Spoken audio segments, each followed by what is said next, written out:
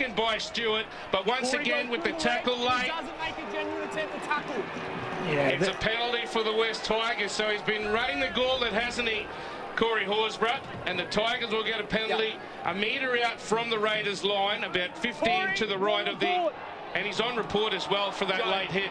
There doesn't look to be too much in it, but he did make contact with the kicking leg there, Alan. Yeah, that's right. And he's just not making that tackling motion. He needed to wrap that around. He did look like he was more going for the charge down in his defence there. But, you know, it's one of those areas in this game now more you cannot touch the kicker, especially in the air there, or go anywhere near the kicker's legs. So here we go. The Tigers, really good field position now. Got the breeze at the back. They've got to make really good field position now. Got the breeze at the back. They've got to make really good field position now. Got the breeze at the back. They've got to make really good field position now. Got the breeze at the back. They've got to make really good field position now. Got the breeze at the back. They've got to make really good field position now. Got the breeze at the back. They've got to make really good field position now. Got the breeze at the back. They've got to make really good field position now. Got the breeze on the 10-metre line. In front of the left upright, down at that end. Luai into dummy half, gets his pass away to 12. 12 backs into the fence. He can't make more than 2 or 3 metres. About 4 out from the line, he gets up and plays it. Karoisau out to Terrell May. He dummies, and then he tries to get a flick pass away, and he does so. Karoisau back now inside to Ethan Roberts, who's going to go over and score! Ethan Roberts! He grew up wanting to be a jockey, but he's 106 kilos, and he used all of that weight to push himself over the Raiders halfback, or the fullback in Kyo Weeks. And the Tigers have scored. We've been going 12 minutes here on NRL Saturday on ABC Sport. It is the Raiders 4, the Tigers 4, with a kick to come. Yeah, it'll be 6 there too here in a moment here from the West Tigers. But this is what they can do. A little bit of second phase play. It starts from May, goes out the back. Karoisau, a little flick back on the inside, and a strong run by Roberts coming through to get the ball down. And Kyo Weeks, they're just going to have a bit of a look at. The referee was right on the spot. Had a good chance to hold him up, but good strength there, and Tigers bit of razzle-dazzle and scoring under the post. Well, they're just having a look at the put down, but certainly if it's awarded, it's going to be a try to remember for the rest of his life, James Sullivan, because that's the first try of his NRL career. It certainly is, and we came into this game. Terrell May was number 4 with 42 offloads in the NRL so far. Straight away, the danger man. He knew where Karoisau was. And Roberts bounces on, as you said, grabs his first try as a West Tiger. So, Roberts certainly has... A jockey, did you say, Joe? He wanted to be a jockey, grew up wanting to be a Melbourne Cup jockey, and here he is as a second rower in the NRL, weighing 106 kilos. Api Karoisau could throw this over. He hasn't had a successful kick this season. Comes in and strikes it. And he likes it, as Andrew Moore would say, and it is 6 points to 4. The Tigers leading here at Canberra Stadium. And Tungy, that might have just perturbed this crowd a little bit. I think, as Luke Lewis mentioned, 72-0, that many would have come here today, not only because of the weather, but thinking, well, the Raiders have won 3 in a row. Tigers have lost 5 in a row, and big scoreline might be put on here, but the Tigers have shown they're here to play. Yeah, that's absolutely perfect for the Tigers, just to settle them down a little bit, give them some confidence. But it was on the back of that little error from Corey Horsburgh, who is on report. That's given them some really good field position. So discipline from both sides of the park. It was a Luai error, field position, and the Raiders score points. Corey Horsburgh, error, field position, Tigers, they score points as well. Remember, you can get in touch with us, 0467 920 222. Tigers with the ball just short of the 20-metre line as Luai shops for some options. Out to Andrews, finds Buller. Buller dummies! Can't beat the tackle of Tim McCaw, and he's going to be stopped on the 40. We'll get you around the grounds very shortly as well. It's a set restart as Patrick Herbert charges up for the Tigers. It's pulled down 4 metres short of the halfway, 10 in from that eastern touch line. Karoisau out of dummy half, gives it to Andrews, back inside now for 12. A lot of people have asked me this week, what did Jamin Salmon say to Alex Twal last week to get him so fired up? He did get fined, but he's here today playing. Andrews at the back, gives it on now for Luai. Back towards the western touch line. Luai got put on his backside by Sanders, but they still have a couple of tackles left in the set as they work it up towards the 10-metre line now. Only 12 metres out, the Tigers. After putting on points, can they go back-to-back with tries? Taruva out of dummy half, gives it on to Luai. Luai back towards the post and gives it away now for Karoisau. He finds Javon Andrews, who'll play at about 12 out from the line. Short side they go, and turning back inside and putting the ball to ground. On the 5th tackle is the try scorer in Roberts. I don't think he knew that it was the last tonguey. It's 6 points to 4, the Tigers leading the Raiders as Sasangi works it out from his own line. No, definitely not the man that you wanted the footy in the hands. Luai needed to get his scream for that football, but what a great set after points, almost gone 90 metres. So some really good signs there for the Tigers, running the ball hard. Twirl's been great through the middle, but a good run from Sasangi now, and 6 again.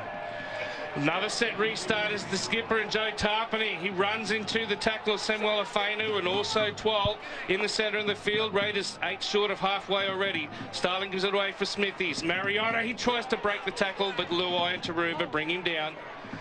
4 metres short of the halfway. Horsburgh out to Sanders. He dummies, he's through the line. He's got support by Hosky on the outside. He dummies again and goes past. He burns. Baller and goes straight underneath the post.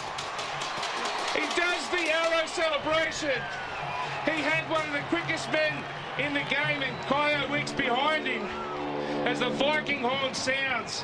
What a try that was by Ethan Sanders. We've been talking about how much confidence he's got in his kicking game. Well, his running game's pretty good too. Alan Tung, what a try that was from halfway. It's now 8 points to 6.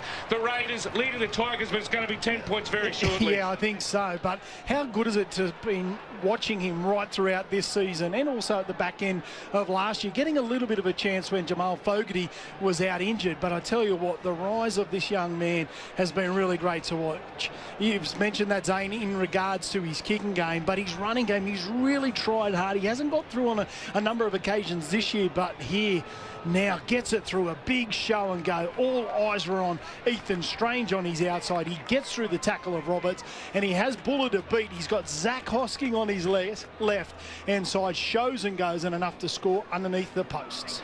Sully, you would have liked that one. What a try that was by this young man who's just making his mark in the 7 jersey for the Lime Green. Zane, it's a great point you make. You love to watch the evolution of someone. And Ethan Sanders, as Alan said, his kicking game, all of a sudden his running game, mate, he came into this game with 13 try assists. So it's not as if he's not touching the Steeden. From right in front, I said Coruscant could throw it over. Well, Sanders won't be missing this one. He missed his first attempt from the sideline, very close to the junction of the 20-metre line and the whitewash. But he's right in front of the black dot. He comes in and strikes it. It's 10 points to 6. The home side lead the Tigers here at Canberra Stadium. On the text line 0467 920 222. Shaz from Bateman's Bay says, go the Berries later tonight. That big game coming up. The Bulldogs up against the Warriors. Can the Bulldogs continue their hot form?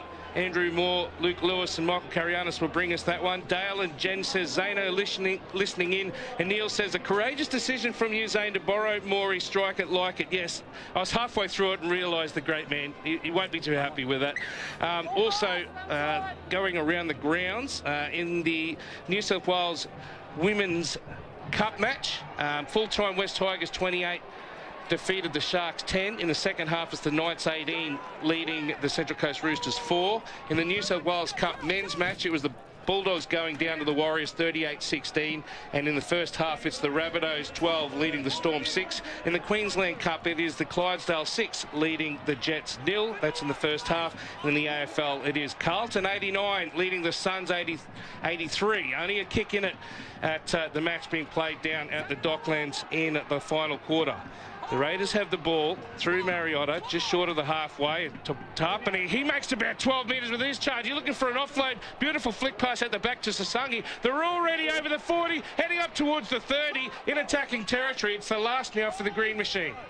Starling, 10 in from the western touchline, gives it to that man who just scored, Sanders. Puts his kick up in the air, and it's floating back towards the Raiders, but taken by Buller, and he will get up and play it about 8 metres out from the Tigers line. It's 10 points to 6, the Raiders over the Tigers on NRL Saturday on ABC Sport. Yeah, well, that little break there from Joe Tarpany, it was Alex Twal, the man. He was called out from the referee, so he stayed out of the play. The flick pass out well. To tell you what, who's looking really good here this afternoon as well is Simi Sasangi. Every time he gets the ball, it looks like there's a little offload. Kyo Weeks, no doubt, as 40-20. Here's Zane, sorry. An attempt at a 40-20 for Coruscant, and he finds it. Perfect kick by Api Coruscant.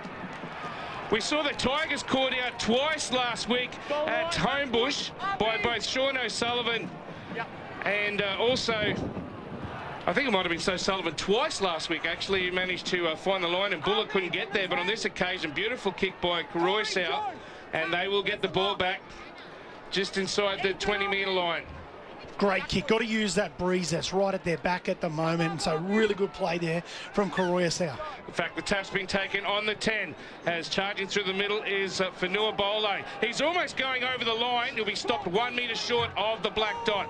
It's 10 points to 6. The Raiders leading the Tigers. Can the Tigers get a second try in their white jerseys? Going outside is Luai, throwing a terrible pass, putting a lot of pressure on Tupou. Xavier Savage brings him down. His foot goes into touch. The flag goes up. What is Jerome Luai doing, Alatung? That's the second time this afternoon he's thrown the football away. Yeah, that's right. That was a poor pass there from Luai. They're going to challenge it, though. They think that the footy might have been stripped, I think. No. Whether it was in the tackle. Here we go. One bucket captain challenge by the Tigers. On-field ruling is into touch. They're claiming a strip. Sully, they might get out of jail here, but Jerome Luai coming up with some terrible errors, particularly in a week where he was preferred over Adam Dewey, who's staying with the club, or it might not be on Monday. Might be able to hear from Chris Butler here too. Yeah. In the bunker. So we're watching the tackle player. He's certainly not stripping at the football there, I don't think. I think that's a loose carry. Just wait. So the ball goes on the outside, bobbles on the ground there. See, at this point here, Xavier Savage has got his arm locked around the ball. He's trying to fight to get Junior into touch. Tupou's flipped on his head at this stage. It's WWE. Yes. Looks like. Still got his feet inside the touch line. Then the ball comes loose. I can't see how... This final bit here, Xavier Savage is purely on the ball. Okay. Well, his hand's there, but I don't think he was literally trying to reef it. Football, but he has See, got at this it. point, there's only the wrist on the ball. He hasn't got a grip, and it's stripping at the ball. It's a loose carry from the Tigers. Yep. There you go. So we were right, Tungy. Yeah, that's a really good call there from the bunker, because it is. When you look at the...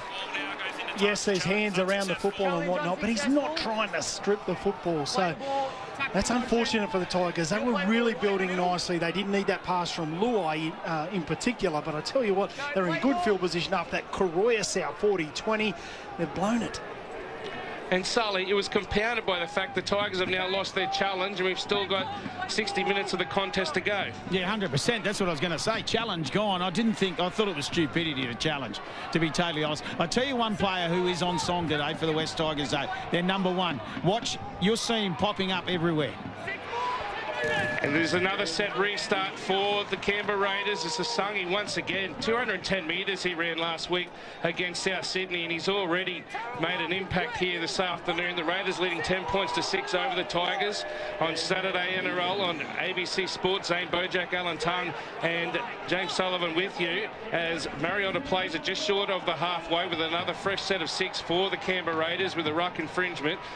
Corey Horsburgh, who was penalised earlier, gets up and plays it about 5 metres into attacking territory. Strange turns Timacour back inside. Timacour's going to be tackled in the centre of the field, 38 metres out from the Tigers line. Looking for a third try this afternoon, the Raiders, leading by 10 points to 6. Tarpany carries about 4 Tigers up to the 20-metre line. He's still going, Joe Tarpany. They can't stop him.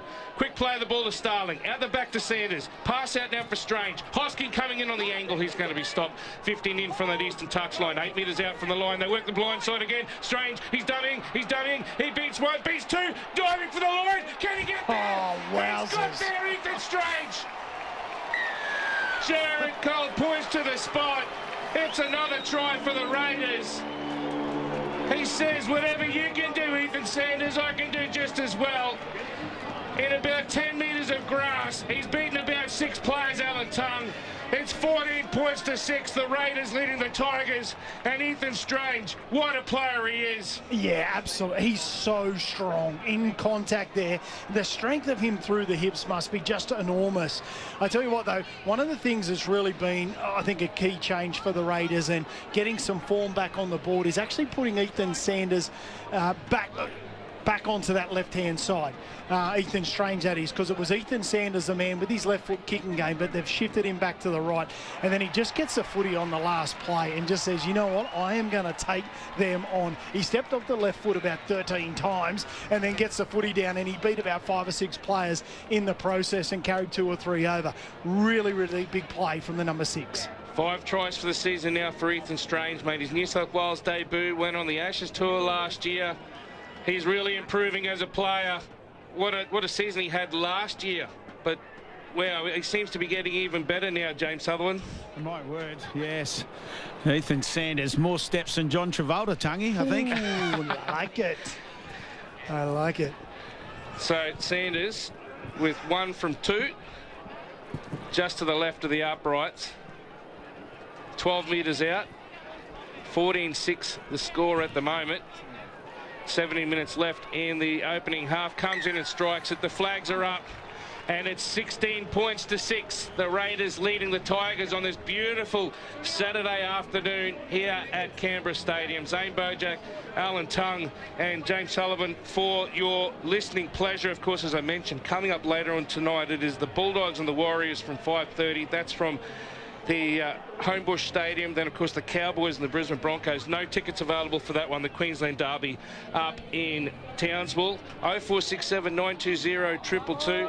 Hi, team. Great call again. Maybe Jerome is after an early release from the Tigers. Gaz on the balcony. Well, he hasn't started well here. There's no doubt about that. As Corey Horsburgh has a charge once again off the kickoff, and has an origin served Ethan and the Raiders well, says Mitch. Absolutely agree with you, Mitch. And Lucas says, Big Bad Bojack on the call. Have I gone insane? Yeah, well, I'm feeling a bit insane here, actually, being in Canberra as opposed to the warm weather of Brisbane, but I am enjoying myself this afternoon. We'll get around the grounds very shortly as well, as Hosking plays the ball on the 20-metre line, 10 in from the eastern touch line. Smithies is up towards the 30. Raiders making metres at will here at the moment. Tarpany at the back, he gives it to Sanders, on to Weeks. Weeks dummies, he beats one. He beat the tackle of Taruva, but coming in to make him go to ground is Tupou. Kick now just short of halfway from Ethan Sanders. It's end over end, floating in the wind, taken by Buller, and Buller will be put down on, or just north of the 20-metre line. It's 16-6, the Raiders over the Tigers. Yeah, really good set after points there from the Raiders. A little bit of ball movement at the back end. Kyle Weeks trying to use his speed on that back end, but I still don't think the Raiders have fully pulled the shackles off as Coroyasau, great little run. 100% completion rate so far to start this game, 24 minutes in. Andrews out of dummy half, gives it on now for Fainu. Fainu's going to play it about 8 metres into attacking territory. Away from Coruscant out dummy half, 1 to 12. He gets his pass away, gives it to Andrews, finds Buller. Buller can't beat the tackle of Strange, and he's going to go to ground about 4 short of the 30-metre line in attacking territory. Herbert had a dummy half, gives the pass to Andrews. This is a big kick heading down towards the goal line. It's knocked on there by Xavier Savage, ruled knocked back as Sisagi makes a break over the 30, gives a pass away to Weeks. Weeks is up towards the halfway. Oh, what about this? Buller trying to run him down. I know you're fast, but Weeks is strong, and Weeks breaks through the tackle over the 10 and heads it to the in goal and puts it down. What a player he is, Kyo Weeks. 2 of the fastest players at each other's throats. Buller is still back on the 20, saying, which way did he go, Alan Tongue? The Raiders 20 points to 6 they lead with 15 left in the first half. A try almost coast to coast from the Raiders, started by Sasangi, finished by Weeks. Oh yeah, what about that? Your payment for admission, that pays for itself just in that play just there. Buller and Weeks, just the speed of these 2 electric fullbacks. I wouldn't mind just having a little bit more of a closer look at the Xavier Savage drop down the other end. Referee said it's okay. Simi takes off. Sasangi, that is. Couple of right foot steps, then Kaya Weeks. Buller to beat. Inside, outside, outside he goes. Still had plenty of work to do. Gets the fend away. Buller with speed, as we know, but he hasn't got the strength there to take down Kaya Weeks. Scores out wide. Let's just have a look. What do you think, Sully? I thought it went back, Alan. Yep. To be honest, and Simi's saying that one might have been the little one. They're probably more worried did Simi just get a look, but it went back as well. And then, as you said, how good is that? 2 athletes at their trade taking each other on. So they're just watching That's the one I'm worried about. The second touch there by Sasangi. It was real play on by Jared Cole. His hands are going up now. So they are still in review. They don't often overrule the on-field official for knock-ons. We saw that a couple of weeks ago, didn't we, where Sasangi knocked a ball which went about 4 metres forward, and the on-field referee ruled play on and the bunker said play on. So we'll wait and see. And he's facing towards his try line. Goes through his hands. It's one of those funny ones, isn't it? He touches it. Yeah, I thought he touched it. So I think he touches it, but I still think it goes backwards. So the bunker's continually reviewing. Just for the theatre of it, you'd love to see it awarded, because that's one of the tries of the year. There you go, it's been confirmed. Kyo Weeks with his 11th try of the season. How much does he just whack on those afterburners? I thought if anyone could catch him, it was Buller, but he was making no ground, couldn't get there. And I think he was bewildered, sitting on the ground going, which way did he go? It was crazy. Yeah. Sanders to take his conversion. He's got 2 from 3 so far this afternoon.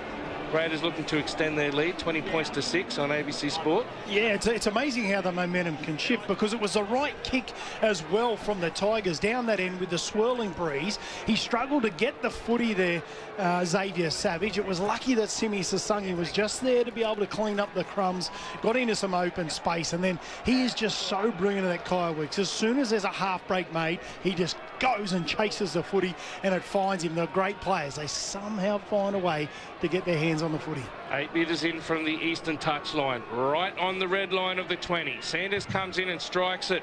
He hits it, the flags go up, and it is 22 points to 6. Sanders has 3 from 4 for the afternoon, and a 16-point lead for the Canberra Raiders over West Tigers. NRL Saturday on ABC Sport. Zane Bojack, Alan Tongue and James Sully Sullivan for you this afternoon. Remember, coming up, Canterbury versus New Zealand Warriors and the Broncos and the Cowboys. Let's go around the grounds. In the NRLW, in the first half, it's the Bulldogs 4 leading the Dragons 0. In the New South Wales Women's Cup, it's 18-8. The Knights lead the Roosters in the second half. In the New South Wales Cup, it's full time. The Warriors 38 defeated the Bulldogs 16. In the second half of the clash between the Rabbitohs and the Storm, it's the Rabbitohs 12 leading the Storm 6. And in the Queensland Cup, the Ipswich Jets 12 lead the Clydesdales 6. And in the AFL, they're piling on the points. The Blues, Carlton 103, leading the Gold Coast Suns 90 in the last quarter. Tarpany plays it for the Green Machine in the centre of the field. Smithies with the charge. About 25 metres out from the line. Starling now makes 8 metres. He's going to be pulled down 17 short of the halfway, and he gets the set restart as well while being held down. Adam Mariota, who I think has been fantastic playing on that right side and that right edge for the Raiders. He'll play it 6 short of halfway. Way now for Sasangi. What a brilliant run it was to set up Kyo Weeks on that last try.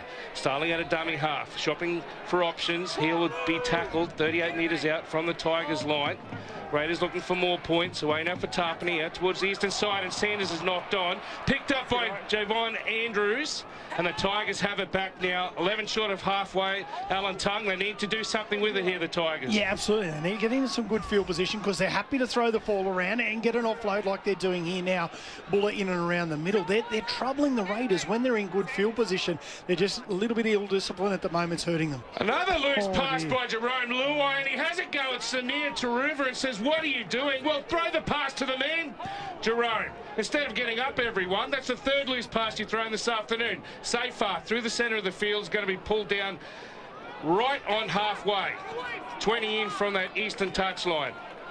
Koroisau gets it away now for Sione Fainu, and now here's Samuela Fainu. He'll play it about 38 metres out from the Raiders line. 22 points to 6. The Raiders leading the Tigers on ABC Sport. Alex Twal, he has a great charge and gets an offload away for Andrews. Out the back now for Buller. Buller can't beat the tackle of Ethan Strange, and Buller will get up and play it 29 metres out from the Raiders line. Andrews bombs it high up towards the end goal. It's knocked down by Stewart. It's bouncing around inside the end goal. This could be a try here. Touchdown by the Tigers. I think it might be Seyfarth, is it? And he's going to be awarded the try by Cole. Referee Cole says he got down just inside the dead ball line.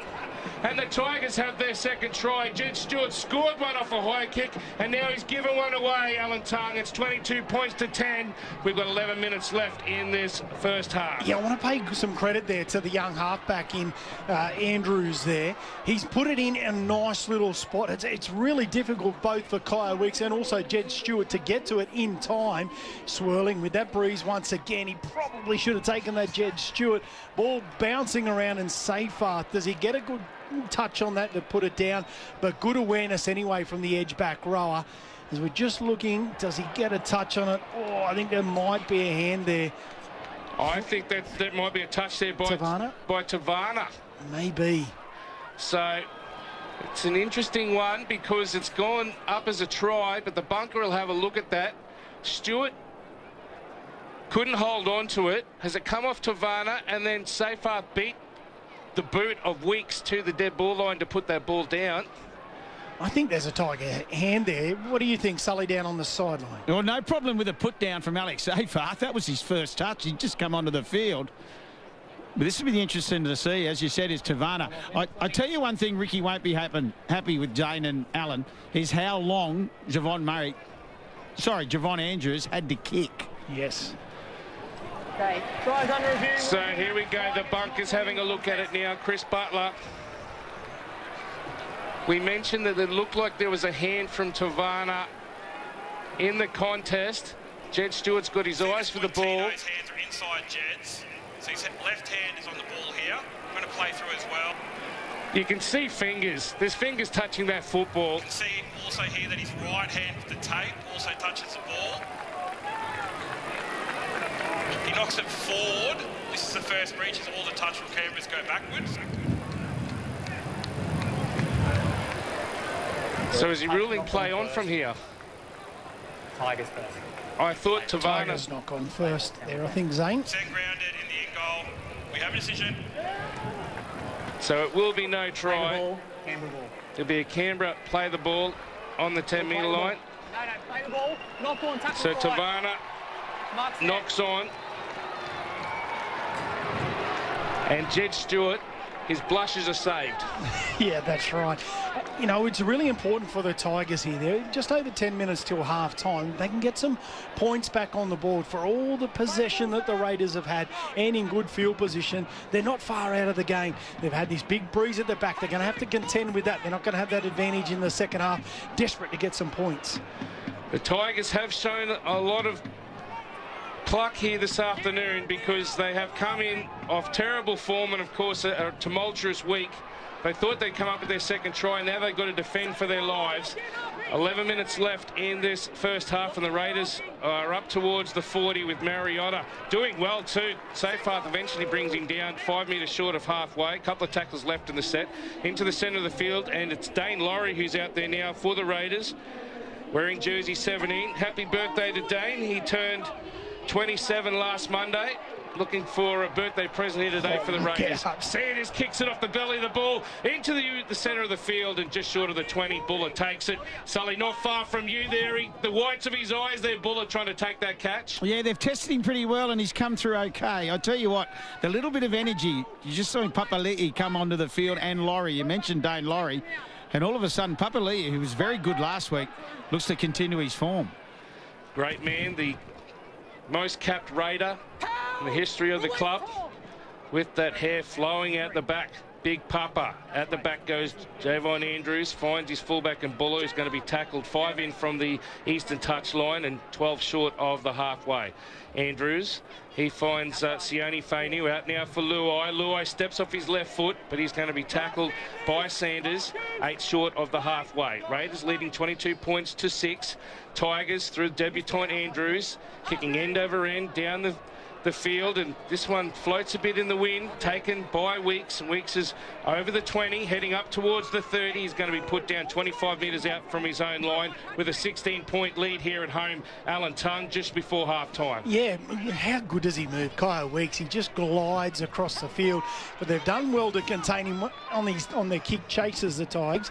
They've got to continue with that, but they're in some good field position. They're just winning the arm wrestle here, the Raiders. Good charges, first by Laurie and then by Stewart, and now Strange at a dummy half. He's going to be tackled about 38 metres out from the Tigers line. On that eastern side, back now for Hosking. Steps off his right foot, tackled by Andrews, and also there is 12.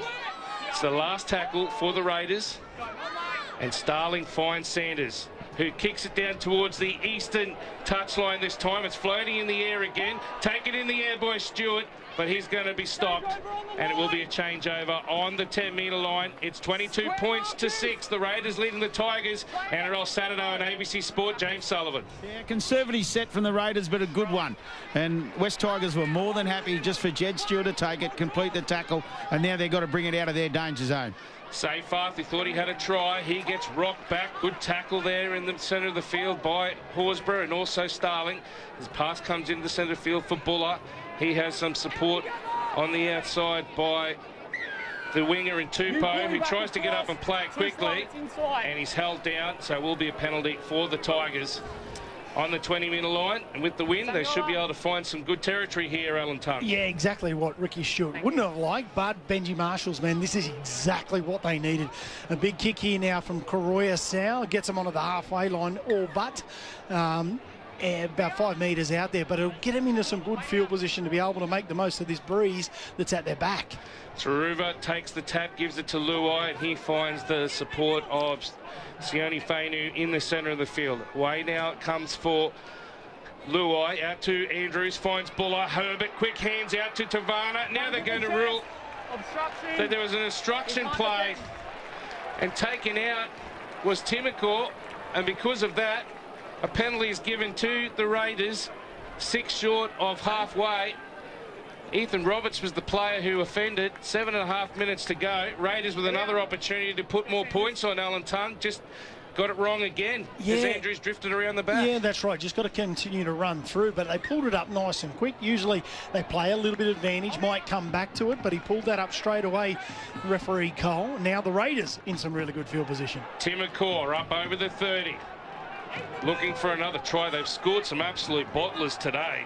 Sanders and Strange, two of the best tries you'll see, followed by Weeks off Sasangi from almost in his own in goal. Talking about Weeks, he gets it away to Sasangi. He finds Savage. Savage is going to run all the way to the line untouched. He runs around the dead ball line and puts it down about 15 metres in from the touchline. Bad work there by the Tigers not to chase. And with 6.5 minutes left in the opening half, the Raiders 26 lead the Tigers 6 with the fastest man, I think, on the field, Xavier Savage, going over to score. Yeah, and it's a really good set piece here from the Raiders. They call it almost like a slingshot play where they come around. He's actually tucked nice and tight, Xavier Savage. So the opposition there, the defensive line, they shorten up just a little bit, but as he's got the momentum there, just coming around on the outside with the speed that Xavier Savage has got, he only needs half an inch to make the most of it and gets on the outside. Really good to watch in open space. Needed to come around. Well, they came around and improved the position. He just let him come 15 metres in field. But great lead-up work from the Raiders. Some nice short hands. Weeks, Sasangi gives it on the outside. Needed to position themselves a little bit better there, the Tigers, but comes around, improves the position, and the Raiders got some more points before half-time. Exactly what the Tigers didn't need. Sully, that would have looked good where you are. Not far away, that pass was thrown. It certainly was, and I tell you the key with that, it was Sasangi. Just did enough with the footy, just attracted Tupou to move off his wing, would just open it up. We talk about some athletes on show. There was another one. Well, there's an argument about who the fastest player in the game is, and you got Khan Pereira at the Warriors, and we talked about Buller in the past, and well, he got streeted by Weeks today. I mean, you got Xavier Savage, you got Josh Adokar, whether or not he's still got it, the great man Jason Sabo. I'd love to have a race between them all, Alan Tongue. Wouldn't it be good? Yes, some speed there, and it's great to see it in a big, healthy crowd here at Canberra Stadium. Sanders comes in. He comes in just short of the 20-metre line and strikes it beautifully. The flags go up, and he's now got 4 from 5, and it is 28 points to 6. The Canberra Raiders leading with 5.5 minutes left on ABC Sport this afternoon. I'm just looking at a little bit of the notes there from last week. 5 tries to 1 in the first half. The halftime score was 28 points to 6, but here we go. Still 5 minutes to go. But for the Tigers, it's really important here. They need a big set here to be able to stop these points anymore before halftime, if there's any chance whatsoever in this second half. 0467 920 222. We feel for your Rutherford Rooster. He says, my brother is a die-hard Tigers fan. He just said, blow the whistle and roll the credits now. End this pain for me. It's been a pretty awful week. Alex from Wagga says, in Benji, I believe, while they're going to have to do well to get back from this one, down 28 points to 6 with 5 minutes left in the first half. Dion, big thank you to you for sending through a beautiful photo and a message. Good afternoon, Zane, Alan and James. We'll get around the grounds very shortly as well, as Starling gets his pass away to Hosking just short of the halfway. Couple of tackles left in the set, and the Raiders are already up to the halfway, as Starling makes 8 metres before he's put down 3 metres into attacking territory. In the centre of the field, it comes from Laurie, away to Sanders again. He is absolutely torturing the Tigers with these kicks, as Buller takes it this time and is brought down by Laurie in the centre of the field, and they're going to be ruled to be offside. And I think it was Laurie who was the man who was in front of Sanders. And it will be a kick for the line for Api Koroya from 20 metres out from their own line in the centre of the field. Yeah, some real discipline there on that occasion from Dane Laurie. The kick there, as you mentioned, they've just been peppering Buller. He's done a really good job at the back, but on that occasion just inside the 10 metres. So Herbert takes the tap on the halfway. It's safe half. Can't make more than 3 metres in his charge. He's put down into attacking territory by that margin. Out the back it comes for Andrews. Swing it back inside is Samuel Afenu, and he's going to be stopped 39 metres out from the Raiders line. Api Coruscant, dummies once, dummies twice, gives it to Luai. Luai, he ran towards Ethan Roberts, thought that he was going to be an obstruction, then ran back on his left foot and is tackled in front of the black dot, 32 metres out from the Raiders line. 12, short pass away for Samuel Afenu, who's going to be stopped 22 metres out, 15 in from the western touchline.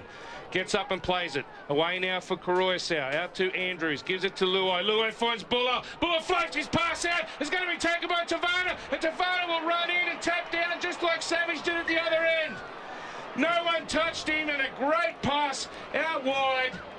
With 3 minutes left, the Tigers have got their second try in this first half. It's the Raiders 28 leading the Tigers 10. Tavana making up for his mistake only a few minutes ago. And what a great pass it was from Buller, the man who put the ball there. So sorry, Dane, just jumping in there, but it was a really good pass there. The Raiders, they came up in hard. Jed Stewart really, you know, he just played his hand nice and early there. Well, not so nice for the Canberra Raiders outside there, because Buller just lobs that ball across. And as you mentioned, Tavana out of position there before. On this occasion, in the right spot, but a great ball from Buller. It needed to be on the money, and it certainly was.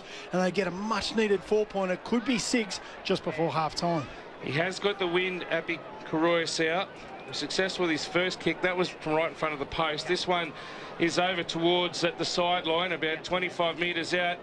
Sully, there's still a fair wind out there, is there? Yeah, my word, Zane, there certainly is. And I tell you what, Buller did outstanding then, but it's the first time the Raiders haven't got up and suffocated Jerome Luai. And he just had enough time just to, you know, go left to right and pick up Buller. So he's been terrorised this afternoon, Jerome Luai. Come up with some poor options, but on that occasion found some space for his fullback. Put a lovely pass onto the chest of Tino Tavana, who goes over to score, and now Koroisau is going to try and convert. About a metre in from that eastern touchline, comes in, goes across the face of goal. He's got 1 from 2, and the scoreline remains 28 points to 10. The Raiders leading the Tigers here at Canberra Stadium. Zane Bojack, Alan Tongue, a man who played country origin in the lock position, captained his club for 5 seasons, and of course he's one of those favourite players with the red hair. Corey Horsbury, your heart out, eh, Tongue? Oh yeah, there we go. Just looking at a couple of the key stats there in this first half so far this afternoon. 94% completion rate from the Raiders, been really high, but the Tigers as well, 81%. So they're always looking at that 85% plus mark to be able to do that. So some reasonable footy here that has kept the ball in play. Tigers spreading it early from the restart, with Seyfarth taking up now 11 metres out from his own line. They worked it from the left side to the right side, and now Herbert, he does well too. He's up to the 30 in 2 tackles. Can they steal a try just before half-time? Andrews on the 30-metre line, throws a pass to Luai, at the back for Buller. Buller hits his man in Tupou. He gets brought down by Sasangi, falling over the top of him with Savage. He gets up again, Tupou, and he's going to be stopped on the 30-metre line. Tigers, they've gone 70 metres in 3 tackles. Long pass out to Luai in the centre of the field.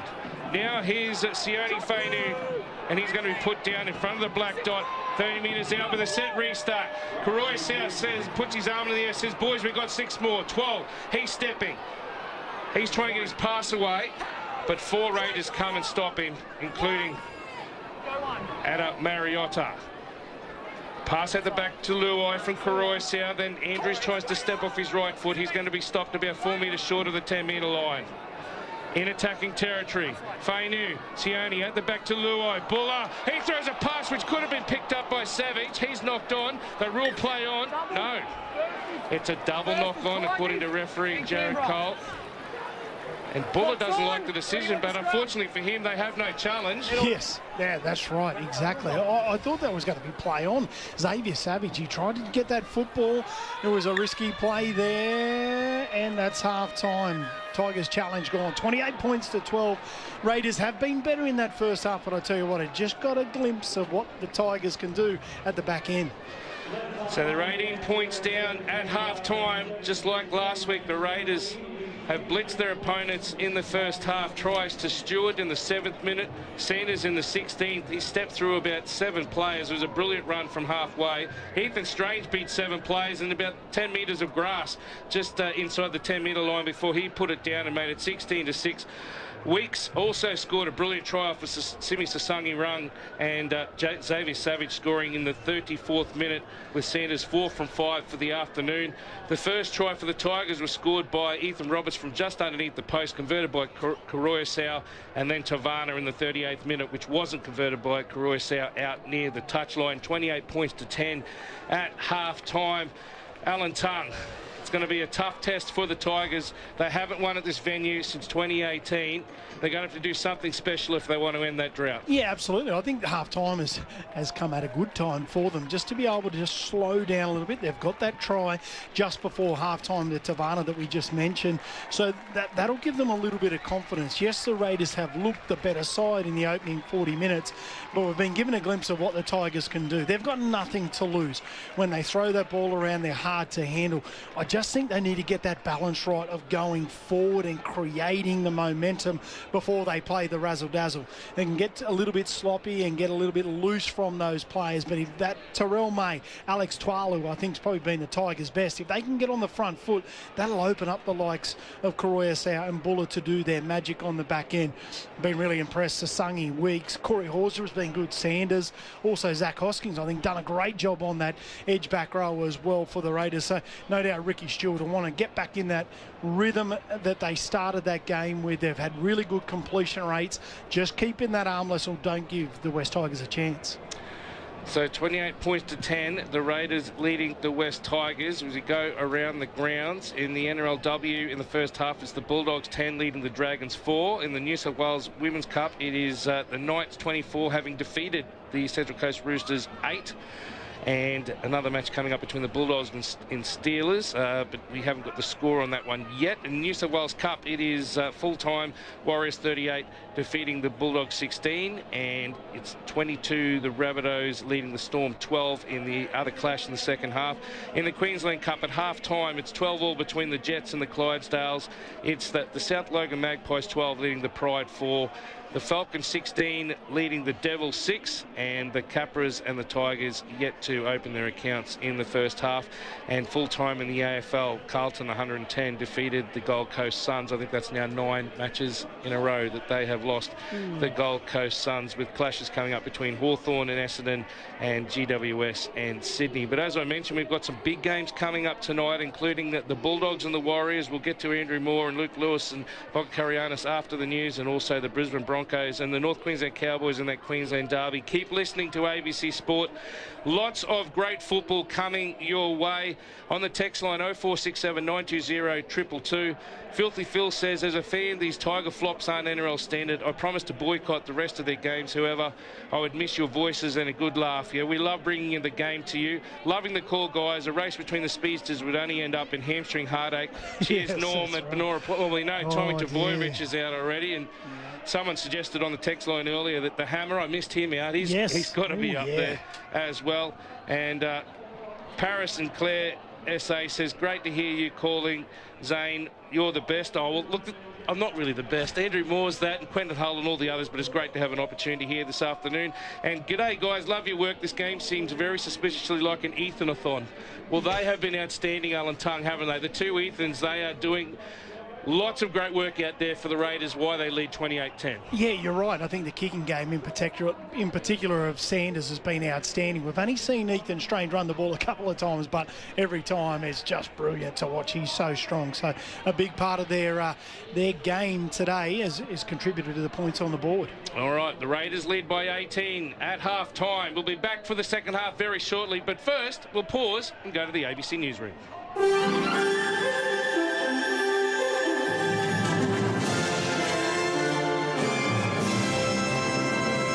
ABC News with Satyam Weinstein. Iran is warning neighbouring countries it may attack non-military buildings being used by US forces. Ali Crew reports. The warning comes 2 weeks after the collapse of an interim truce meant to end the war. The US has carried out 13 straight days of bombings while Iran has hit American bases and threatened shipping in the Strait of Hormuz. It comes as US President Donald Trump leaves the door open to a diplomatic solution, despite threatening in recent days to target Iranian bridges and power plants. Mr. Trump says he thinks Tehran is being serious about making a deal. Meanwhile, the US military has hit a civilian ship it says was trying to run its blockade of Iranian ports. It's the second commercial ship attacked by the US since the collapse of the ceasefire agreement. Meanwhile, the Saudi-led coalition in Yemen says it's carried out airstrikes targeting Houthi military sites in the port city of Hodeidah. It says the sites were linked to attacks on Saudi shipping in the Red Sea. Fast-moving wildfires have forced the evacuation of around 200,000 people in southwestern France and central Spain. Dozens of French firefighters have been injured in one massive blaze, which is currently heading for the city of Bordeaux. In Spain, authorities have declared a national emergency, with the Spanish Prime Minister Pedro Sanchez warning the country has a difficult night ahead. This man near Madrid, Enrique Martin, describes his escape. I had to run from my house. It was a ball of fire, and if I'd been 5 minutes later, it would have wiped us out. My wife put her foot down, and that proved crucial. US President Donald Trump has spoken of the importance of free speech in his address to the annual White House Correspondents' Dinner in Washington, D.C. In his speech to the assembled press corps, he referred to the first attempt to stage the dinner in April, which was interrupted and postponed after a Secret Service agent tackled a gunman attempting to get through the entrance. He says free speech and not violence is paramount. In America, we do not yield to political violence. We can't do that. In this country, we believe in freedom of speech. We settle our differences not with bullets, but with open and vigorous debate. And no deranged loser with a gun will ever change that. We can't let that ever happen.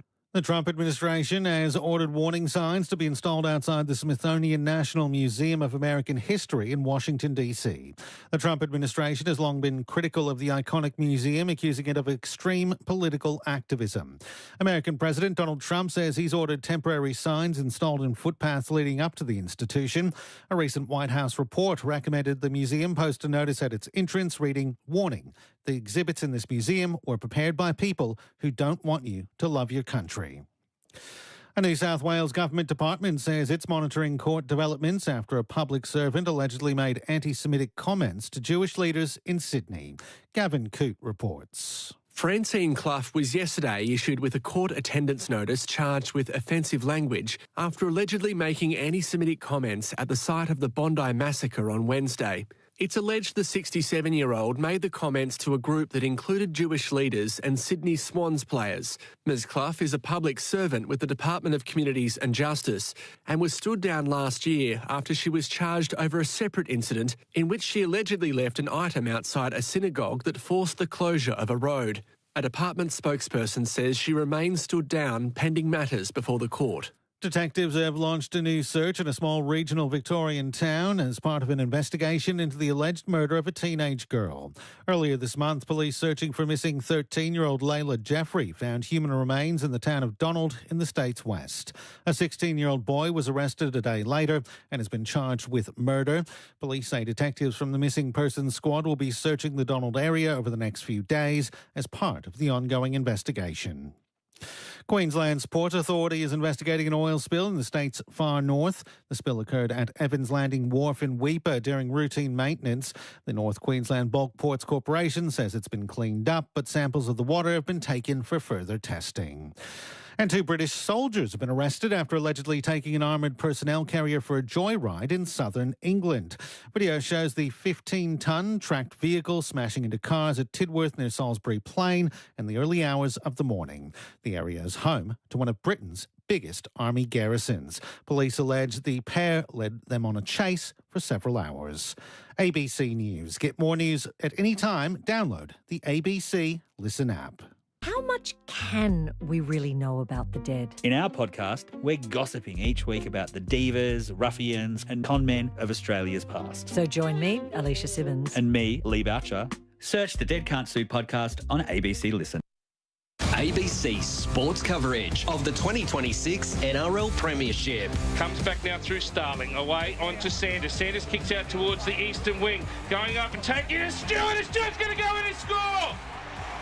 He beat Tavana, all ends up, and Jed Stewart goes in for his 3rd try of the season. He's been on a heater the last couple of weeks. 15 in from that eastern touchline, 8 metres out from the line. They work the blind side again. Strange, he's done in. He beats 1, beats 2, diving for the line. Can he get there? Oh, wow. He's got there, Ethan Strange. Jared Cole points to the spot. It's another try for the Raiders. As Sisagi makes a break over the 30, gives a pass away to Weeks. Weeks is up towards the halfway. Oh, what about this? Bullet trying to run him down. I know you're fast, but Weeks is strong, and Weeks breaks through the tackle over the 10 and heads it to the in goal and puts it down. What a player. He is Kyo Weeks. Talking about Weeks, he gets it away to Sasagi. He finds Savage. Savage is going to run all the way to the line untouched. He runs around the dead ball line and puts it down about 15 metres in from the touchline. Bad work there by the Tigers not to chase. ABC sports coverage of the 2026 NRL Premiership. On your radio, ABC Sport Digital Radio. And ABC Listen. Yes, the Raiders. Thanks to tries to Stewart, Sanders, Strange, Weeks and Savage, they lead 28 points to 10, and long way back for the West Tigers and what's been a very tough week for them. Zane Bojack, Alan Tung and James Sullivan with you from Canberra Stadium. Beautiful conditions here, but what's it like for the big game coming up between the Bulldogs and the Warriors at 5:30? Let's find out with Andrew Moore. Yeah, weather fine, track good here too, Zano, and it's half-time in the NRLW game. Players just coming back onto the field with Canterbury Bankstown 10, leading St George Illawarra 4. Team news for the Bulldogs Warriors NRL game. Canterbury is unchanged, 1 to 19, and for the Warriors, the only changes to the bench, you can scratch Eddie Iremaya Tuava and Marata Niokore and replace them with Chance Nickel Klugstar and Luke Metcalf. Referee Adam G with Wyatt Raymond in the bunker. The Warriors sitting 3rd, and Canterbury, they've got to within 2 points of the top 8, Luke Lewis. Good afternoon to you once again, but a big challenge here today against a team that's been so good all year. Yeah, good afternoon, boys. Absolutely. The Warriors have been outstanding, sitting up the top, almost at the top of the ladder, just underneath the Panthers, but they're going to be hard to beat here this afternoon, but they are at home against the Bulldogs. They'll fancy themselves. They're starting to find some form at the moment, the Bulldogs. So I just feel like they've got to play their best football, though. They've got to be, around that 90%, of their best. And I feel like the Warriors, they keep continuing to give us what they been producing all year. So I think they're going to be very hard to beat. Stephen Crichton back for Canterbury, Michael Carianis in that 5/8 role. It'll be interesting to see how that continues to progress alongside Lockie Galvin. Yeah, we were considering how well Sean O'Sullivan was in the halves last week for him, and Cameron Serrato bristled at suggestions that he should make a change and keep Sean O'Sullivan in that squad. But, yeah, it's going to be a huge game for Canterbury. You know, I give them a chance definitely to overcome the Warriors, but it's, you know, this is the game they need to win to keep their top 8 hopes alive. They've got plenty of strike power, the Warriors, don't they? I mean, you look at their winger, Alfiano Camperera alone, who, through his career, has scored more tries than he's played games, 12 tries in 10 games this year. Tane Tuapiki's been great at the back, and yet they've got this forward pack with Fisher Harris and Barnett and Clark in the middle, Louis. They're one of the best forward packs in the comp. Oh, absolutely. They've got the forward pack you talk about, and your back roll's been outstanding. Clark's got a great skill, and Wade Egan up through the middle of the field, I think he's brilliant. And then you've got the bench interchange as well, but I can't wait for it not long until they kick off. Should be a beauty, Bulldogs and Warriors. Let's get back to Canberra Stadium, Zane Bojack. Yeah, it's a triple treat today, isn't it, Andrew? At the moment, the Raiders lead by 28 points to 10 here in front of what's a sunlit Canberra Stadium. Coming up, the Bulldogs and the Warriors with Andrew, Luke Lewis and Michael Carianis at 5:30, and then, of course, up to Townsville for the Cowboys and the Broncos. What an important clash that is for both sides. But Alan Tongue, we've been looking at the stats here. Weeks 115 metres, Sasungi 102 with 7 tackles, but Horsburgh 104 metres and 25 tackles. What an effort that was by Big Red. And for the Tigers, no forward ran more than 55 metres, which probably tells the story of that first half. Yeah, absolutely. I was a bit critical there. Yes, going a little bit east-west there, the Tigers. If they get their go-forward right, I think there'll be a much better chance of taking on this Raiders attack here. And Weeks gets us back underway in the second half as Samuel Afenu is going to be tackled about 25 metres out from the Tigers line. They're running towards the southern end with the ball over near the Grigg and Larkham stand on that eastern side.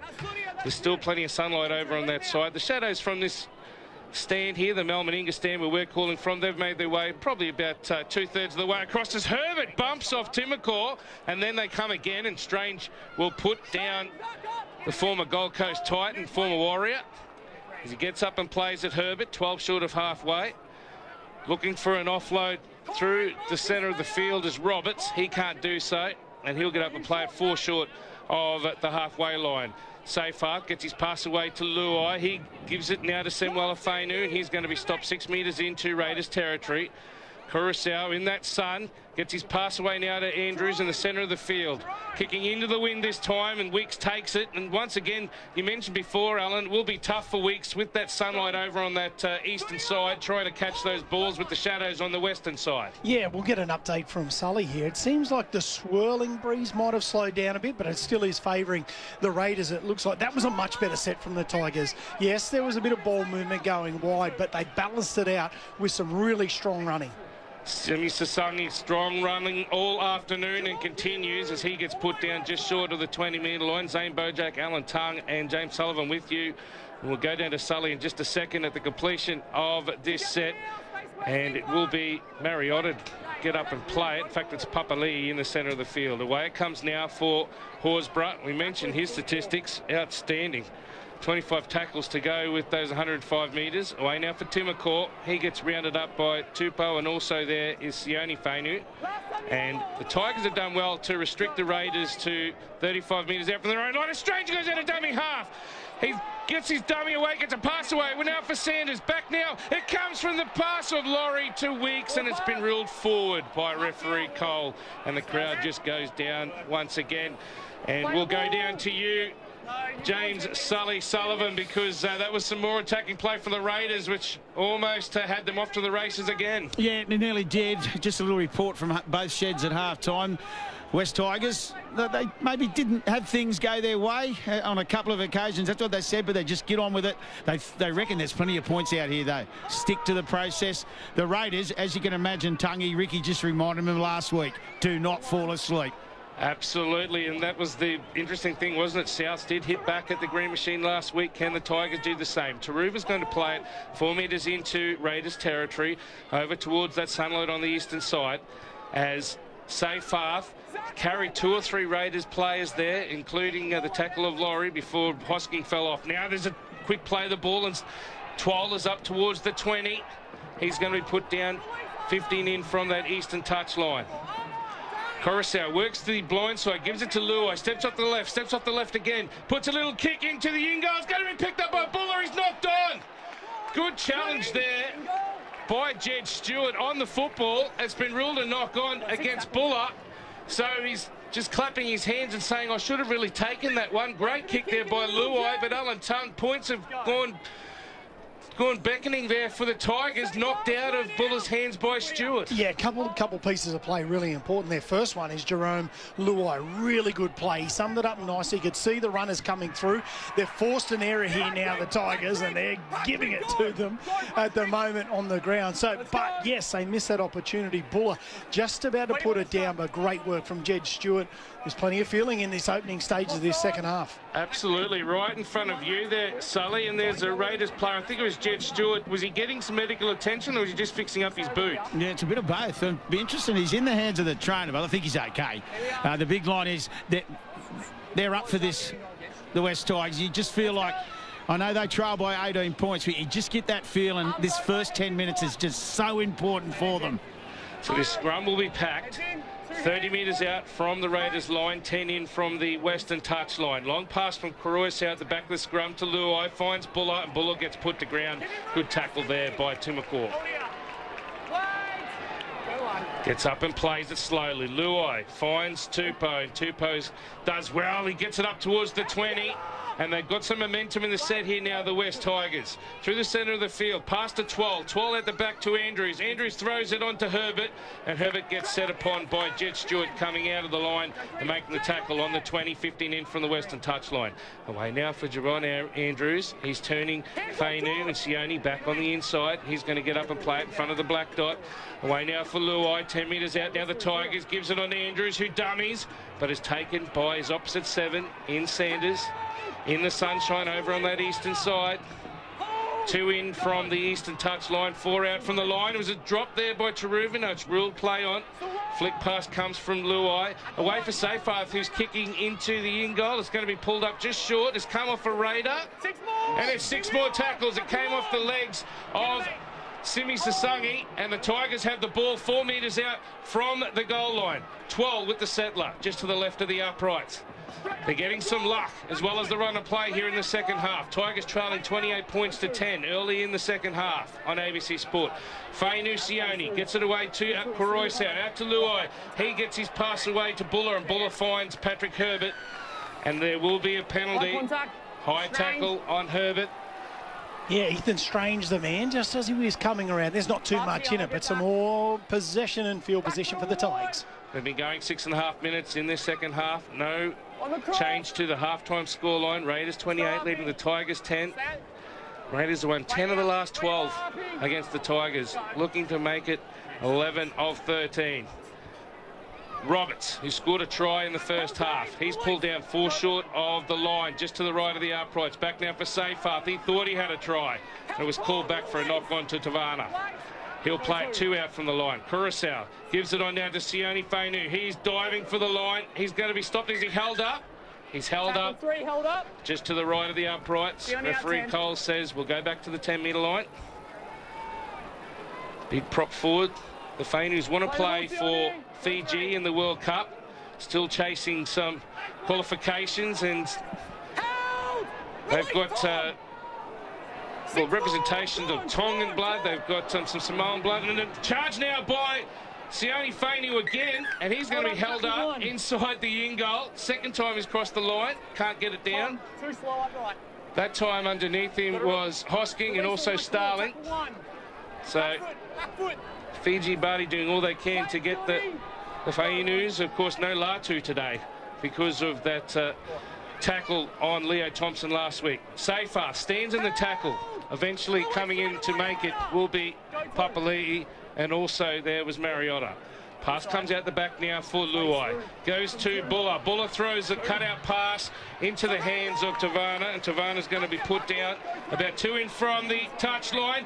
Now for Herbert. Herbert throws his pass to Buller, and it's been knocked on. It just went behind the fullback for the Tigers. He's done some very good things out there, Patrick Herbert, but he'll probably regret that pass later on tonight when he looks back at his performance. with 32 minutes left in this second half. It's still 28 points to 10, and it wasn't perhaps the play the Tigers were looking for, Alan Tuck. Yeah, that's right. He's been a handful, though, hasn't he, Herbert? Every time he touches the football, he's been hard to tackle, but on that occasion, he gets out of dummy half, gets some momentum, but the pass just going a touch behind Buller. They were building nicely, the Tigers. They've got to forget about that. They've got to really rip in defensively here and see if they can get an error out of the Canberra Raiders here, because they've started this second half really well. Raiders 12 metres out from their own line as James Sullivan sits down. He's got this beautiful plaid jacket on today, I have to say. You're getting a bit cold down there, Sully. I just saw you wandering around there. Yeah, just getting the joints moving. I tell you what, you've got to be critical of one. I'm not going to blame Patrick Herbert then, because he did something they haven't been doing. He went forward. They keep going sideways. They're not earning the right. So getting up to play it is Papali'i on the 40-metre line. The Raiders heading towards the halfway with big red Corey Horsburgh. He will be stopped too short of the halfway. No restart, even though the Raiders were appealing for it. Turned back inside from Sanders to Hosking, and Hosking will be stopped 42 metres out from the Tigers line on the last. It comes back to Sanders. That big left boot. It's an end-over-end kick. He hasn't done many of the torps today. It bounces over the head of Buller. It's going to go to the in goal, and it's going to be put down by Xavier Savage. I don't think so, Zane. Can he get the ball down? No try. No try. Confirmed knock on in goal by Xavier. He had the opportunity, Alan Tongue. It went over the top of Tupou, who had no idea where it was. Okay, so they're all on side. No touch by anyone at this point. We're playing on. So Buller and Tupou chose not to take it. It went over the head of Sasangi. It's bounced in front of the in goal. He's waiting to take it, Xavier Savage. It bounces again. It's in the in goal now. And he can't grab it with his fingers. He actually didn't need to, Zane. He just needed to put pressure down on it. He tried to pick it up. He was over the try line already. You'll look back at that and be furious as well. But this is important for the Tigers here. They've dodged a bullet. They've got to get out of their own end there. The Raiders got a little bit of wind at their back, but this is an important set for the Tigers.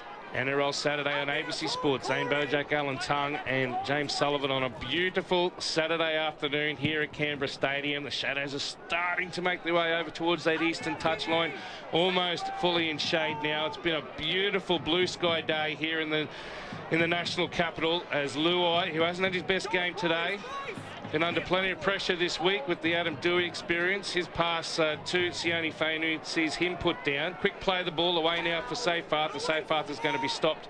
In fact, he will play it even though he's held on the halfway. Koroisau gets out of dummy half, and he thought the Raiders markers were offside. Mariota being one of them, but they will play on. Referee Cole. It's the last. Kick downfield by Jerome Luai. It's going to be taken by Weeks. He has those fluor orange boots. Flittering and fluttering. Pass comes away now for Stewart. Stewart pushes away from two players, beats another player, and he's going to be stopped about 25 metres out from the Raiders line. What a run by Ricky Stewart's young man. It's 28 points to 10. The Raiders leading the Tigers. And it's a charge to the middle of the field by Xavier Savage, followed up now by Dane Laurie. He's been handy coming through the middle. We know him more as a backline player, but middle rotation at the moment for Ricky Stewart. Talking about the middle, straight through the guts is how we see Starling make plenty of metres. He's up to the 30-metre line. Out onto the left it comes now for Sanders. He gives it to Strange. They link up the two halves, and on the last, the lime green machine will play it just short of the 20-metre line in Tigers territory. It's a high kick going up to Tavana. He knocks on. Chance for Kyo Wicks to pick it up, and he does. They're right in front of the post now, the Raiders, chasing more points. 28 minutes to go in this second half. 28 points to 10 as Starling finds Sanders, who turns back Mariota, and he will be tackled just to the right of the uprights at the northern end. Lots of people down at that end. Another set restart for the green machine. Lovely pass from Horsburgh onto Dane Laurie, and Laurie's going to score. And Horsburgh says, I'm a playmaker now. What a beautiful pass that was. Dane Laurie hit it at speed. He scores just to the left of the uprights. He goes over for his second try of the season, 17th of his career. I mentioned it was his birthday last Monday, and he gets a present here this afternoon, Alan Tongue. It's 32 points to 10. The Raiders leading the Tigers. Yeah, absolutely. We might be able to just see uppy down here. Square, but I'll monitor it. Thanks, Harvey. Okay, not happy with the decision earlier on in the game. I actually thought he did catch one of the Raiders players napping. He should have got a repeat set of 6 earlier on. Anyway, the Raiders get the ball. They move down the other end, and Corey Orsba thinks he's a number 7, puts the ball, a short ball, fades as if he's going to play out the back, but hits short.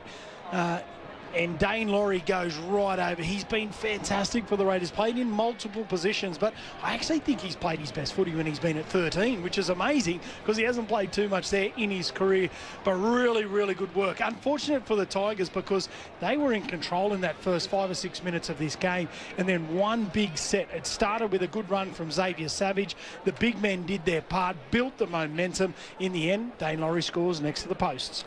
Another mistake by the Tigers with Tavana dropping that ball, and the Raiders go over again. James Sullivan. Yeah, it's been a game that mistakes have been made to pay for, to put it simply. As you said, Alan, they had their opportunities at opening 6-7 minutes, but as I said earlier, they just kept going sideways, not forward.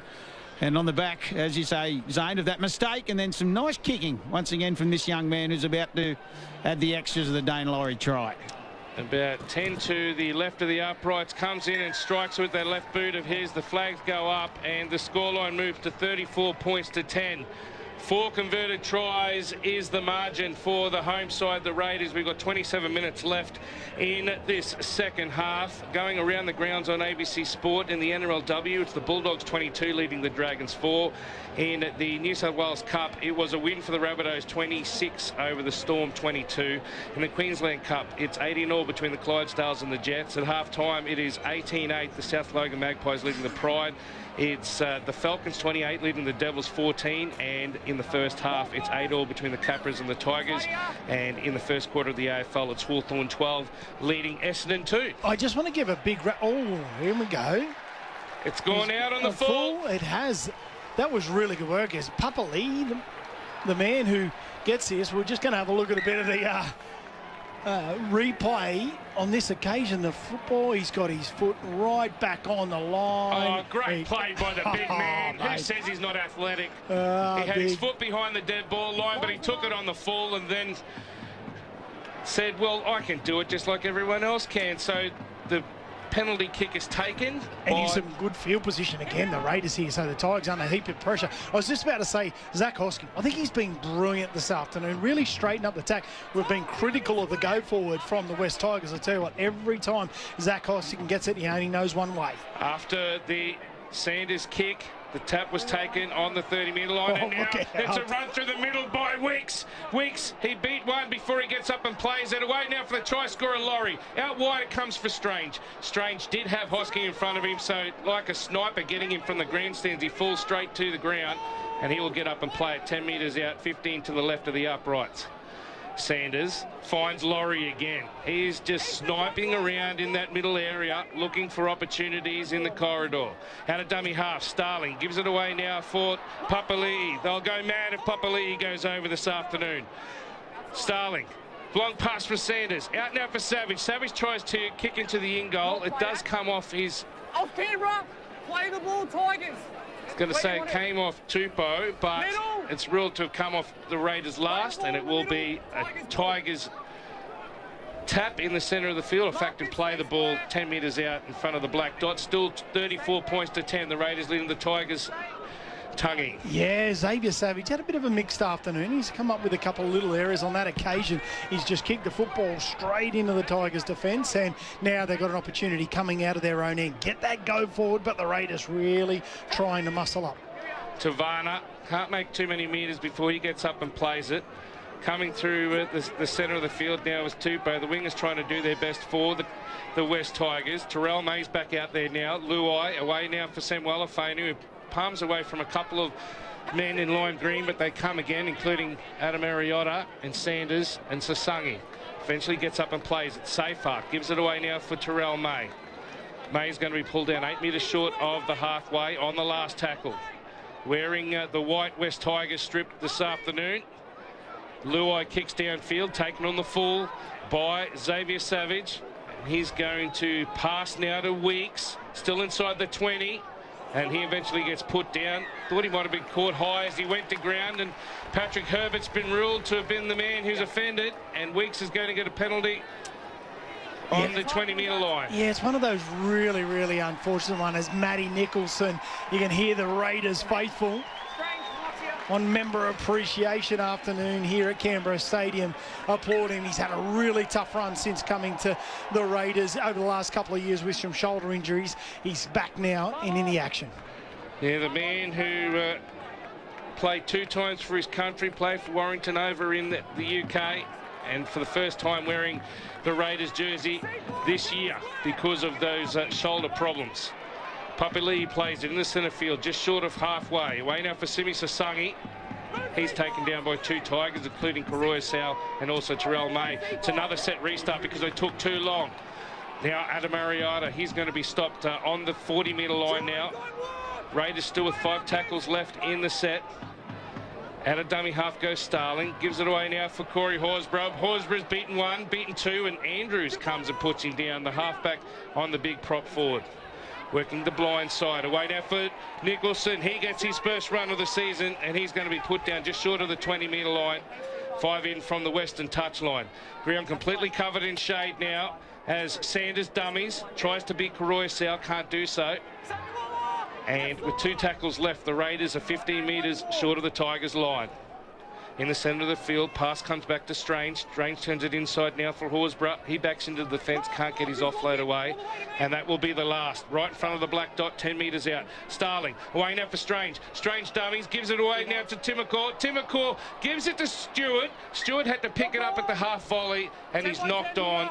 And it will be a play of the ball for the Tigers. 10 metres out. Raiders 34 leading the Tigers 10. We've got 22 minutes left in this second half, Alan Taylor. Yeah, they built it nicely and they got the overlap on the outside to Jed Stewart, but he got a bullet pass there from Timmercourt on his inside at his toes. So really tough take there from Jed Stewart. But some nice signs, some ball movement there from the Raiders. But what can the West Tigers do? They're looking for Buller, trying to get him a bit of space, but Luai needs to get his hands on the footy.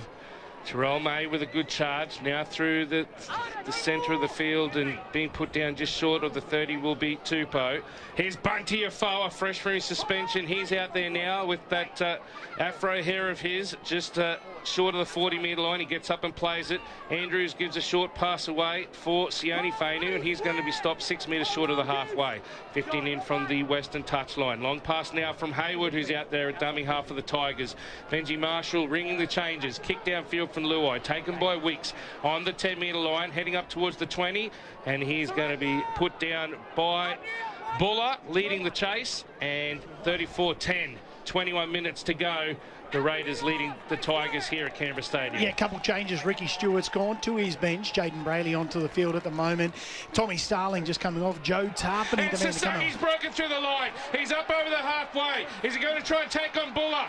Buller is good enough to bring him down along with the support of Bunty Afoa, and they're 28 metres out now, the Raiders, as Brayley out of dummy half gives it on to Laurie. He finds Sanders. Luai comes out of the line to put a shot on Sanders. Sanders throws a long pass away now for Savage. Savage is going to be stopped 4 metres out from the line, 2 in from that eastern touch line. Looking for another try in this second half now, the Canberra Raiders.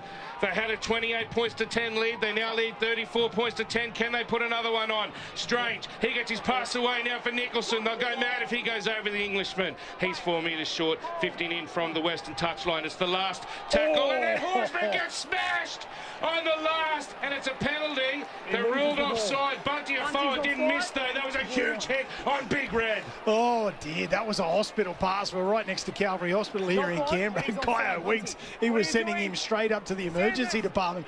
To his credit, though, big Corey Horsburgh's got straight to his feet. They've got a penalty here, and they'll look to tap the footy and go. So Brayley, with the ball in his hands on the 10-metre line, he taps, gives it to Laurie. Laurie finds Papali'i, and he will back into the defence. Bunty Afoa and Hayward there to make the tackle. 8 metres out from the black dot. Brayley towards the right, gives it to Sanders. Back inside now for Adam Mariano. He tries to dive over. He's going to be stopped 2 metres short. Couldn't quite reach out and dot it down. Brayley out of dummy half, gives it on to Laurie. Laurie went left, now he's going right, he's stepping, he's trying to get over the line. Did he get it down? Just to the right of the uprights, I think he's got his second. I said happy birthday, Dane Laurie. He's got a second birthday present here this afternoon at Canberra Stadium. It's 38 points to 10. The Raiders putting on a performance here in beautiful conditions in the nation's capital. Dane Laurie going over for his second try of the afternoon. And is that the end of the West Tigers season, Alan Tongue? Oh, I tell you what, it's one big nail in the coffin. But take it back a moment or two earlier, and it was Simi Sasangi who made a huge break to get them down the field. All of a sudden, a short pass, a hospital pass, that was from Kyle Weeks. But that got them another set of 6 because the Tigers' defence was offside. The ball goes out the back to Dane Laurie. He still had plenty of work to do. The play sort of held up, but all of a sudden, back off the left foot, a little bit of a goosey and comes right beside the post. He had 3 players to beat, and he carries them over. Shows the strength, but also the determination up against his old club too, the West Tigers, is Dane Laurie. Yeah, he's a Panther, he's a West Tiger. He would have loved that against his old club, as you mentioned. Sully, the momentum from this green machine, heading towards their 4th straight win. They're starting to get back to 2025 areas. And he's becoming a very, very well-liked Raider, is Dane Laurie. As you said, he can blow out the candles twice. He's just blown out the fire of the West Tigers. 38 points to 10 from right in front. Ethan Sanders should make it a 30-point ball game. I think Luke Lewis predicted 72-0 the start of this match. I don't think we'll get quite there, but it is going to be a handy margin unless the Tigers can do something to show some spirit. There'll be a lot of West Tigers fans crying into their beers over what's happened this week and hasn't been backed up on the field. As Sanders comes in and strikes it, the flags go up. He's got 6 from 7 for the afternoon. He's also got a try, 16 points for the number 7, isn't he? Putting performances back to back for the Lime Green. 40 points to 10 here, the Raiders lead with 17 minutes left. Alan Tongue. Yeah, and I just want to give Ethan Sanders a rap too about his defence. I know we talk so much about, you know, his kicking game, and we're talking a little bit more about his running game here this afternoon.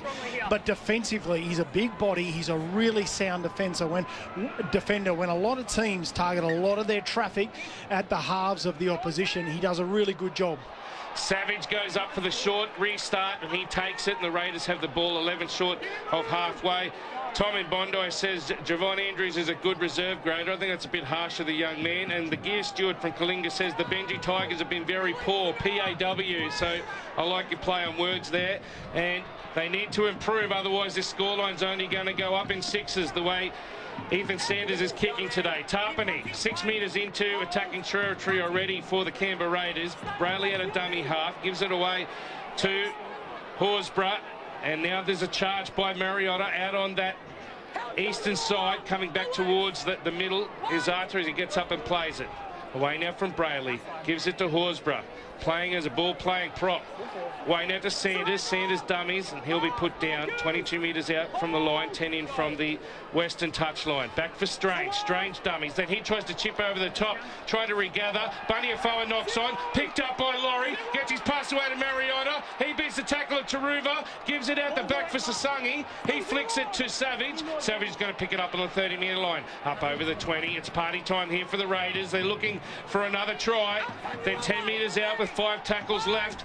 Can they hang on here, the Tigers? You would probably think not on what we've seen so far this afternoon. Tarpany up towards the left upright at the northern end. He's going to be stopped 4 metres to the left of that upright. Back now from Brayley at dummy half. Gives it to Sanders. Away now for the hands of Weeks. He turns it back inside for Sasangi. Sasangi, he dummies. He tries to beat the tackle of Andrews. He does eventually get his pass away. Strange. He tries to beat the tackle of Andrews, and Herbert eventually dumps him to ground.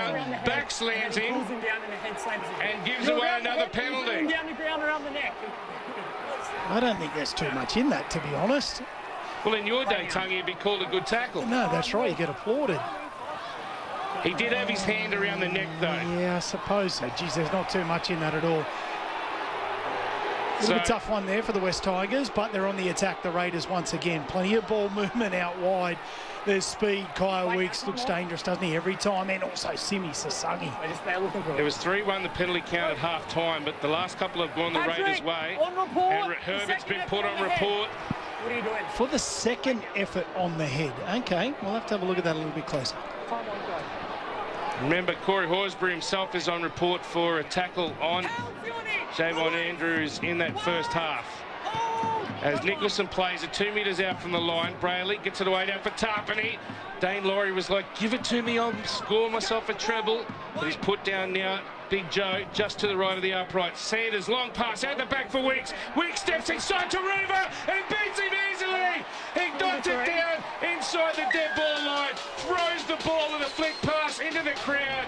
He gives the Jai Arrow celebration. That's his second try of the afternoon. And Kyo Weeks, when you got speed to burn like that, why not use it? It's 44 points to 10. The Tigers are in all sorts of trouble here in the nation's capital. We've got 14 and a half minutes to go, Alan Tubb. I tell you what, he's something special, isn't he? He's got speed to burn. He's got evasion. He's got deception. He's got strength as well. He flicked past that ball further than I can kick it. All of a sudden out wide. There's nothing really going on, but he's just so strong. He can turn on a dime, and speed off the mark is unbelievable. Had no right to get through the Tigers' defence there, which was pretty poor, I must admit, and races over to score out wide. A weight of possession has now turned into more points. Sully, we keep talking about his speed, but his strength on that occasion. Jerome Luai had no answers. Taruva got stepped, and then Jerome came at him and he got pushed off. And there's been a falcon in the crowd from where he flicked the ball out the back as well. But I tell you, one player performance shouldn't be really understated today. And sometimes we laugh about it, and I know you love a redhead, Zane. Corey Horsburgh's performance today has been pretty special.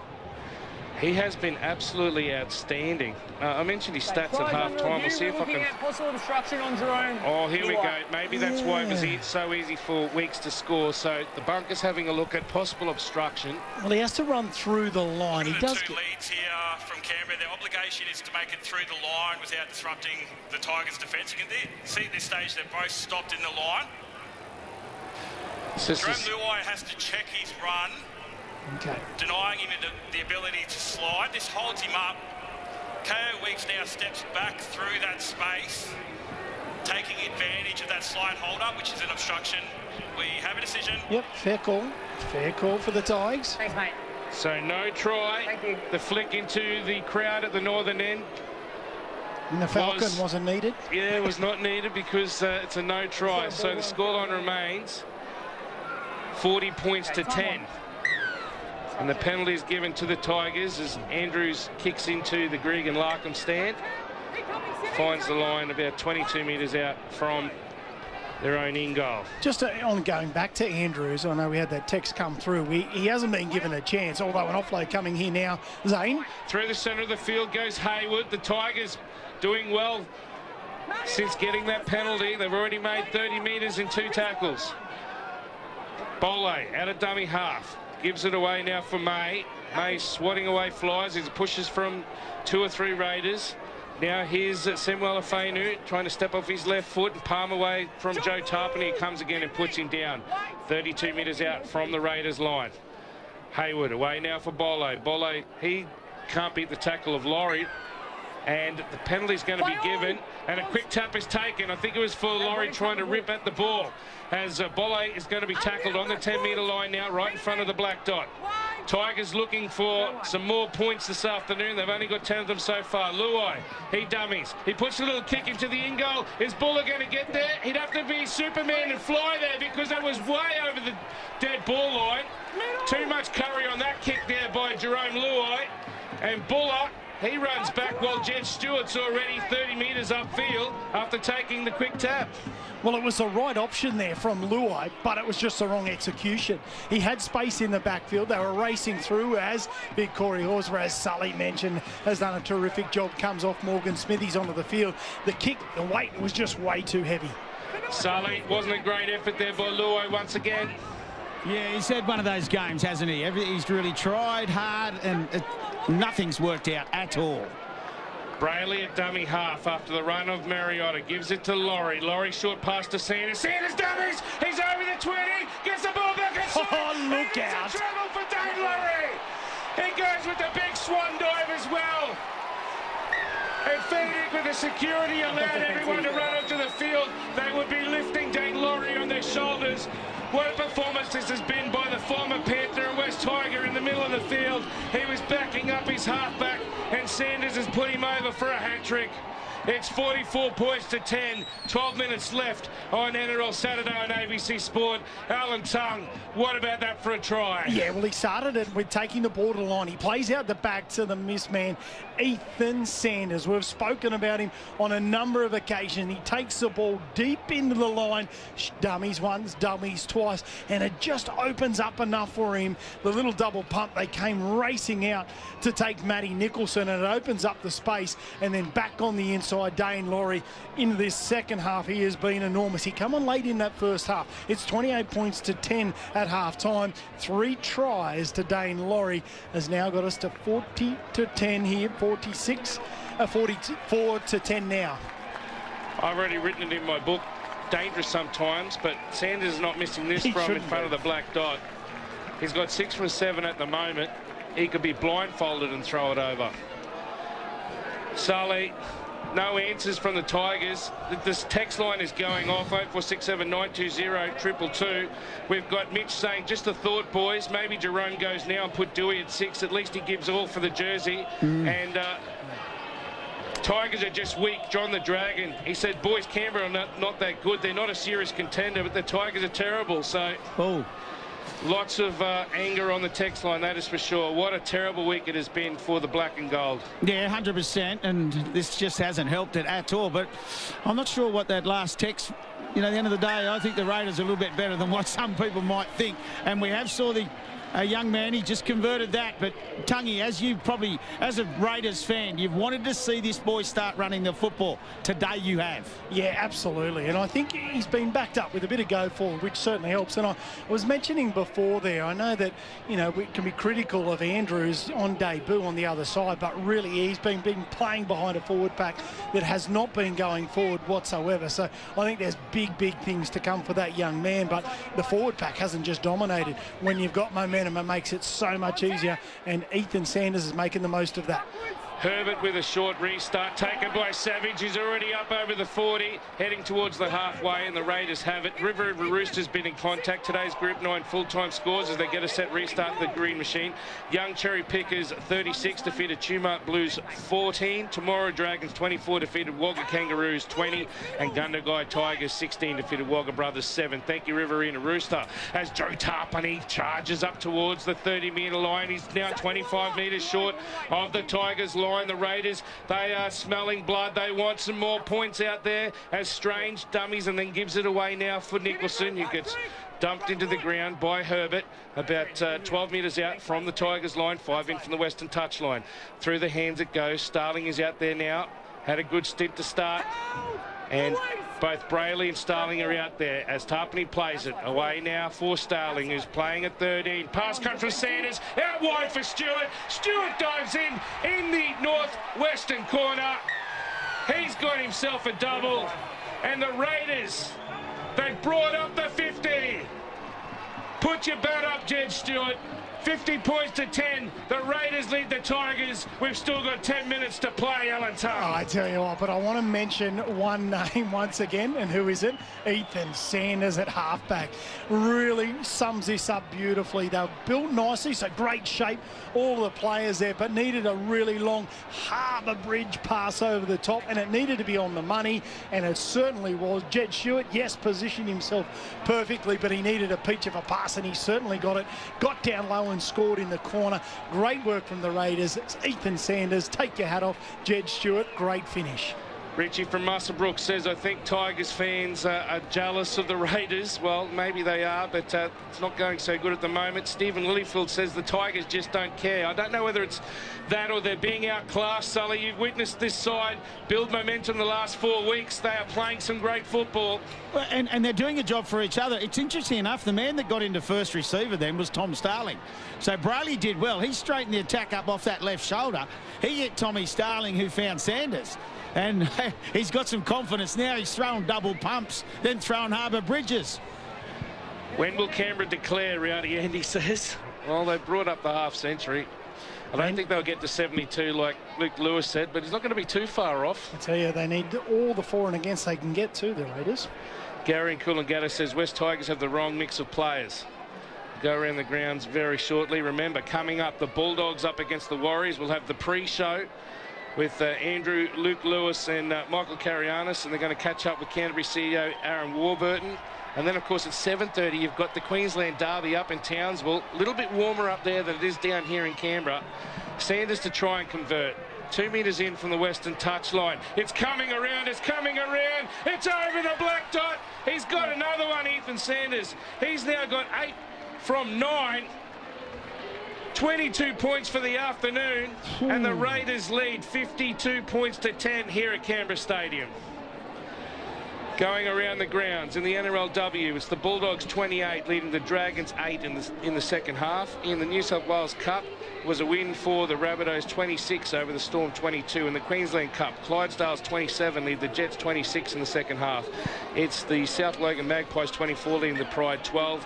The Falcons 32 leading the Devils 14, and the Tigers 16 leading the Capras 8, all in the second half, those clashes. In the AFL, Hawthorn 22 leads Essendon 14 and GWS Giants. They are trailing the Swans in the Sydney Derby 19 points to 1.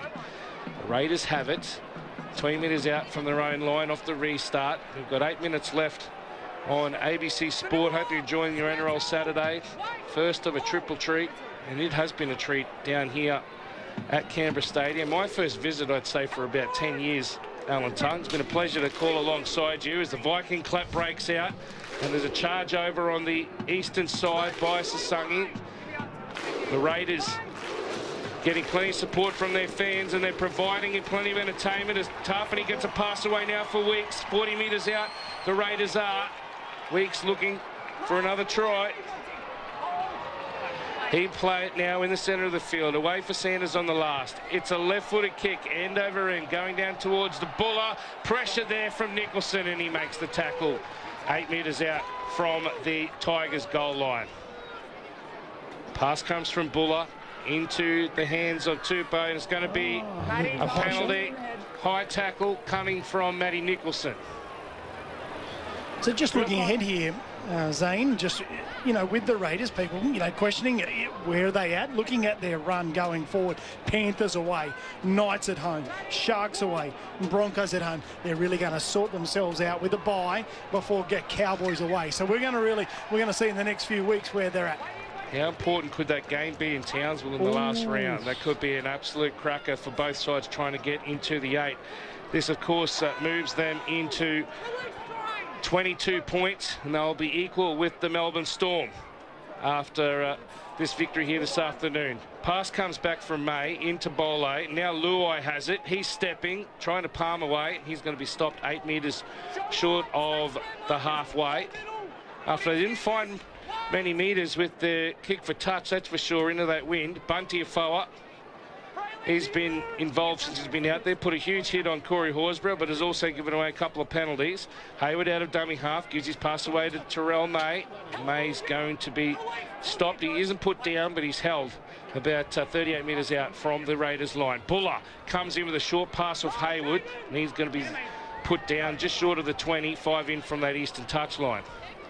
Long pass from Hayward. Comes out wide now for Luai. Luai's going to put a little stab kick in, trying to find the support of Tavana, but Jed Stewart was too quick, and then he can't beat the tackle of Ethan Roberts, who does well to bring down the Canberra winger. 52-10 with 5.5 minutes to go, Alan Tubb. Oh dear, that was pretty poor, that set from the West Tigers. I mean, I wouldn't say that they've just completely just turned up and not had a go whatsoever. Yes, there's been some poor execution, some errors and whatnot, but on that occasion they were looking for somebody to run the football, and then it was just a kick in hope at the back end of the game. So not a great set there from the West Tigers.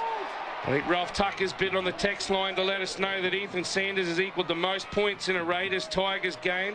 Of course, those 8 conversions and the try that he scored early on, showing some blistering speed. He equals Jared Croker and Api Karoise also has scored 20, but Jared Croker in 2016.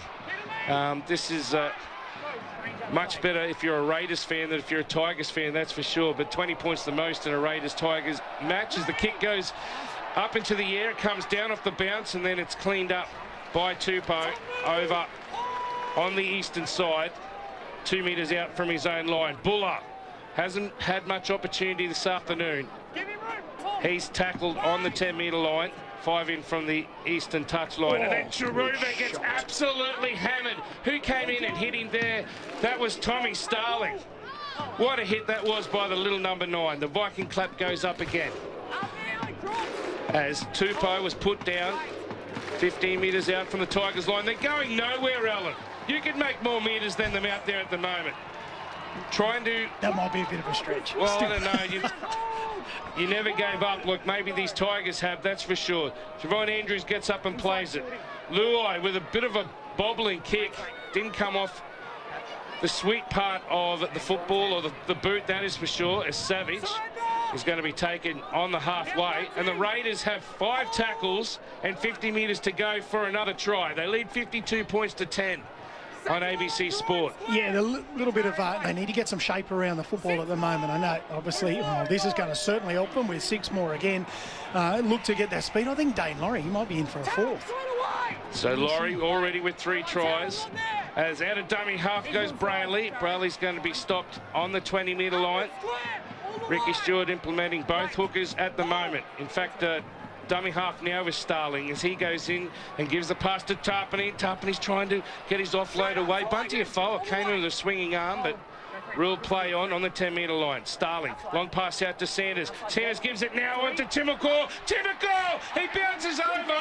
Was it all in one motion? The try is given, but did he propel the ball forward or did he just bounce over? That is the question that the bunker will be asked. If it is a fair try, we go to 56, Alan Tongue, 56 to 10, 3 minutes left on ABC Sport. Yeah, it certainly looked like he had the momentum. The ball carrying arm, his elbow was certainly, it's touched the ground, so he needs to have that momentum. He's charging at the line. It doesn't look, it's just whether he promotes that arm. We've just got to keep an eye on that. We're looking to replay here now. He bounces along. Oh, I think there's enough momentum there. Well, his shoulder finishes inside the in-goal, so I think that's a fair try. The bunker will have a look at it. Sully, I think you'd probably say it was a fair try as well. Yeah, definitely looked good from where I was. So his arm does come up, but there was momentum with his run. And we'll get try confirmed very shortly. He did the Jai Arrow celebration as well. Great to see all the players supporting Jai Arrow. Saw some photos of him at the World Cup final this week. Bit of a bludger of a game that he went and saw, with, of course, Spain beating Argentina 1-0. Try confirmed here, Zane. There you go. So, Matt Timokor goes in to score in the 77th minute.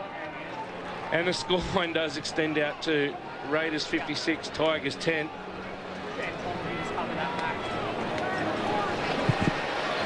And just looking here a bit of the changes, Dane Laurie, we spoke about his versatility. He's actually playing out in the right centre position. They've taken off Simi Sasangi, given him an early mark after carrying a few injuries throughout the season. So Dane Laurie just being able to fill in here and there. Tommy Starling playing in the middle with Jaden Brayley, keeping things nice and fast in through the middle. But the crowd, a big crowd that's turned up here today, have certainly enjoyed it so much that they just continue to keep doing the Viking Club.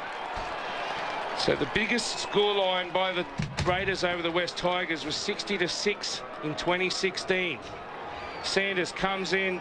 That's not his best effort. It's his second miss for the afternoon. He's now got 8 from 10. And the scoreline remains 56 points to 10. So that's a 46-point ball game as opposed to a 54-point ball game back in April 23, 2016. 2 minutes left in this round 21 clash. As I keep saying, Bulldogs versus Warriors. That's 10th versus 3rd. Of course, the Warriors have the chance to go back to 2nd with a victory. That match starting at 5:30 with Andrew Moore, Luke Lewis and Michael Karianis, and of course Quentin Hull, Lachlan Coote and Laurie Spina, bringing us the nightcap up in Townsville in the Queensland Derby between the Broncos and the Cowboys. The Raiders looking for one last kill, leading 56-10.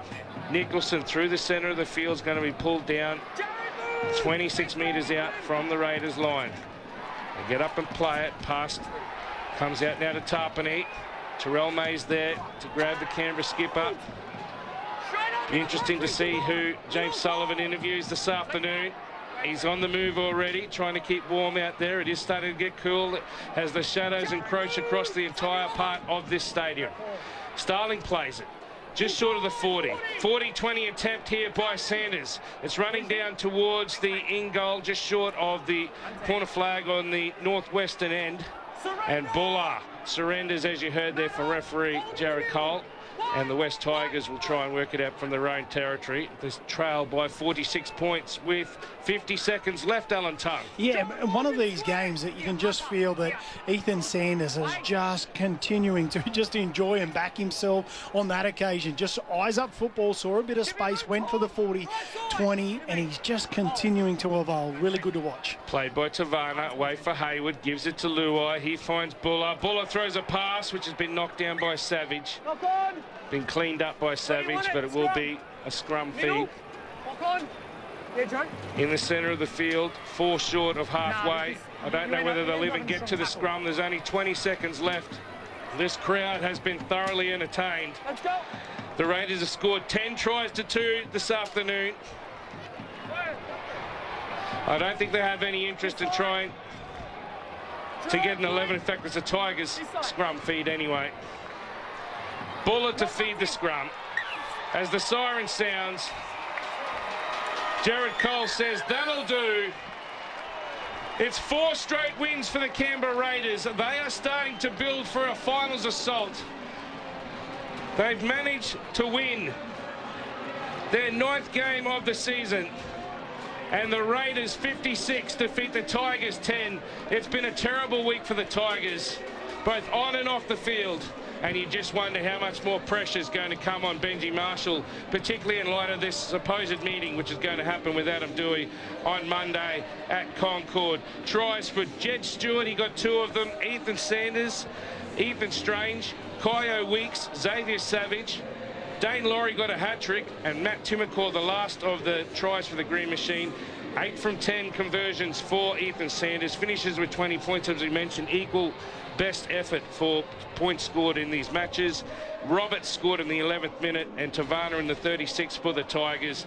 At BKRsport, just the 1 conversion. At halftime, it was 28 points to 10. At full time, they've doubled the scoreline. The Raiders 56 have defeated the West Tigers 10. Alan Tongue. Yeah, just amazing win there in the end for the Canberra Raiders. At one point there, we just saw it just at the back end of the first half that the Tigers, they might just be a chance of getting back in with a good start to that second half. And Dane Laurie went bang, bang, bang.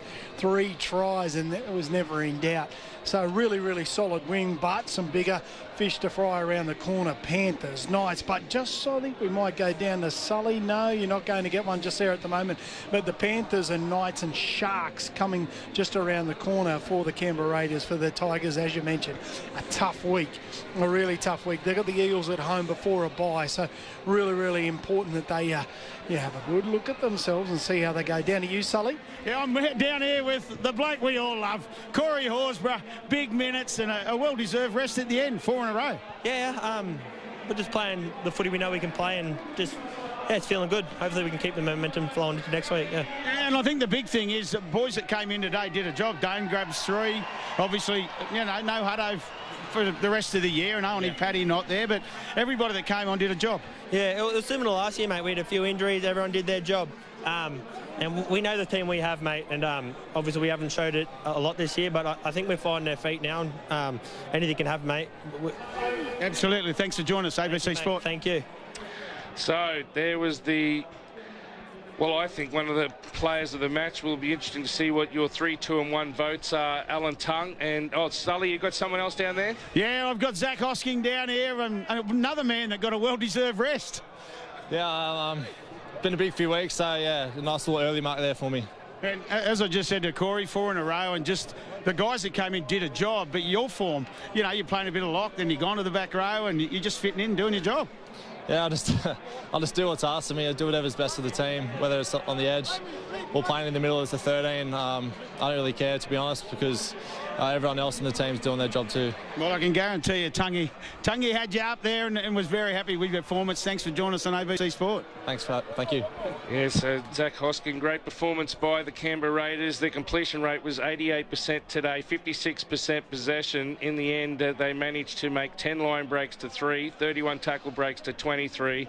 And in terms of the defence, unfortunately for the West Tigers, 31 missed tackles today, including 8 errors. And in the end, they won the penalty count, 7-5, but that was the only thing they won here today. Alan Tongue, you're 3-2-1 before we go back to Andrew Moore. Yeah, so hang on, we'll go back down to Sully. Oh, I've got to get this bloke for Zane. I've got a happy birthday on Monday. You grabbed 3, and what a performance. Yeah, no, obviously it was good. Getting tries and that, but yeah, I'm happy with the boys. We got the win, and yeah, we ripped in today. So yeah, you're like a hand in a glove at the moment in this squad. You're just fitting in where it belongs. Nah, just yeah, obviously Stick just tells me to go, and then just yeah, he puts belief into me and all the boys. So just want to go in there and just turn up for the boys, and yeah, be a player that everyone wants to play with. So yeah. Well, it's a great end to your birthday week. Well done. Thanks for joining us on ABC Sport. Appreciate it, bro. Let's go.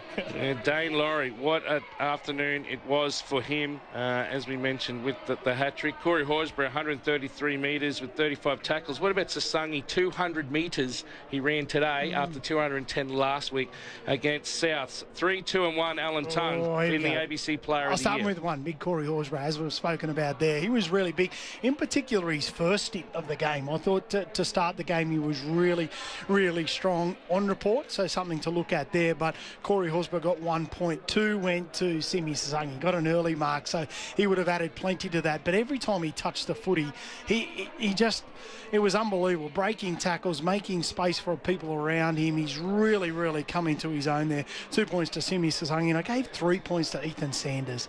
We've spoken right throughout the game, the evolution and his kicking game, just absolutely brilliant. But it's crazy to think that's our 3-2-1. We couldn't give anybody to Kyle Weeks or Dane Laurie scoring 3. Zach Hosking had a brilliant game. So some really, really big contributors there for the poor old West Tigers. I'm sort of searching. Bullet tried to get involved. Karoya put his hand up there, but I think the 3-2-1 needed all go the Green Machine's way this afternoon. All right, so 4 straight wins for the Raiders. Next week they play the Panthers. Meanwhile, for West Tigers, that is now 6 losses in a row ahead of this meeting between Adam Dewey and Benji Marshall on Monday. They face Para in round 22. Big thank you to Alan Tongue. Big thank you to James Sullivan. It's been great being down here. It's been beautiful weather. It's been a great performance by the Raiders. They're starting to get some momentum, but of course we go back now to Stadium Australia with Andrew Moore ahead of the big clash. Andrew, between Canterbury and the New Zealand Warriors, a big win for the Raiders here in front of a big crowd at Canberra Stadium. Oh, so easy. Thank you, Zano, Tungy and Sully. 56-10 to Canberra over the West Tigers. Canterbury, Bankstown and the Warriors coming up here at Stadium Australia. Crowd is building. There'd only be 8,000 or 9,000 here at the moment. Team news for the Bulldogs, they're 1-2-19. No changes for them. For the Warriors, the only changes to their bench, you can scratch Eddie Iremaya Tuava and Marata Niokore. Replace them with Chance Nickel Klugstar and Luke Metcalf. Andrew Moore alongside Luke Lewis and Michael Carianis. The kickoff here is at 5:30. The Bulldogs CEO Aaron Warburton will join us in the box very, very shortly. Canterbury's had some very good off-field news of recent times that we'll talk about with Aaron in terms of their record amount of memberships. Luke Lewis, good afternoon to you once again. Canberra didn't quite get to your predicted 72, but they did it just as comfortably. Yeah, good afternoon, Andrew. Yeah, they're a little bit off the Canberra Raiders, weren't they, today? Just missing out that couple of extra points. But it was writing on the wall for the Tigers. It was coming, and if they don't fix it up quick smart, I think it's coming for the next however many weeks are left. It's how it looks. It's not looking very happy place out there at the moment. But what a great win there by the Canberra Raiders. Some really nice tries. There was a couple of bomb there as well, but on and upwards up to this new game that's about to come here at this beautiful stadium. The Bulldogs and the Warriors out there warming up, and I can't wait for it. Should be a really good game of footy. I love you, Andrew. You're seeing a lot of beauty at the moment, Louis, aren't you? Viliami Kikau returns for the Bulldogs to partner Jacob Preston in the second row for Canterbury. The Daily and Sunday Telegraph's Michael Carianis, Rugby League's numero uno writer, is here. Michael, good afternoon to you once again. What are you most looking forward to in this one here? Yeah, I just want to see how Canterbury's halves work together. Andrew, we obviously saw Sean O'Sullivan do a really good job last week. Stephen Crichton didn't play, gets an opportunity back. So, and be interested to see how they go. What was in your mouth just then? Not much. A lot of saliva. I hadn't spoken for a little bit. Yeah, you're very quiet during the game. What was that about? Can't even flesh you. I thought you were keeping to yourself. You can give us a text before kick-off, 0467 920 222, 0467 920 222. Simply embarrassing from the Tigers. Feel sorry for their fans making the trip down the Hume. Great afternoon as a Raiders fan. Up the milk, says Molly from Canberra. We heard from you, Molly, before the game. So, yeah, great result for you and your Raiders. Mark says, as the CEO there with the team in Canberra, he has to show some strong leadership and go to the presser with Benji and take some heat off him. Has to happen. Well, Benji might have to take some heat off himself too, I've got to say, in fairness, Mark. Because it seems like from what we're hearing, I don't like dealing in gossip, but from what we're hearing, a lot of what's going on there comes down to Benji and his communication with the players. And whether that comes to a head on Monday, I don't know. But this MC, as Louis alluded to, it's getting worse and worse. They've lost 6 in a row, and now they look like a team, frankly, that just don't give a damn. I think you asked me on Monday, was this rock bottom for the Tigers? I said, not yet. This was before the Adam Dewey situation. This was before they conceded another 50 points. They've been here plenty of times before, the West Tigers, and it's all too familiar surroundings for them, but it is rock bottom for them. Again, I think of their fans. I think of the games at Leichhardt and Campbelltown where they absolutely rock the joint. And even when they're getting beaten, they provide incredible atmosphere to games. This is a fan base that so desperately wants to basically explode with a team that's doing well, and yet as a club they just continue to shoot themselves and shoot themselves and shoot themselves. It's so disappointing for their fans. I wonder if the Dragons go on a little bit of a run over the next couple of weeks. Could they be having another spoon-off? But surely they're too far behind the Dragons. So West Tigers... There's only 3 games difference. They're stuck on 18 points. Dragons are on 10. So it's four wins with, 7 weeks to go. And Saints aren't winning that many. But if you forecast it to next season, which club would you rather be? I'd rather be the Dragons. Oh, 100%. 100% you would be. Even just looking ahead to next year, you'd rather be St George Illawarra, let alone 3 or 4 or 5 years from now. That's what I said. Yeah, I agree. I'm agreeing with you vehemently, if not wholeheartedly. 0467 920 222. And someone said too, listening to the call, sounds like Dewey, not the only Tiger to not turn up today. Keep up the good work from Strani in Moree. You can keep the text coming on that number, 0467 920 222. Great news for Canterbury this week. They've announced that their memberships for the first time has exceeded 33,000 people, even though up until 4 or 5 weeks ago it looked like being a down year for the Bulldogs, but they have seemingly got things back on track and still well within a chance of playing finals footy. Their CEO is Aaron Warburton. He joined us in the box. Aaron, good to see you, mate. How you going? I'm well, Andrew. Yourself? Well, hang on. Okay, well, we can't hear him, Dennis, so it's no good giving a thumbs up. Really? Hi, Aaron. How are you, mate? You keep talking. Can anyone hear? Oh, there you are. Yeah, how good.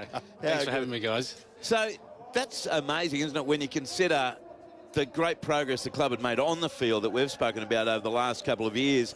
And it looked like it was turning a bit sour midway through this season. As I say, it's turned in the last 5 or 6 weeks. But to have, was it last year you set the record of memberships of 32,000? Yeah, it's so important. We've spent years educating our supporter base, and we've got upwards of sort of 700,000 fans as per the latest research data. And for us, it's about ensuring that our fans appreciate what it means to be a member.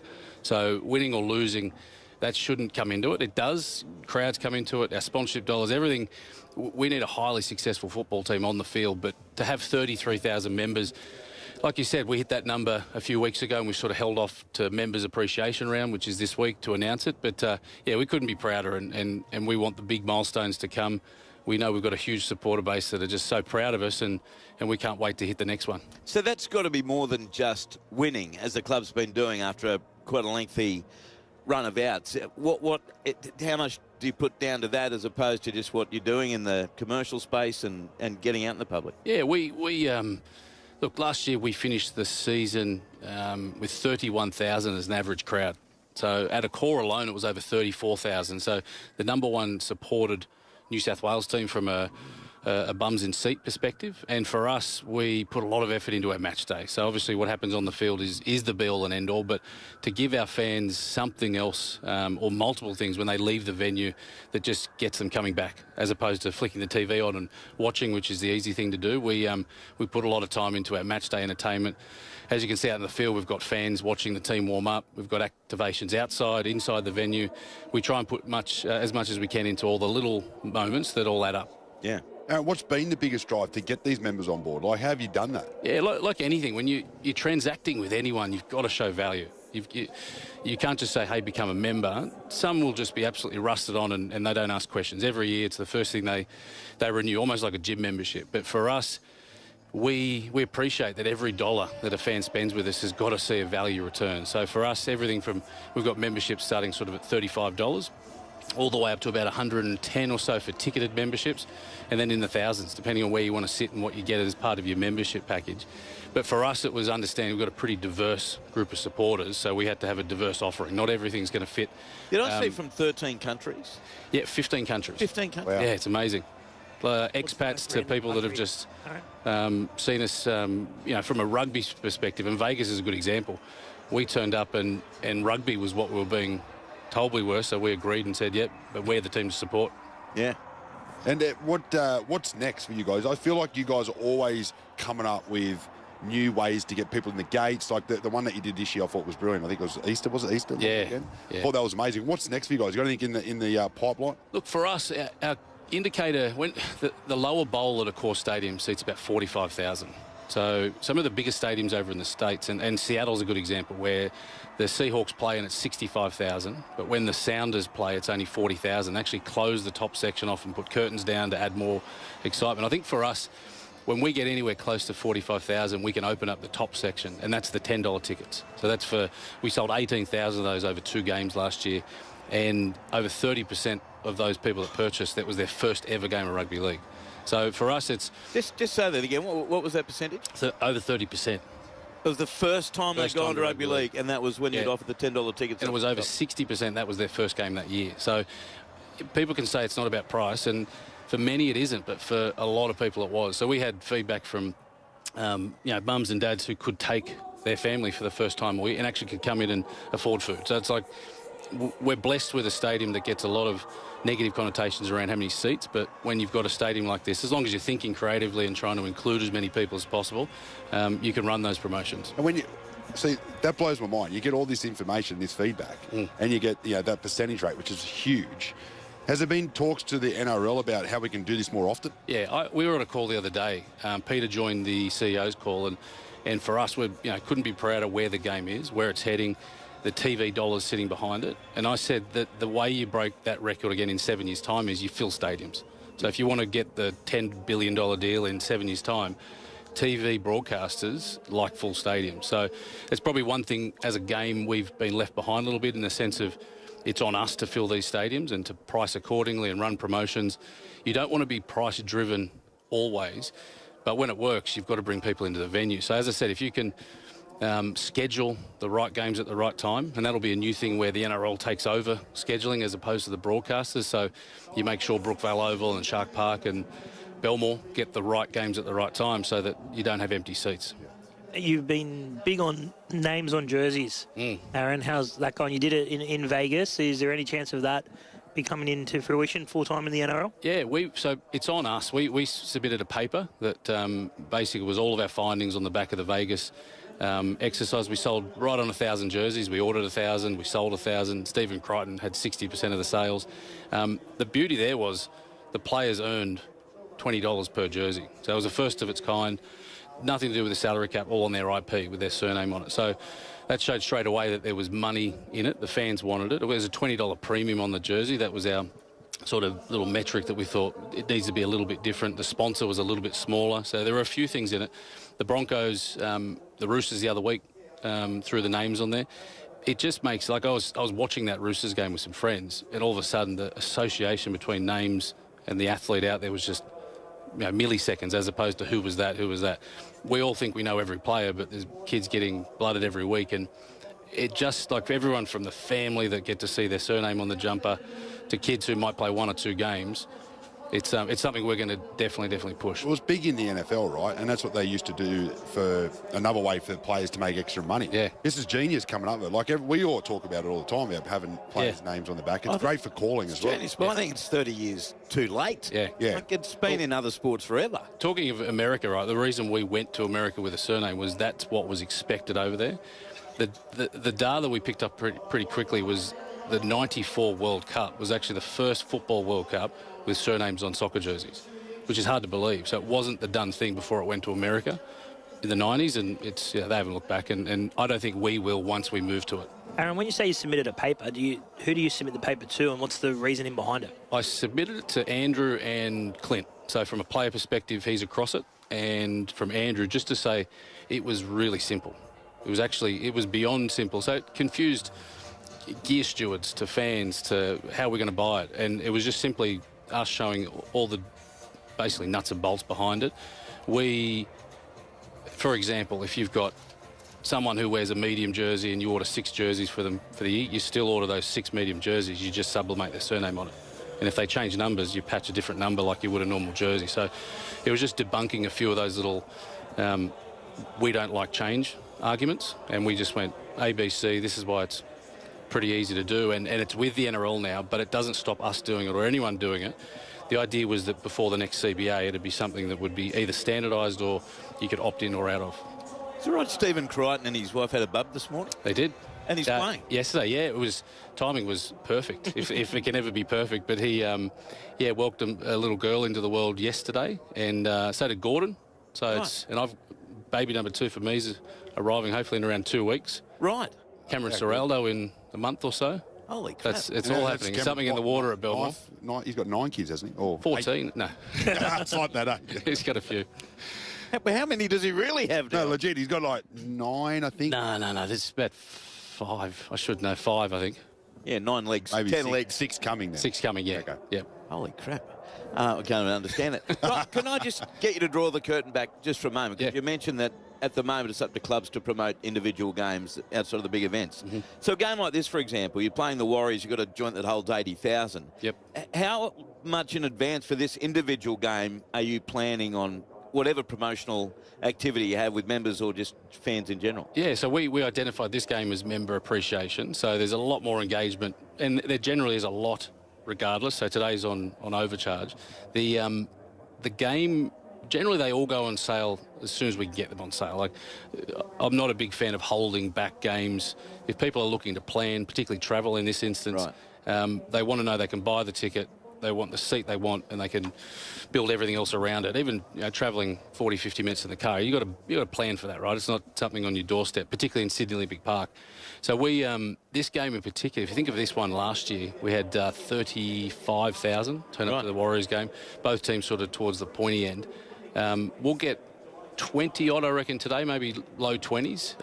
I can look over there. The Warriors fans are making their way into the venue. But, yeah, you want to have everything on sale. Particularly, we started in Vegas and then had the weekend off, then the bye. So we had a bit of a clunky start to the year where we prepared all off-season and then had a 19-day break for a second game. So that was, and this stadium in particular, we don't really get access till about round 5 because of all the concerts that take place early in the year. So this is the 3rd Saturday in a row we've played at home. So that seems great on paper, but to have our fans locking in Saturday, many of them do.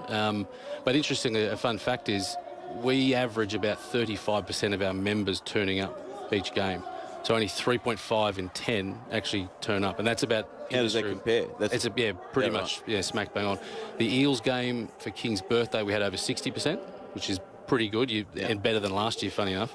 But it's people like their membership, they like knowing they've got their seat, and we encourage them. If you're not using it, make sure someone does. But that puts it in at less than 4 in 10 on average are turning up. So how important is it for the club, with whichever key indicators you want to discuss, is it to make finals footy? Like, how big a blow is it not to play finals, especially after the last couple of years? It's a blow, yeah, no doubt. We've got a pretty resilient football club that we've been working really hard over the last 4 or 5 years, making sure that the foundations are strong so that when you do have a few losses, it's okay. It's not the end of the world. I couldn't say that back in 21-22 where there was no end in sight. We were busy working behind the scenes on our pathways and what 3-4 years was going to look like, which is really difficult at the time because you want this long-term strategy, but you want to win on the weekend. So we had to get over that and just work hard behind the scenes.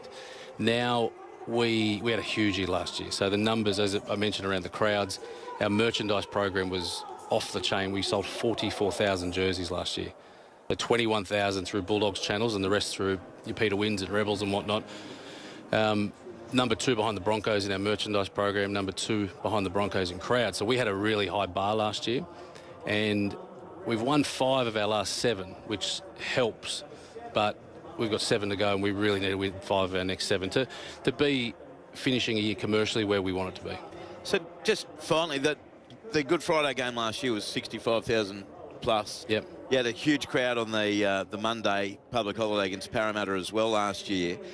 To me, if I was at a club, I'd be ringing you and saying, what's the secret? What do we do? Because every club has home games that they target for being, you know, big occasions. Was that the case? Were you getting a lot of calls? A few were. And look, I understand a few may have been sort of negative and don't drop your price.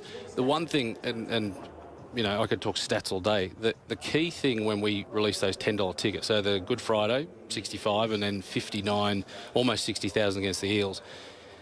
The talk all week was $10 tickets. How exciting, let's get it. We were selling just as many other categories because people were just talking about tickets. So there's something in that. There's something in, you know, a journo throughout the week talking about, we're hearing the Warriors fans are buying more tickets than the Bulldogs fans. Right. And the Bulldogs fans start saying, not on our turf, and they start buying. It doesn't happen enough for my liking. So it's, and I get it, it's not as sexy as who's in, who's out, what's happening on the field, but when you do talk, and our fans, you know, took offence to that. What do you mean? And Instagram was lighting up of them selling tickets for us and saying, here's the link, here's the link. That's what you want to get to. You want to get to sold-out venues week in, week out, where supply and demand, we don't have that problem at the moment. Some venues do, the smaller venues.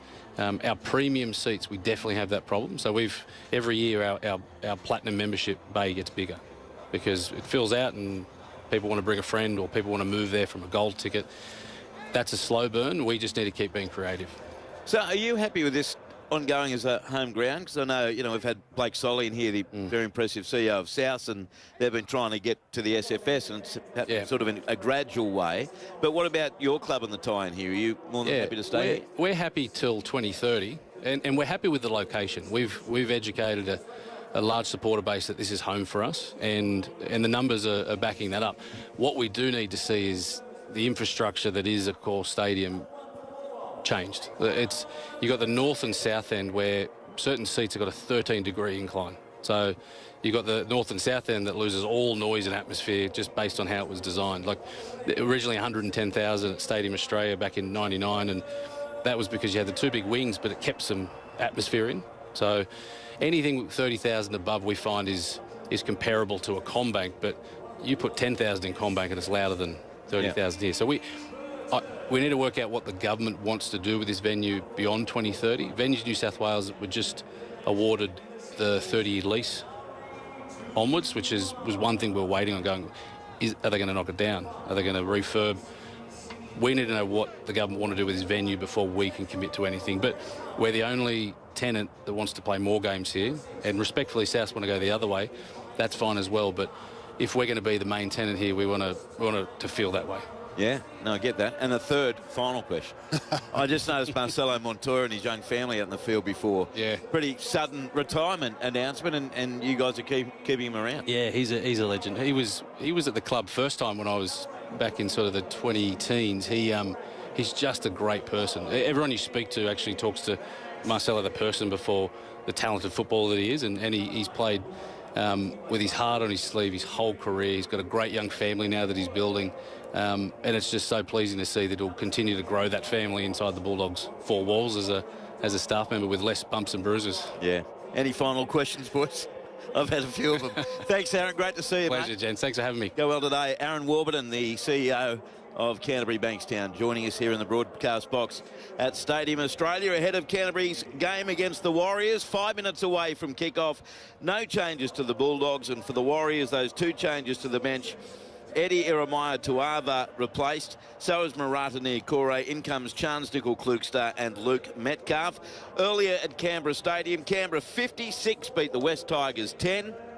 ABC Player of the Year points from Alan Tongue. 3-2 Canberra's half. Ethan Sanders has really found his form. He gets 3, 2 to Simi Sasangi and 1-2 Raiders front rower Corey Horsburgh. That was at Canberra Stadium. Shane, the disability access at Akora is atrocious. Pricing for disability is atrocious. That's from Opa Lost in Farnell, Queensland. 0467 920 222. Canterbury obviously don't believe in neutering. A lot of intact doggies at Belfast. Thank you, Strani. By Michael. Michael Carrion is just heading down to the text line. Disagree with MC. It's not rock bottom for the Tigers. That'll come on Monday morning when Dewey gets his marching orders. Dewey in limbo for 2027. I'm not sure whether he'll be given his marching orders or Dewey will give his marching orders. We'll see how that all plays out. Legends, as the Tigers game finished, I can tune back in. What a farce. You're so spot on, Andrew, from Filthy Phil. Yes, it is over. 0467 920 222. Boys, after the way the Raiders have played in the past 4 weeks, do you see them as any chance of being the first team outside the top 4 winning the comp, providing they do make the 8? Kevin in Canberra. I love your optimism, Kevin. Can't be done, Kevin. I'll say no. Outside the 4, can't be done. There you have it. Can't be done. Around the grounds. In the NRLW here, Canterbury Bankstown defeated St George Illawarra 28-8. Currently in Townsville, Gold Coast 4 leads North Queensland 0. New South Wales Cup full-time, South 26 beat Melbourne 22. In the Queensland Cup full-time, and they're playing all in regional areas today. Western Clydesdales beat Ipswich 27-26 in Roma. Second half, South Logan 28 leading Northern Pride 26 in Innisfail. The game in Gympie, Sunshine Coast top of the table beat North Devils 32 points to 14. Central Queensland Capras have beaten the Brisbane Tigers 24 points to 20 at Blackwater. And currently it's 6-all between Central Queensland, Mackay and the Dolphins. 6-all that game in Clermont. And later Townsville against Burleigh being played in Ayr. So that's happening in the Queensland Cup. In the AFL second quarter, Hawthorn thumping Essendon 62-16.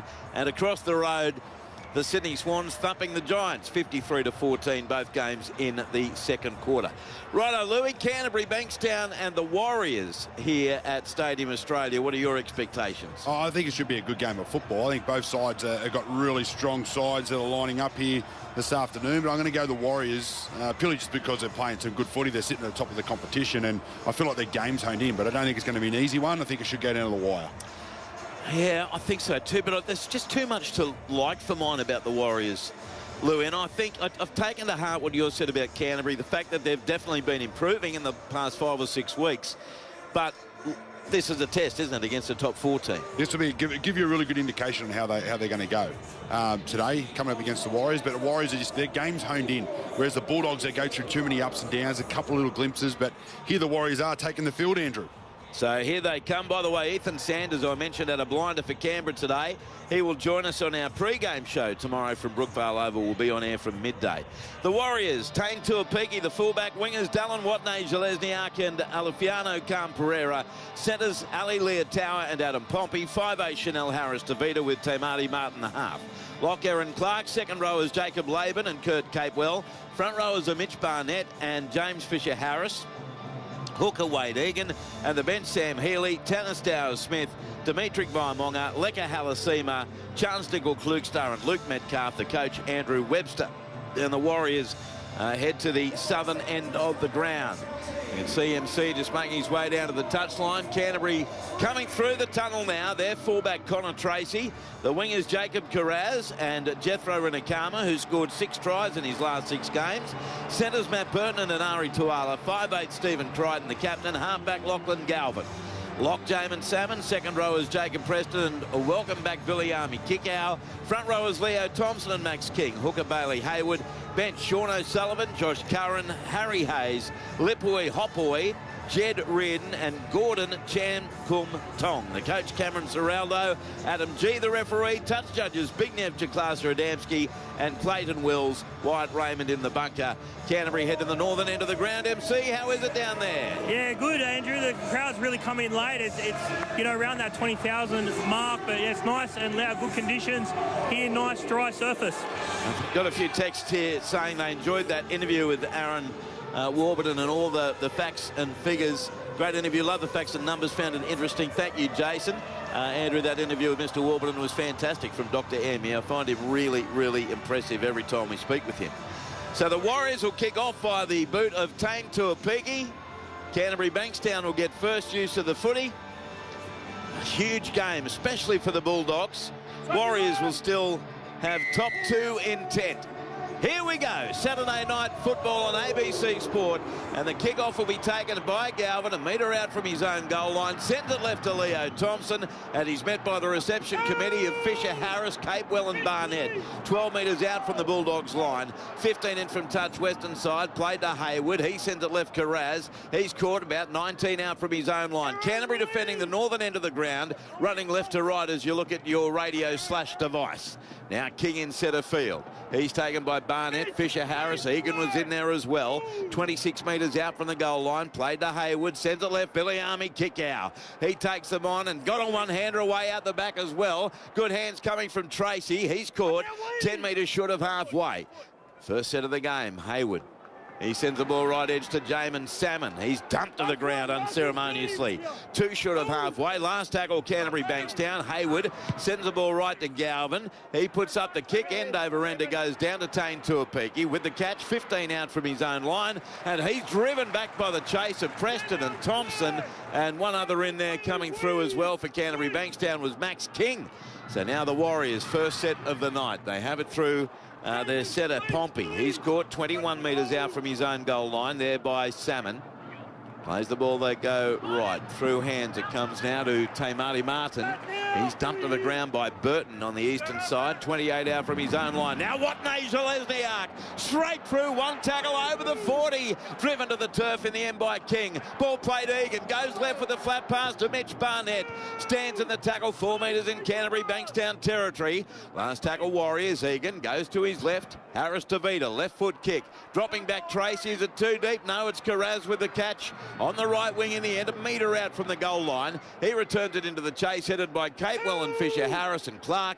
About 5 out from the Canterbury line. 2 minutes gone, Louis, no score. Yeah, what a great set there from the Warriors. It was a nice set there also from the Bulldogs, but they come up some really nice carries up for the middle of the field. Great kick chase, but they give away a penalty now and play 3 to the Bulldogs, so they'll get an easy little leg up coming out of their own end. But I was just looking at the left-hand side of the Bulldogs. You got Billy Army, Stephen Crichton, Matty Burton.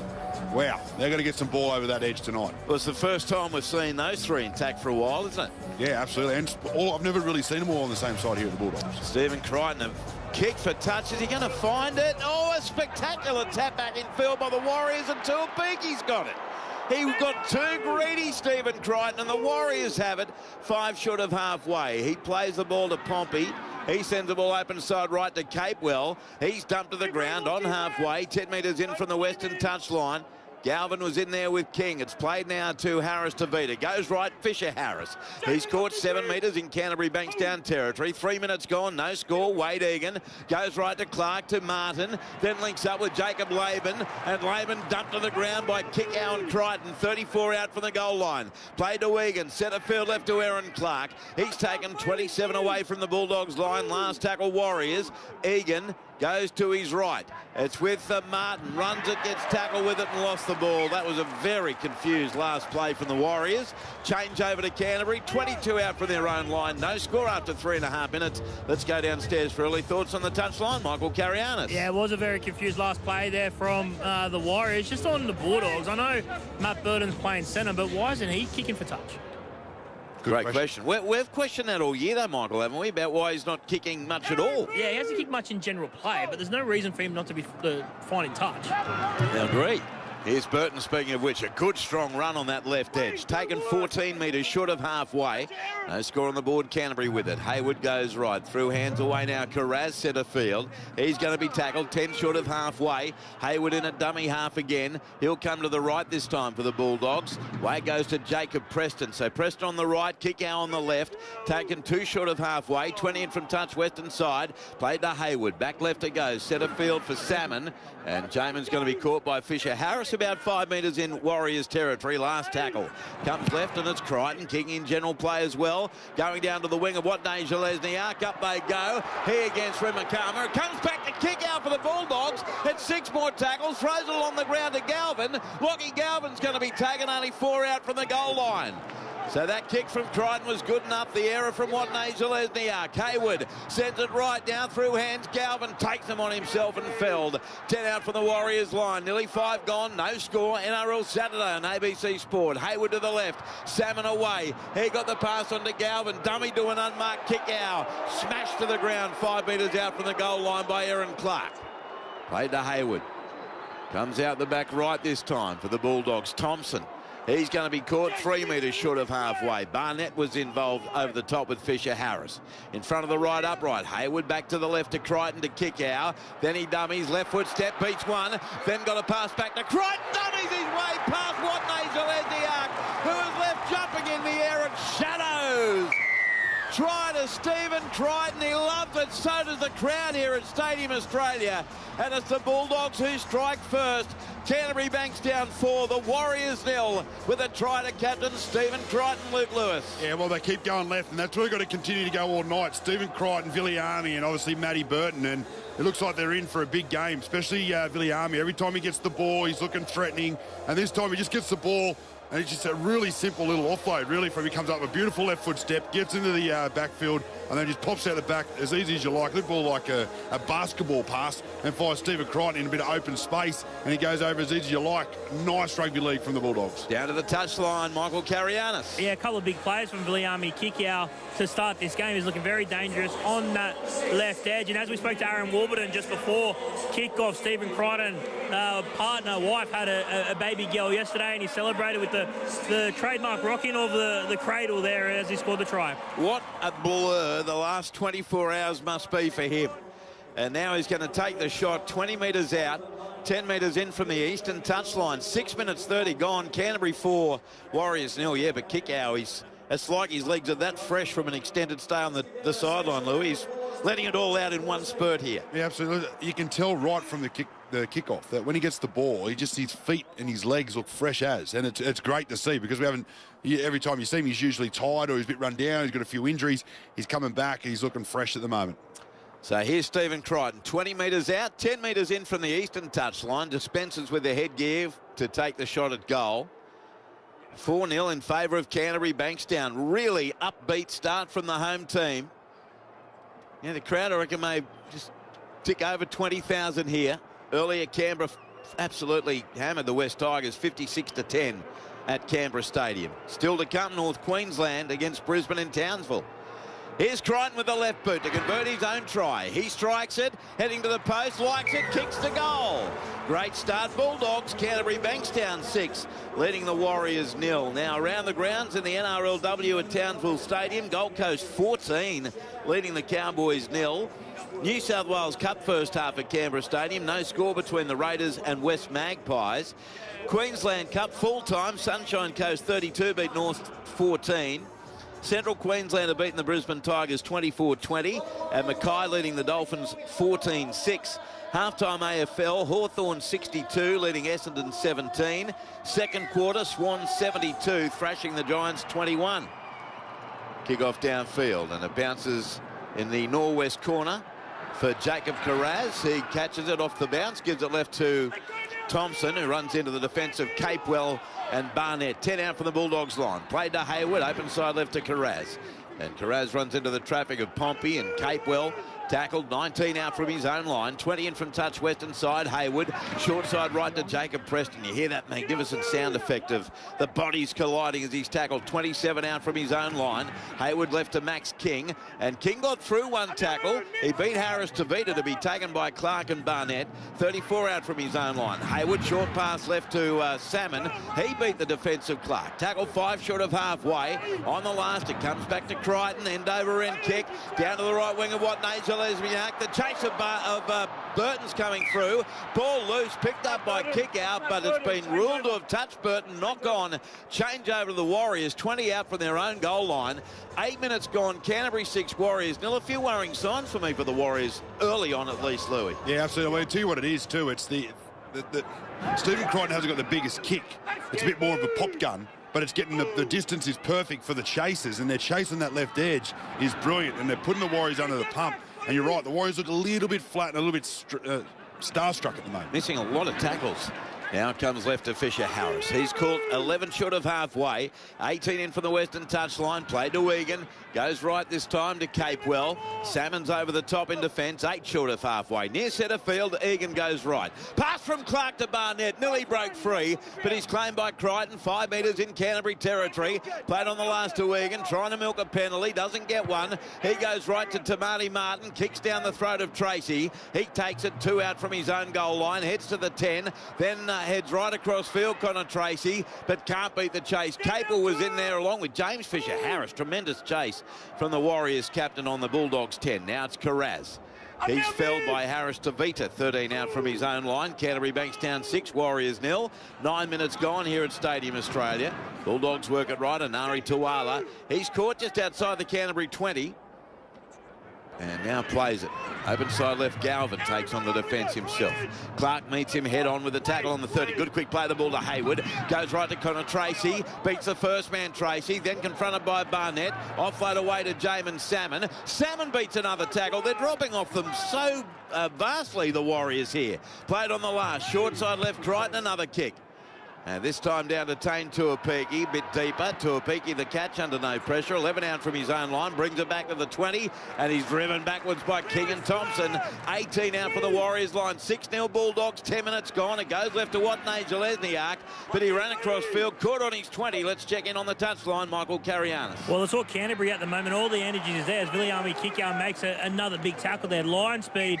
He's gone back to play the ball. Thought it might have been an error there. Khan Pereira's got to play the ball, but the line speed of the Bulldogs is just ridiculous to start this game. The Warriors just can't match them at the moment. Here's Barnett. Michael tackled 31 out for the Warriors goal line. Egan left to Harris Tavita from well inside the 40. Kicks it. Tracy sprinting after it. It bounces over the 20, but then straightens. And Tracy can't find it. Now he's got it. 15 out from his own goal line. Quick pass away goes left to Carraz. Then he links up with Remakama. Straight past one. Then he takes on the defensive Leah Tower and caught on that far side of the field. 25 out from his own goal line. They're just doing everything quicker and better, the Bulldogs, at the moment. Now Burton gets a long pass out the back to Galvin. Left to right they go to Tuala. Pass more dreadful defence. Finally caught on his own 30-metre line. The doggies are playing so upbeat. Galvin, he sends the ball left. Carraz got a one-hander away to Crichton over the 40. Dragged down 37 metres out from the Warriors line. 12 in from touch western side, and they give away a dumb set restart, the Warriors. Canterbury right on top here. Can they capitalise with more points? It's King who's caught. 27 away. Played to Hayward. Goes left to Galvin, then a short ball to Thompson. Hit and spin back to Galvin to Crichton. Right to left to kick out. They got numbers to Burton. Matt Burton draws his man, beats one again, and finally put to the ground. About 9 out from the goal line by Watney Lesniak, having strolled through Leah Tower. Now comes to the right. Hayward away. Salmon to Galvin. Short ball to Preston. He beats one. Went past Tuapiki like he didn't exist. Jacob Preston's over to score. They're looking like the top 4 team, and the Warriors look like they've never played before. Great start, Bulldogs. Preston the try. Canterbury Bankstown 10, Warriors nil after almost 12 minutes, Louis. Now, everything that the Bulldogs are doing, they're doing at speed, and they're doing it 100 miles an hour, and they're all pushing up in support, and they're fight on the ground. They're quick play the ball speed is causing all sorts of drama to the Warriors defence. But just brilliant work here. Everyone pushing into holes, everyone pushing up, wanting the ball, and another beautiful line run by Preston. He's outstanding at it on that left edge. That right edge, and he just runs his hole nicely, gets the timing right, and it's a superb pass here too from Lachie Galvin. He looks like he's going to play at the back, but just holds it up, hits him right on the chest, and then it's a straight line right underneath the sticks. Beautiful try by the Dogs. They are beating the first man defensively almost every single play, Canterbury, at the moment. They lead 10-0, touchline MC. Yeah, they're all over the shop at the moment, the Warriors. The Bulldogs are just getting on the front foot, and the Warriors just can't contain the ruck speed whatsoever. They're on the back foot, really struggling to find any ascendancy in this game. Here comes the kick, right in front pretty much for Stephen Crichton. 10-0 Bulldogs. 13 minutes gone. Earlier Canberra 56 beat West 10. Here's Crichton, who scored a try and kicked a goal from his only attempt so far. Left footer from next to the post. He moves in and kicks the goal. He's 2 out of 2. It's a Bulldogs blitz. Canterbury Bankstown 12, Warriors 0. This is a third-place team, Warriors. It would be second if they win tonight, but they have been completely outplayed early on, but there's still a stack of time left. Well, the Bulldogs are playing like they did that night when they played against the Panthers and had that win. Right. Everything was going for them. They were trying hard. They did everything they competed on. So if they continue to do that, they'll get away with a win tonight. And they're starting to look full strength again, Canterbury, for the first time in a while. That left edge, I really like the look of it, but the way that they're shifting to the right edge with Preston as well looks very sharp. In the NRLW game at Townsville Stadium, Gold Coast 16, North Queensland 0, New South Wales Cup, West Magpies 4, leading Canberra 0. Queensland Cup, Mackay 14, leading the Dolphins 6. So the kick is a floater. It bounces short of the goal line to Galvin in the in-goal area. He gives it left to Leo Thompson. Barnett's there with Capewell again, and the tackle made with help again from Fisher Harris. 5 out from the Canterbury line. As Hayward spins it left to King. He got an offload and the tackle away to Hayward. Here they go again, deep in their own territory. Away to Stephen Crichton. Aaron Clark is there with Leah Tower. 18 out for the Bulldogs line. Bailey Hayward, blindside left to Kickow. He's knocked to the deck here by Leah Tower and Laban. 27 out from the Canterbury line. Now it's Jamin Salmon going for a trot. He's caught 12 short of halfway. Centre field, northern end. Plays the ball to Hayward. Goes left to Crichton from inside the 40. He pokes a kick downfield to a peak. He did very well to get to his right on the full. On the 20. Heads over the 30. And he's caught in the chase. 33 out from his own line by Rinikama and Burton. Now it comes left to Watney Gillesniak. He's floored 10 short of halfway. 15 in from the eastern touchline. Warriors with it, although trailing by 12 points to 0 in the early going. Leah Tower with the hit up, and he's shoved backwards. 6 metres short of halfway is where he'll play at centre field to Wigan. Goes left this time to Cam Pereira. Wrapped up 5 metres in Bulldogs territory. Now Wigan out of dummy half. Goes right to Clark. Out the back to Martin. Links up with Tuapiki. Short ball Leah Tower. Then on to Watney Gillesniak down the eastern touchline. Cuts back infield into Burton and Rinikama court. 23 out. 10 metres in from touch. Played on the last. It comes left to Harris Tavita. Kicks it across field, but well short. It's caught by the Warriors, but there's nowhere for them to go as Pompey's tackled 11 out from the line. The kick way too short from Chanel Harris Tavita, and Canterbury get a changeover just outside their own 10. Quarter of an hour gone. Canterbury Bankstown 12, Warriors 0. Well, some of the strongest carriers for the Warriors at the moment, they're outside backs. Dylan Watney Gillesniak has been outstanding every time he carries the ball. Cam Pereira's doing some really good job, but the Bulldogs forwards are doing a great job on the Warriors forwards. Here's Anari Tuala. Caught 26 out from his own line. Played to Hayward. Centre left to Tracy.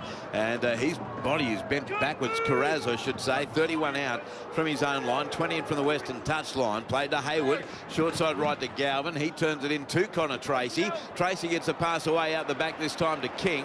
And he's wrapped up 4 short of halfway. Razzle dazzle. Everything at great speed from the doggies. Hayward. Short ball goes right to Tracy. Hitting a powerful tackle. Got the pass left to Salmon. Through hands away. Galvin to kick out. Then to Burton down the eastern side. But he's floored to the ground about 33 out from the goal line. Played the ball quickly. Galvin sets off himself, and he's going to be tackled 11 out from the goal line. Change over the Warriors. Hold on. 16 minutes gone. It's all Canterbury leading 12-0 down to the touchline. Michael Carianis. Yeah, there was a tackle on the far side of the field that played before by Tamaro Martin, and he just got the bootlaces there of the Matt Bird, and had he not, he would have sliced through, and they probably would have been on for another try. So they're just clinging on at the moment, the Warriors. Yeah, they look like they could score every set, Canterbury. Thrilling to see. Egan sends the ball left now for the Warriors. They have it about 21 metres out from their own goal line. Ball's going to be played to Egan. Comes left to Barnett. And Mitch Barnett's tackled on his own 30. Egan goes left edge again here for the Warriors. Harris Tavita caught 11 short of halfway. Played quickly to Egan. Goes to his right to Fisher Harris up the middle. Flick pass out the back. There's no one there. Tuapigi did well to pick it up, but he's caught instantly. 8 short of halfway by Bailey Hayward. Played on the last. Comes to the right. Tamati Martin under pressure. Right boot the ball. Rinakama sprints to his right. Got there on the full. Slid hit the deck. Gets up. Goes again over the 20. And Rinakama, great effort from Jethro. He'll play 26 out from his own goal line, and limping in back play, Tane Tuapiki for the Warriors. He's really struggling out the back there. Canterbury 28 out from their own line. 17 gone. Bulldogs 12, Warriors 0. NRL Saturday on ABC Sport. Dummy half Galvin. And he sends the ball centre field left to Inari Tuala. Again, straight through the first man. That time Fisher Harris. They must have missed 20 tackles already. Hayward goes left centre of the ground to Thompson. Wrapped up 6 short of halfway. Played to Hayward. Comes to the right, centre field to Galvin, out the back Tracy, one-hander back to Preston. Jacob Preston takes them on, stands forever. Finally, Pompey wraps up the ball with Capel on halfway, 19 in from the western touchline, played on the last. Hayward goes left to Crichton, puts in a crossfield kick, going near the western touchline, and that's a shocker. It's out in the full. So really, is that the first mistake Canterbury's made in 18 minutes? It'll be a changeover to the Warriors, just short of halfway. Second, maybe. Yeah, only because Stephen Crichton didn't make it out in the fourth for kickoff, but that's really about it. When they did the penalty kick, he didn't make fine touch. It's probably the only error that the Bulldogs are going with until then. But I'll tell you one thing that the Bulldogs are doing really well. Well, two things, actually. Their leg speed is phenomenal. They're running the Warriors off the field at the moment. And it's their offloads. Their offloads are absolutely killing the Warriors. They've got to continue to do that. They'll get plenty of points. Tanner Smith on the field for the Warriors, and James Fisher Harris off after 18 minutes. So the Warriors get to within 32 of the goal line. Ball played by Laban. Comes centre field left. Martin is smashed to the ground. Viliami kick out. Meanwhile, Tane Tuapiki keeps limping in back play. Comes left now for the Warriors. And with the ball, Poppy, but there was a Warrior taken out. He got a shove, and it's a penalty to the Warriors, says Adam G. And that Warriors player, MC, is down, and support now comes from the training staff at Chanel Harris-Tavita. Yeah, it is, Andrew. Just passed it after he's hit after he's passed the ball by Jacob Preston. There's not a lot in it. It's a shove from Jacob Preston. Look, it might be a penalty, but he's obviously landed awkwardly here. Chanel Harris-Tavita just on Tane Tuapiki. He got that ankle strapped in the lead up to that set, and he's in all sorts still. He's trying to stride out, but he's struggling at the moment. No, I reckon Chance Nickel-Klugstar might be getting a tap very, very shortly. Meanwhile, Harris-Tavita, and Michael's right, it was the way he landed. He's down with the trainer, 20 out from the Canterbury line. They're midway through the tackle count. The push from Preston was pretty innocuous, albeit late. It should be a penalty. It's 12-0 to Canterbury.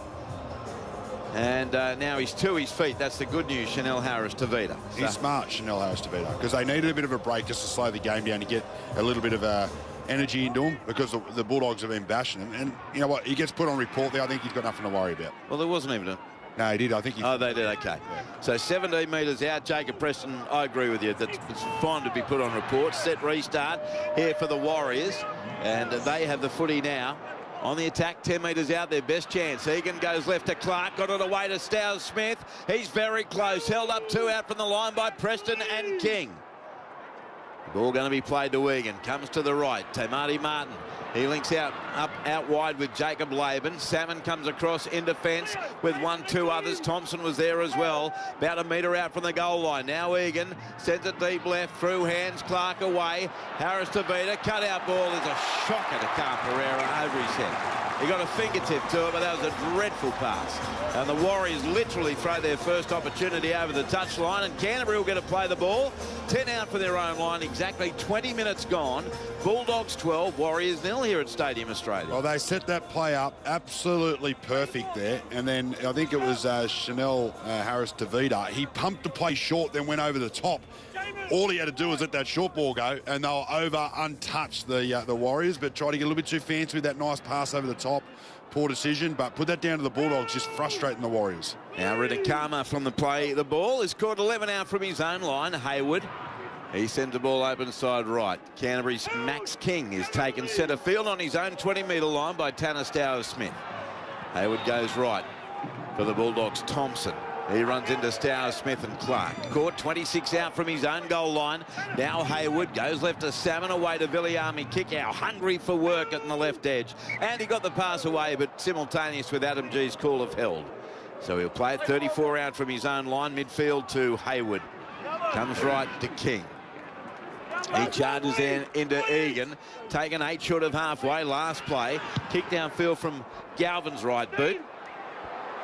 And Tame Tuapiki drifted to his left with a catch on his own 10-metre line. He's tackled 18 out from his own line, 18 in from the western touch line. Now they work it right to Cam Pereira. He's caught inside his 30. 21 and a half gone. Canterbury Bankstown 12, Warriors 0. Now it's Watney Zalesniak at first receiver. Then he threw a pass that I thought was well forward in the tackle. Comes away left edge though. Play on now for Pompey, and he's dealt with 33 out from his own line, 18 in from the western touchline. Dummy half Egan goes open side right to Mitch Barnett. He's standing in the tackle, 8 metres short of halfway. He plays the ball to Egan, comes to the right side and right up the middle this time. Goes Clark for the Warriors and the offload away to Egan, but he's tackled 8 metres in Canterbury territory. Last tackle, Warriors down 12-0. Comes left to Harris-Tavita. Left foot kick down to the right wing of Carraz. He takes that. Oh, he juggled it 10 out from his own goal line. Couple of Bulldogs fans' hands hit the eyes, but he's all right. He's got it. 12 out from his own line. 12-0 Doggies. Touchline, Michael Carianis. Yeah, better little period here for the Warriors. They've got a little bit of momentum, but able to get back into the rhythm of this game because they missed a jump to start the first half, but they've done well to try and get back into this action. Now it's Rimnakama beating tackles. He'll play it 30 out from his own line to Hayward. Dummies right, ends up going left to Stephen Crichton, wrapped up 10 short of halfway, 20 in from the eastern touchline. Played to Hayward, goes right to Salmon in the centre of the park. Salmon steps and driven into the deck, a metre short of halfway. Barnett was in there with Egan. And he'll play the ball now. Also there was Capewell, kick downfield from Galvin. Drifting near the western touchline. Cam Pereira the catch, gets down low and he's caught 19 out from his own line. 17 minutes left first half. And it is 12-0 to Canterbury. You're with Luke Lewis. Michael Carianis, I'm Andrew Moore here on ABC Sport. As it looks like Aaron Clark is coming off the field now for the Warriors. And coming on the field in the 16 jersey for the Warriors is Dimitri Baimonga. So now the visitors have it about 6 metres short of halfway. Vaimonga tackled by Thompson. Played, goes left to Barnett. Good strong run up the centre. 6 metres in Canterbury territory. Played on the last. Egan goes left. Harris-Tavita puts up the kick. Connor Tracy has to sprint to his left. Runs onto it with a good catch. And the Bulldogs have it 14 out from their own line. Still Canterbury Bankstown 12. Warriors 0, Louis. Yeah, well, where the Bulldogs are, they give away a play one penalty for a crusher to the Bulldogs. Or 15 metres out from their own line. That kick up field to get a nice little bit of field position. Might be a tough set here from the Bulldogs, but the Warriors look good when they attack the middle, behind the back of the ruck. That's where they find a little bit of joy. So they've got to try and stay there, get their outside backs to come in there and really sort of chop down the Bulldogs' middles. So now Crichton will find touch. He's right in the middle of the ground, 17 out from his own line, and he's a bit more conservative here. Finds touch 30 out from his own goal line. And Ari Tuala the tap. It's a tap and go, basically, into the defence of Pompey and Cam Pereira. Caught 10 short of halfway. Played to Preston. Comes away open side left this time for the Bulldogs. And they have it about 2 metres short of halfway. On for Canterbury. Looks to be Harry Hayes, who's caught just short of halfway. Played to Hayward. Goes left to Galvin. Links up with Crichton to Kickow. Kickow was under all sorts of pressure there from Leotau. Stood in the tackle, though, and he'll play it 4 short of halfway to Hayward. Comes back right to Connor Tracy. He accelerates with a right foot step. And Vaimonga is there with Martin in defence. 5 metres in Warriors territory. Hayward spins to left now. Take on the defensive line himself is Crichton. And he got a pass out the back. A dribbler back for Hayward, 40 out from the goal line to Galvin. He put a kick downfield. 2 tackles left in the set. It bounced there between Tuapiki and Camperera. Tuapiki picks it up and returns it 16 out from his own line. 25 minutes gone. Canterbury Bankstown 12, lead the Warriors 0. As now the Warriors take it about 17 out from their own line, and Camperera is smashed to the ground. Did you find that a bizarre kick there from... Yes. Yeah, thank you. You're welcome. Watney Lesniak just outside his 20. Plays it to Egan. Goes right to Barnett. He's through the first Crichton, but he's going to be held on to here by Kickow and Burton. 34 out from the Warriors line, and Canterbury gives away a penalty. Burton in the play the ball. Penalty Warriors, 2-all the penalty count. 12-0 the score to the Bulldogs. What did you find weird about that kick, Louis? Well, he just kicked it, play forward. That's 2 plays up their sleeve. They're over the 40-metre line. No one was chasing the ball. There was nothing really doing. It was just... That's the key, wasn't it? There wasn't a coordinated... It was just, oh, you've got to kick it because there's an option there. So Warriors find touch on halfway. How much pressure can they apply to Canterbury's defence? Short ball here from Martin away to Stowers-Smith. And he's pushed back 4 metres in Canterbury territory. Played to Wade Egan. Goes left to Vaimonga up the centre. But the defences there are Preston and Salmon, and he stands in the tackle. 36 out from the goal line. Egan goes right to Barnett. Got a short ball away to Laban, who was hitting a high tackle. And it's another penalty to the Warriors. I assume that one's penalty sufficient. It didn't look overly egregious as far as high tackles go on Jacob Laban, but he was high from Crichton. So a penalty to the Warriors, 29 out, 20 in from the eastern touchline. Tap taken, and it comes to the left away to Dimitri Vaimonga.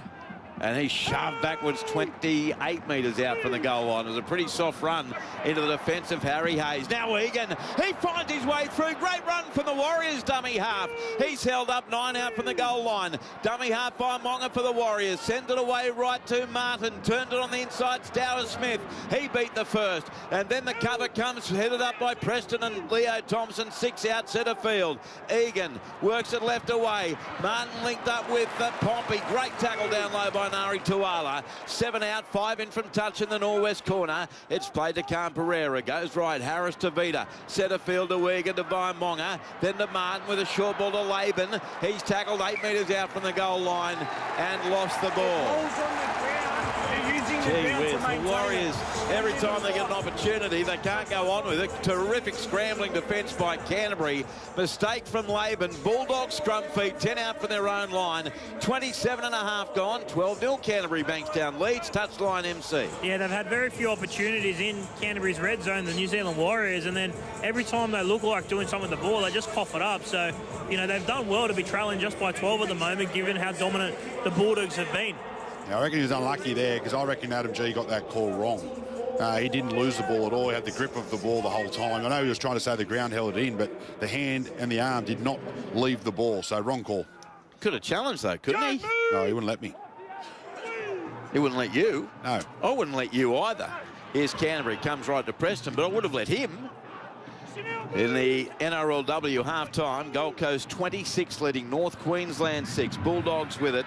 Josh Curran on the field against his old team, and he's taken 28 out from his own line. New South Wales Cup, Canberra 12, West 4. Queensland Cup, Mackay 20, Dolphins 6. Canterbury just outside, it's 30. AFL third quarter, Hawthorn 64, Essendon 23. Half-time, Swans 72, Giants 21.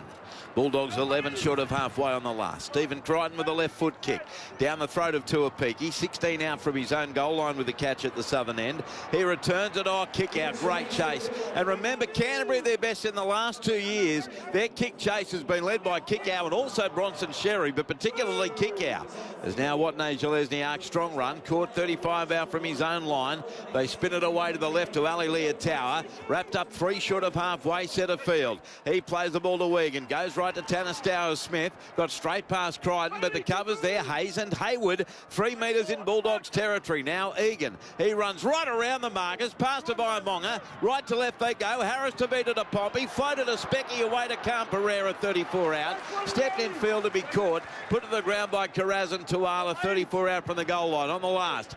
Or is it? It might only be tackled 5. Kick straight down the throat of Connor Tracy, 2 out from his own line.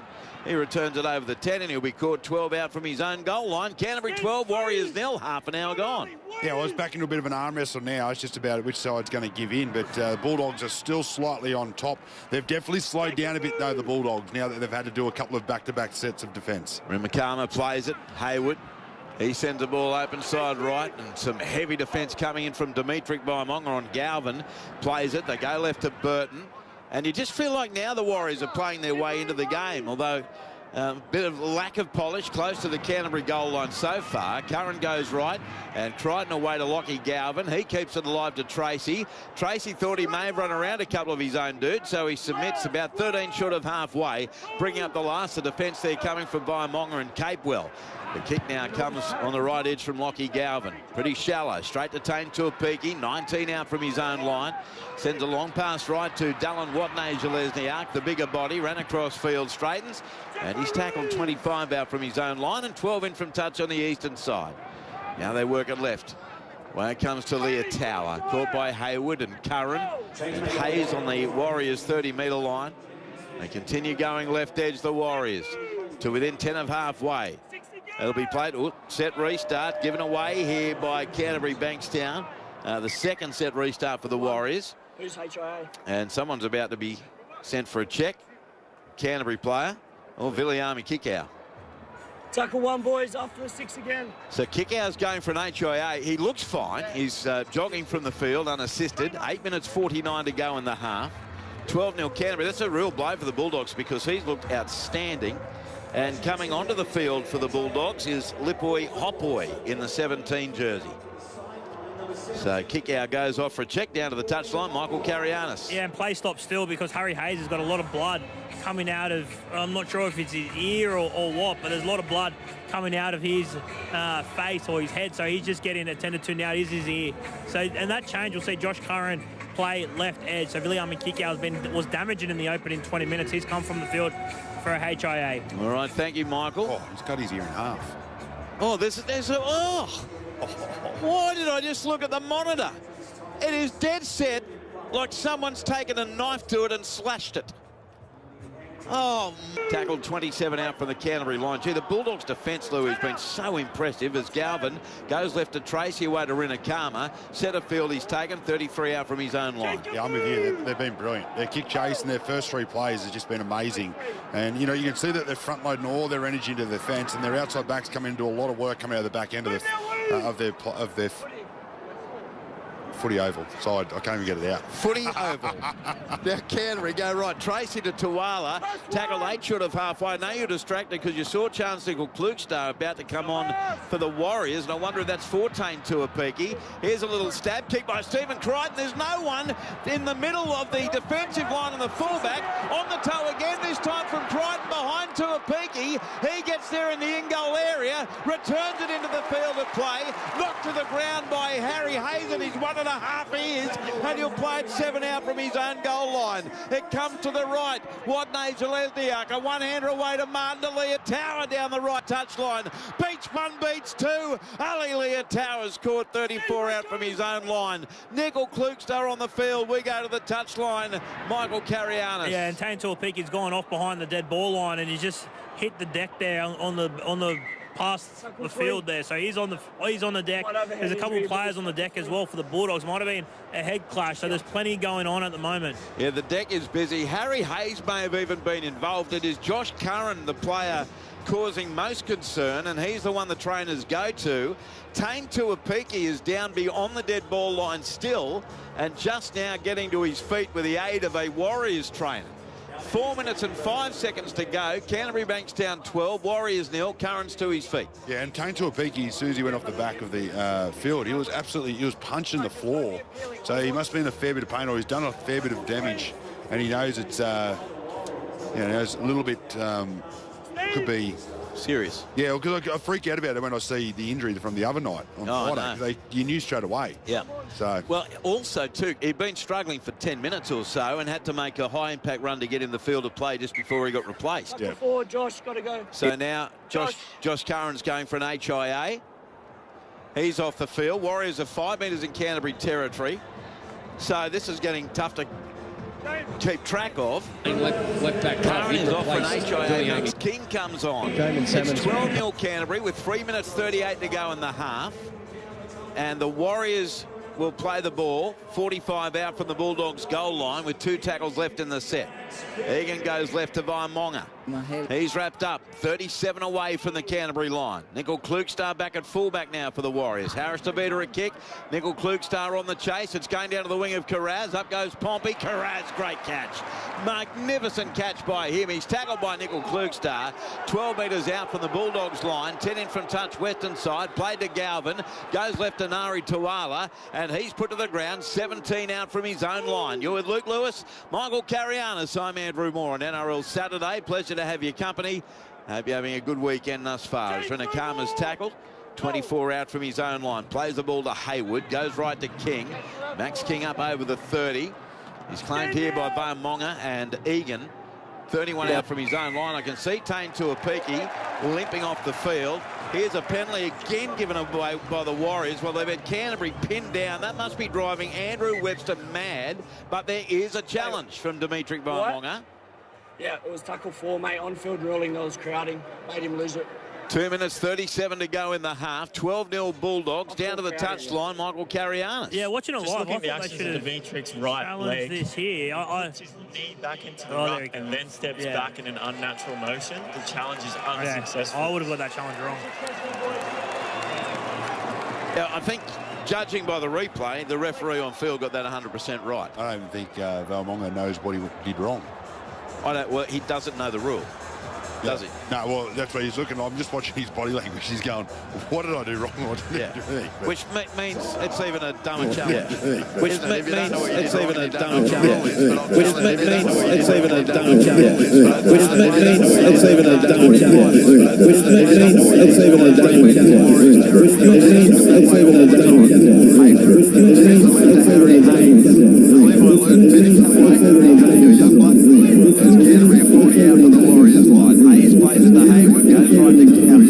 Turns it on the inside to Preston. He's wrapped up. 33 out for the Warriors goal line. 12-0 Bulldogs. 2 minutes left in an elongated first half. Hayward goes left to Galvin, away to Crichton. It's a kick and chase. Flying through Burton. Getting back there, Nickel Klukestar, but he seemed to be like a turning cruise line. It took her an age, but boy, did he do good work after getting there. He beat about 3, and he'll play at 12 out from his own goal line with 1:40 left in the half.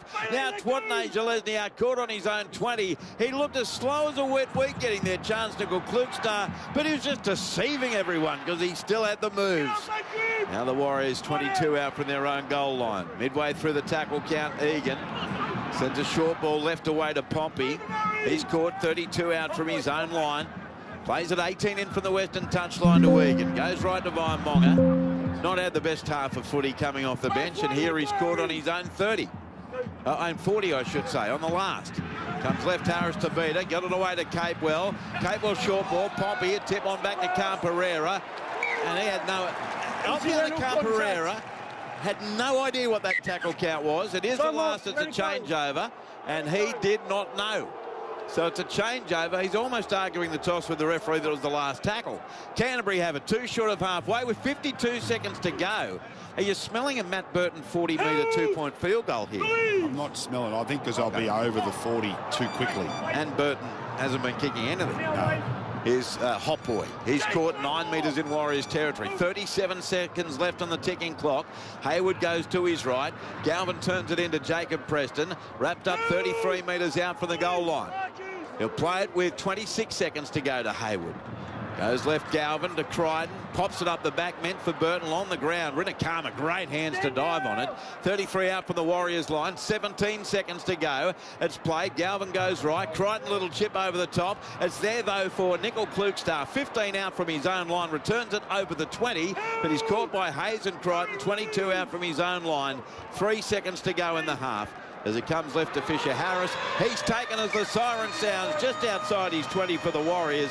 And that is half-time with Canterbury Bankstown in front 12-0. And I reckon the way the Warriors were outplayed for much of that half, the last thing they'll be worried about is being down only 12 points to 0. Because the 2 tries came early for Stephen Crichton in the 6th minute, Jacob Preston in the 12th. Crichton 2 goals from 2 attempts. Jacob Preston on report in the 20th minute for a late tackle on Harris Tavita. 1 restart. For the Warriors, 2 restarts, 1 unsuccessful challenge. Penalties 3-2 to the Warriors. 12-0 Doggies in front, Luke Lewis. Yeah, you're right. The Bulldogs have been the better team in the first 40 minutes. They were outstanding that first 20 minutes. That left edge were brilliant. But they worked their way back into the game, and they're not getting points on the board, the Warriors, and they're not playing their best football, but they're only going in down by 12. So they're pretty happy with that. The Bulldogs are still out in the field. Just got in their little huddle and had a bit of a chat about, obviously, how they want to come out in the second half. But, yeah, look, I feel like the Bulldogs have really found their mojo. Down to the touchline, Michael Karianis. Yeah, I'm with you, Andrew. I think the Warriors will probably take that 12-0 deficit, given how poor they were in that opening 20 minutes, how dominant this Bulldogs side was. But just an update, Viliami Kikau has passed his HIA on the stroke of half-time, so he'll be right to resume when the second half starts.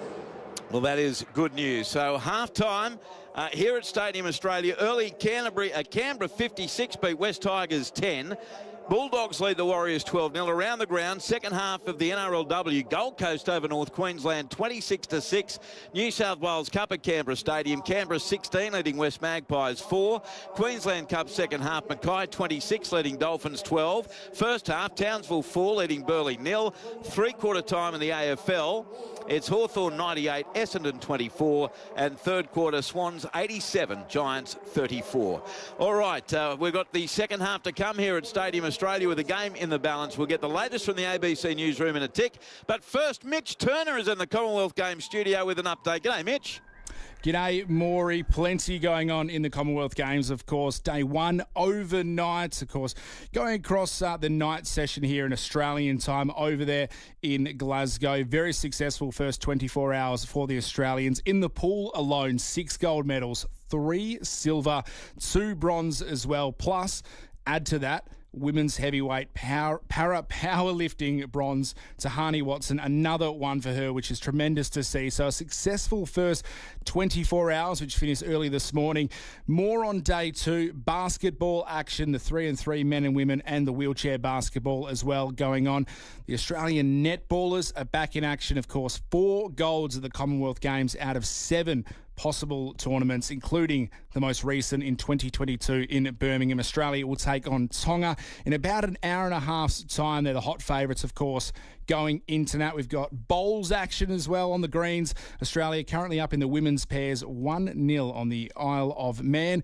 More action, artistic gymnastics going on this evening, as well as boxing overnight with Aussie Paul Trainer. He'll be in action in early hours of the morning, late tonight as well, in the men's 80-kilogram event. So I'll be able to keep you up to date with all the latest Australians. Lots of heats going on today, but we'll keep you all updated with all the medal chances for Australia, the latest results, and everyone who gets on the podium, of course, with a medal around their neck. Plenty more to come up from Glasgow. Stay with us. The second half as well in the NRL to come up. Canterbury 12 leading New Zealand 0 at half-time. Andrew Moore, Luke Lewis and Michael Karianis will be back for the second half very, very shortly. Before that, though, we'll get the latest from the ABC newsroom.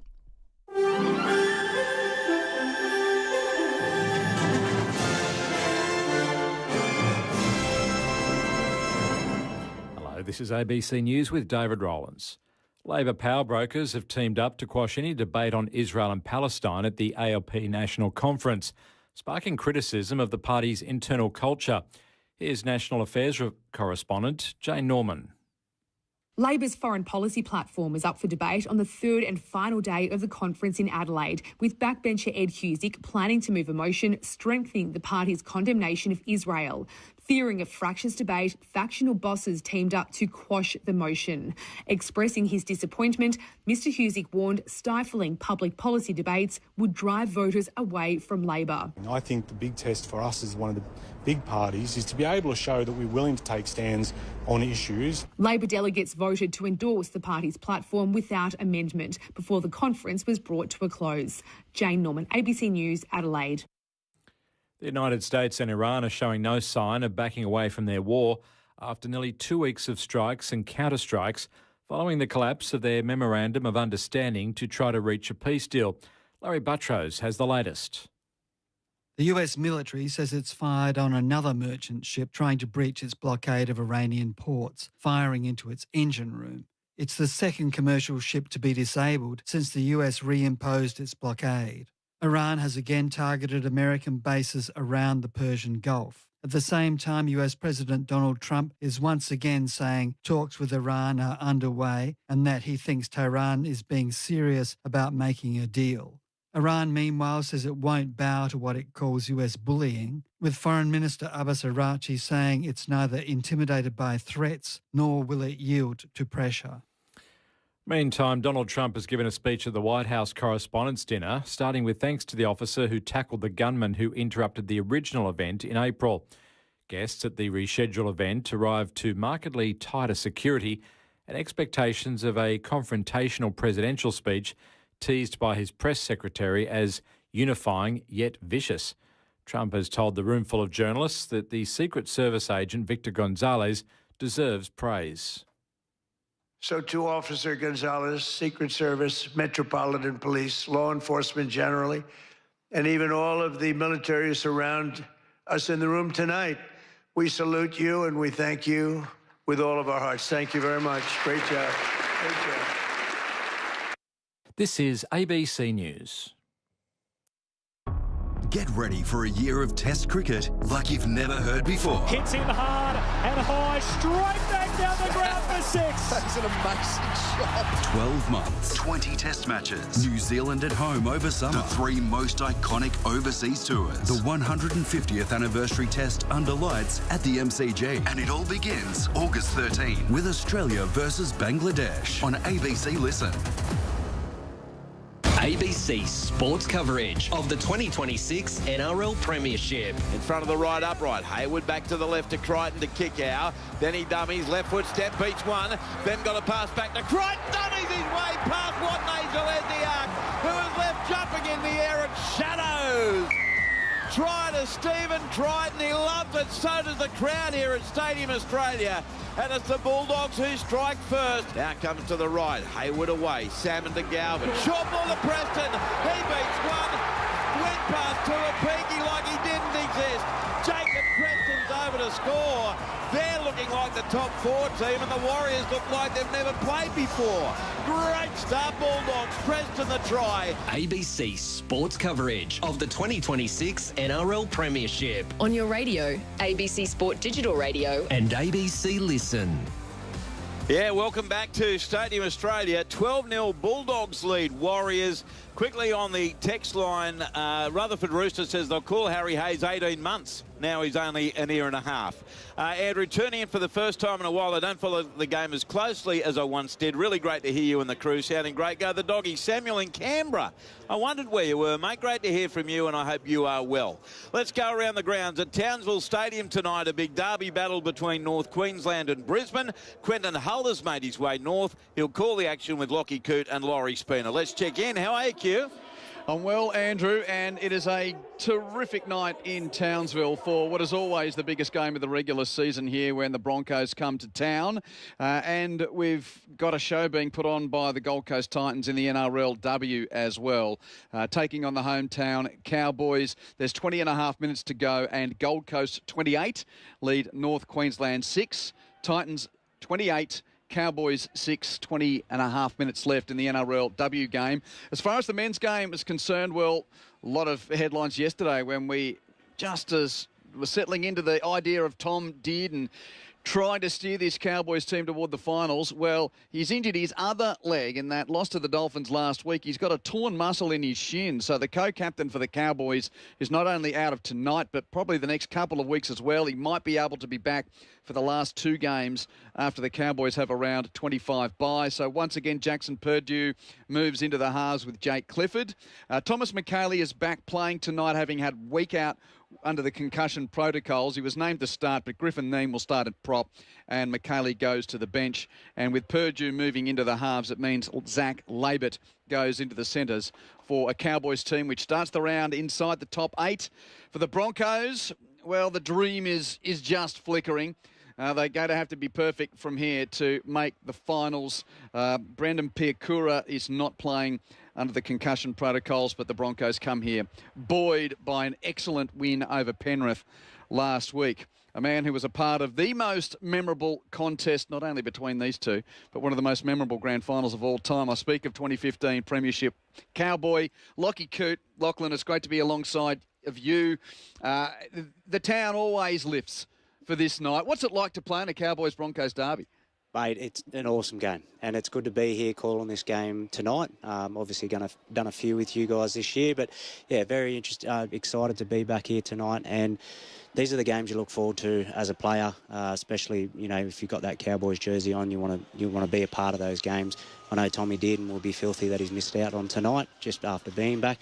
But yeah, really excited. Hopefully the crowd turns out, which it should, on a Saturday night, 7:30 game. Everyone's got time to get here. And the Cowboys actually were playing some pretty good footy without Did, but what was your reaction when you heard that news yesterday, that it's not the leg that he had earlier in the season, but his other leg that he hurt in that loss to the Dolphins? And to tear something in your shin. It's so the really bad ankle roll, and the tendons sort of then ripped up a part of his leg. Yeah, that's a very weird injury, one I haven't come encounter of. But yeah, it'd be disappointing for him, but also at the same time, to have Cliffo back in the team, that's what I'm going to be looking for tonight, to see Cliffo's confidence, how he responds after being dropped, which is a bit weird. I don't know what's going on in the camp there, but to be considered as a Queensland halfback a few weeks back. Well, hopefully for Origin, yeah, for Origin, and now all of a sudden he was on the bench after a win, but obviously not the best win. But it'll be interesting to see how him and Purdue go. They've played some good footy together.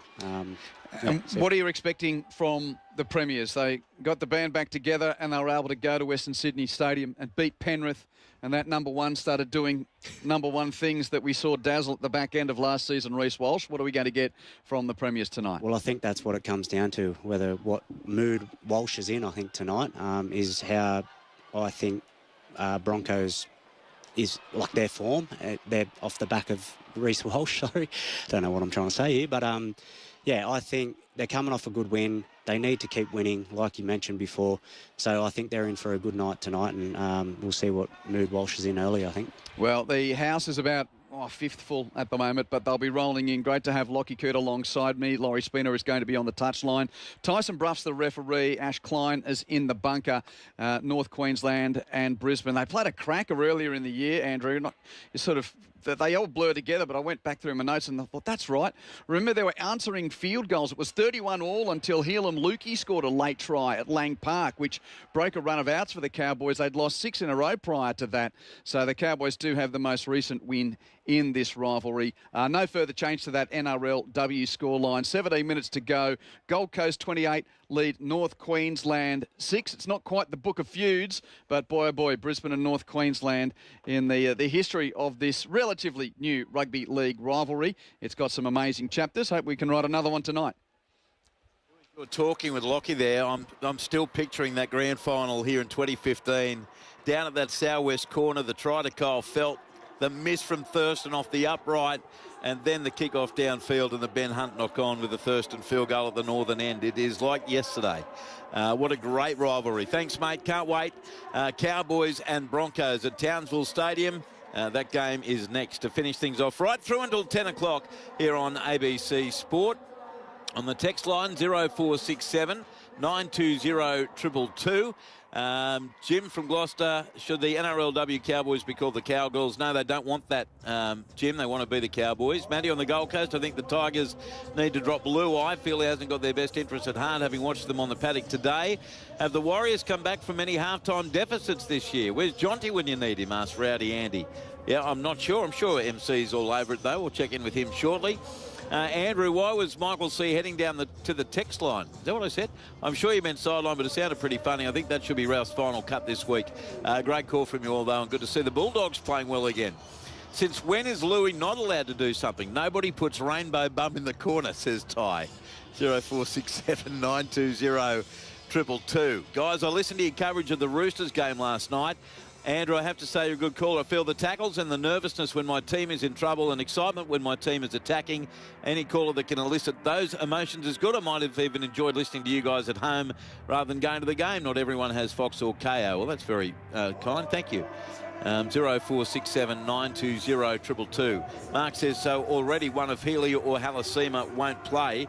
Yeah, so they've used Tanner Stowers-Smith, Dimitri Vaimonga and Chance Nickel-Klugstar, and really with Tuapiki off the field injured, Louis, those bottom two reserves are basically for an emergency situation like that. Yep, absolutely. Now it's pretty much done and dusted, so they'll need something pretty crazy to happen for them to get on, but fingers crossed that doesn't happen. But I'll tell you what, here are the Bulldogs now, and I'll tell you what, they were really good in that first 40. I reckon it's the best they've played in a long period of time. All right, well, let's see if they can maintain the rage, as it were. The referees coming back on, headed by the whistleblower Adam G. Let's see if MC's got any news. Goss info at halftime. Michael, what's doing? Yes, Josh Curran and William Kickout both onto the field, Andrew, so they passed their HIA. Okay, there is something doing. Thank you, Michael. Appreciate that very much. So, the kickoff about to happen now. Canterbury to kick off, running right to left as you look at your radio, defending the southern end of Stadium Australia. And we're about to go. Matt Burton will get us underway. He sends the kick-off down to the northeast corner of the ground, pretty shallow, taken about 15 out from the goal line by Kurt Capewell. He returns it and felled 24 metres out from his own line.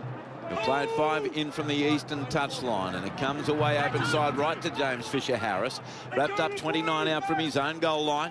12-0 Bulldogs. I'm sure Andrew Webster was less than pleased with what his team showed, especially in that opening, 25 minutes or so. They looked out enthused as now they work at centre field right. Stowers-Smith, he's going to be caught. That's not a bad run. 1 metre short of halfway in centre field. Hayward was there with Kickow and Hotboy. Now comes right to Vaimonga. He's caught 8 metres in Canterbury territory. Last play for the Warriors. Dummy half Egan, blindside right to Marty Martin with a kick. Again, very shallow, and it's in no man's land for Canterbury. It's caught by Leotau, it was caught by coming through was Watnasia Lesniak, and there's nowhere to go. He's caught 20 out from his own line. The kicking game from the Warriors has been pretty average. Here's Renakama. He's going to be taken by Vaimonga and Fisher-Harris. 25 out from his own line. A minute gone, second half. And it's Canterbury Bankstown 12, Warriors 0. As now Matt Burton's caught 30 metres out from his own goal line for the Bulldogs. Plays the ball to Hayward. He sends it right to Kiraz in off the wing. He's caught 10 metres short of halfway. Ball played to Hayward. Comes open side left to King. King's tackled just short of the halfway line, right in centre field. Plays it again to Hayward, goes right to Tracy. Tracy's caught 39 out from the goal line. Hayward dummy half. He'll send it away left to Crichton. The kick from 39 metres out, down to the right wing of Watnasia Lesniak. Burton coming through. Watnasia Lesniak made a meal of it. Dropped it. Cole picked up by Curran. Try to Canterbury. Watnasia Lesniak is hurt after that less than satisfactory attempt at a catch, and the Bulldogs say thank you. Curran's over to score against his old team. Watnasia Lesniak's with the trainer. 2 gone second half. The Bulldogs extend. Canterbury Bankstown 16, Warriors now with a kick to come, Luke Lewis. Yeah, I'm not writing it in. I'm not writing it in yet because I'm looking at Matty Burton first, and I don't know if Matty Burton takes him out or gives him a chance to get a good catch on it. I reckon he did in the end, Louis. Yeah. I reckon he was going for the ball, but then turned his shoulder, or turned his body into Watnasia Lesniak. Well, there's been a real success for him. Their kick chase on that left edge. But it's just, yeah, I don't know what they're going to look at there. But I'll wait until we get a clear indication if that is a proper try. But nice kick, great chase. and the bounce. It favours the Brave, and it's going upstairs. Yeah, I followed you in there, Louis. Run a review for if it's a genuine contest. Yeah, I don't think it was in the end, Michael Carrianis. What say you? Yeah, clear bump. He's required to genuinely contest the possession. He goes up and does not do that. He's not looking at the ball and makes contact with Dallin. We have a decision. Yeah, that's White Raymond in the bunker, and MC, the more you look at it, the more blatant it is. Yeah, clear bump. I think Dallin got his timing all wrong anyway, so he's probably lucky there, but he left the ground too early. But the Warriors bench, Slade Griffin, their blue shirt trainer, immediately identified that, rushed out to Wade Egan. Doesn't matter because the play was going to be reviewed, but the Warriors saw that straight away. Okay, so the Warriors, Harris Tavita finds touch just to MC's right, 30 metres out from his own goal line. So the ball's going to be tapped, and the Warriors, through Ali Leotawa, hits it up to within about 11 of halfway, caught by Kickow, and 11 in from touch western side. Played to Wigan, open side left to Stour Smith. So it remains 12-0 in favour of Canterbury Bankstown. NRL Saturday on ABC Sport. Ball played to Wigan. Comes left centre field to Dimitri Vaimonga. There is Hot Boy and Hayward and Curran with the tackle, just short of halfway. And he's slow to his feet. Dimitri Vaimonga now plays it, and it comes left side. Fisher Harris passing traffic to Capel to his left, bounced away from Preston into Hayward and Hipboy, and he'll play it 6 metres in Bulldogs territory. Egan sets out from dummy half, got a pass sent in behind him there, back to Kurt Capewell, and Capewell's going to be taken by Tuala, and no, got the pass away. They keep it alive again. More bodies down in back play. It goes right to Leotow. Flick pass to Watnage. He's passed for a camera over the 20. Tracy to beat. Try saver Connor Tracy around the legs, and Watnage Lesniak ended up over the western touchline. Brilliant cover defence from Connor Tracy to thwart the Warriors. 3 minutes 20 gone second half, and it remains 12-0 to the Bulldogs. Great skill, a really good opportunity there for the Warriors, but all Dallin had to do is go a little left-hand pass on the inside and pick up Sean's Nickel-Kluxdale. He would have scored, but he tries to go down a really short side, and that was great work there by Connor Tracy just to get his body onto Dallin, pushes him into the touchline. The Canterbury will get to play the ball about 10 metres out for their own line. Brilliant cover defence from Connor Tracy. They didn't even look at past him there. I don't get it. No, I agree with that, no doubt. But equally, you've seen Watnage Lesniak beat a player in that situation, and Tracy did very well. But you're right, if he passes it to Nickel-Kluxdale, we're talking about something else completely. So here's Canterbury now outside its 20-metre line, leading 12 points to 0, and it's Jacob Carraz who plays it. It comes open side left to Connor Tracy, who's thumped to the ground. Great defence, Fisher Harris.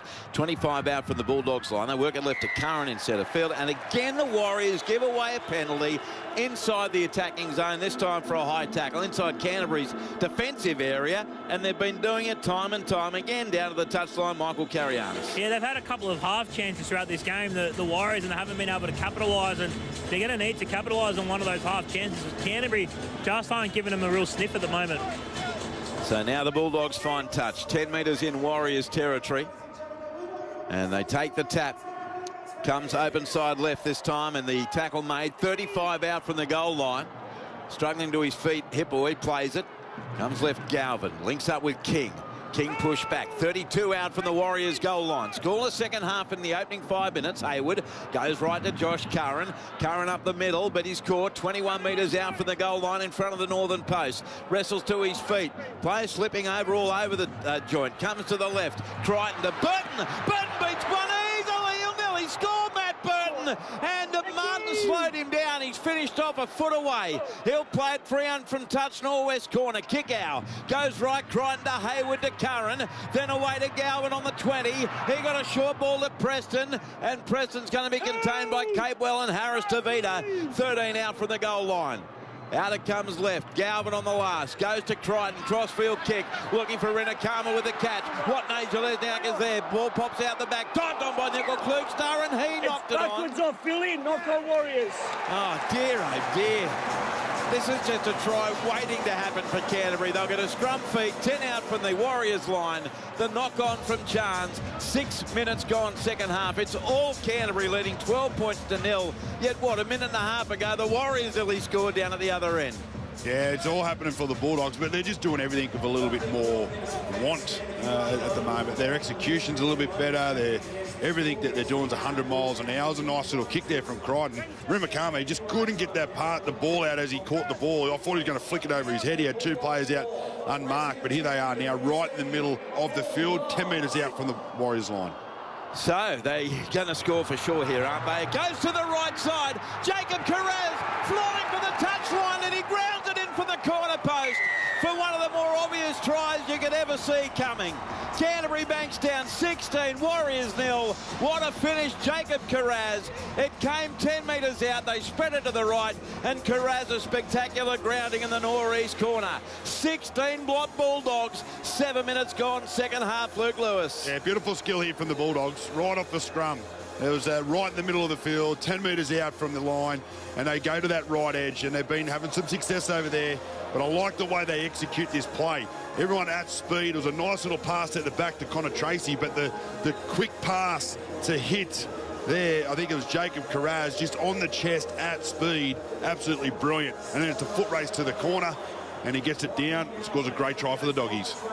So 16-0, touchline, Michael Carianis. Yeah, Chance Nickel-Cool started moments ago. Just had to dive on the ball. Instead, he tried to scoop up that loose ball, knocked it on and gifted Canterbury a golden opportunity. It's going to be tough for the Warriors now to try and claw this one back. Canterbury is awesome. This is as good as I've seen them play in a long time. And you often get it, don't you, the juxtaposition. The Warriors are as bad as I've seen them all year. Here's Crichton right on the eastern touchline, 22 metres out, 16-0 Bulldogs. Canberra thrashed the West Tigers 56-10. And later, North Queensland plays Brisbane. Here's the kick from Crichton. Still 32 minutes to go. Crichton a left footer. He moves in, he strikes it. It starts missing near side, and it does. No goal for Stephen Crichton.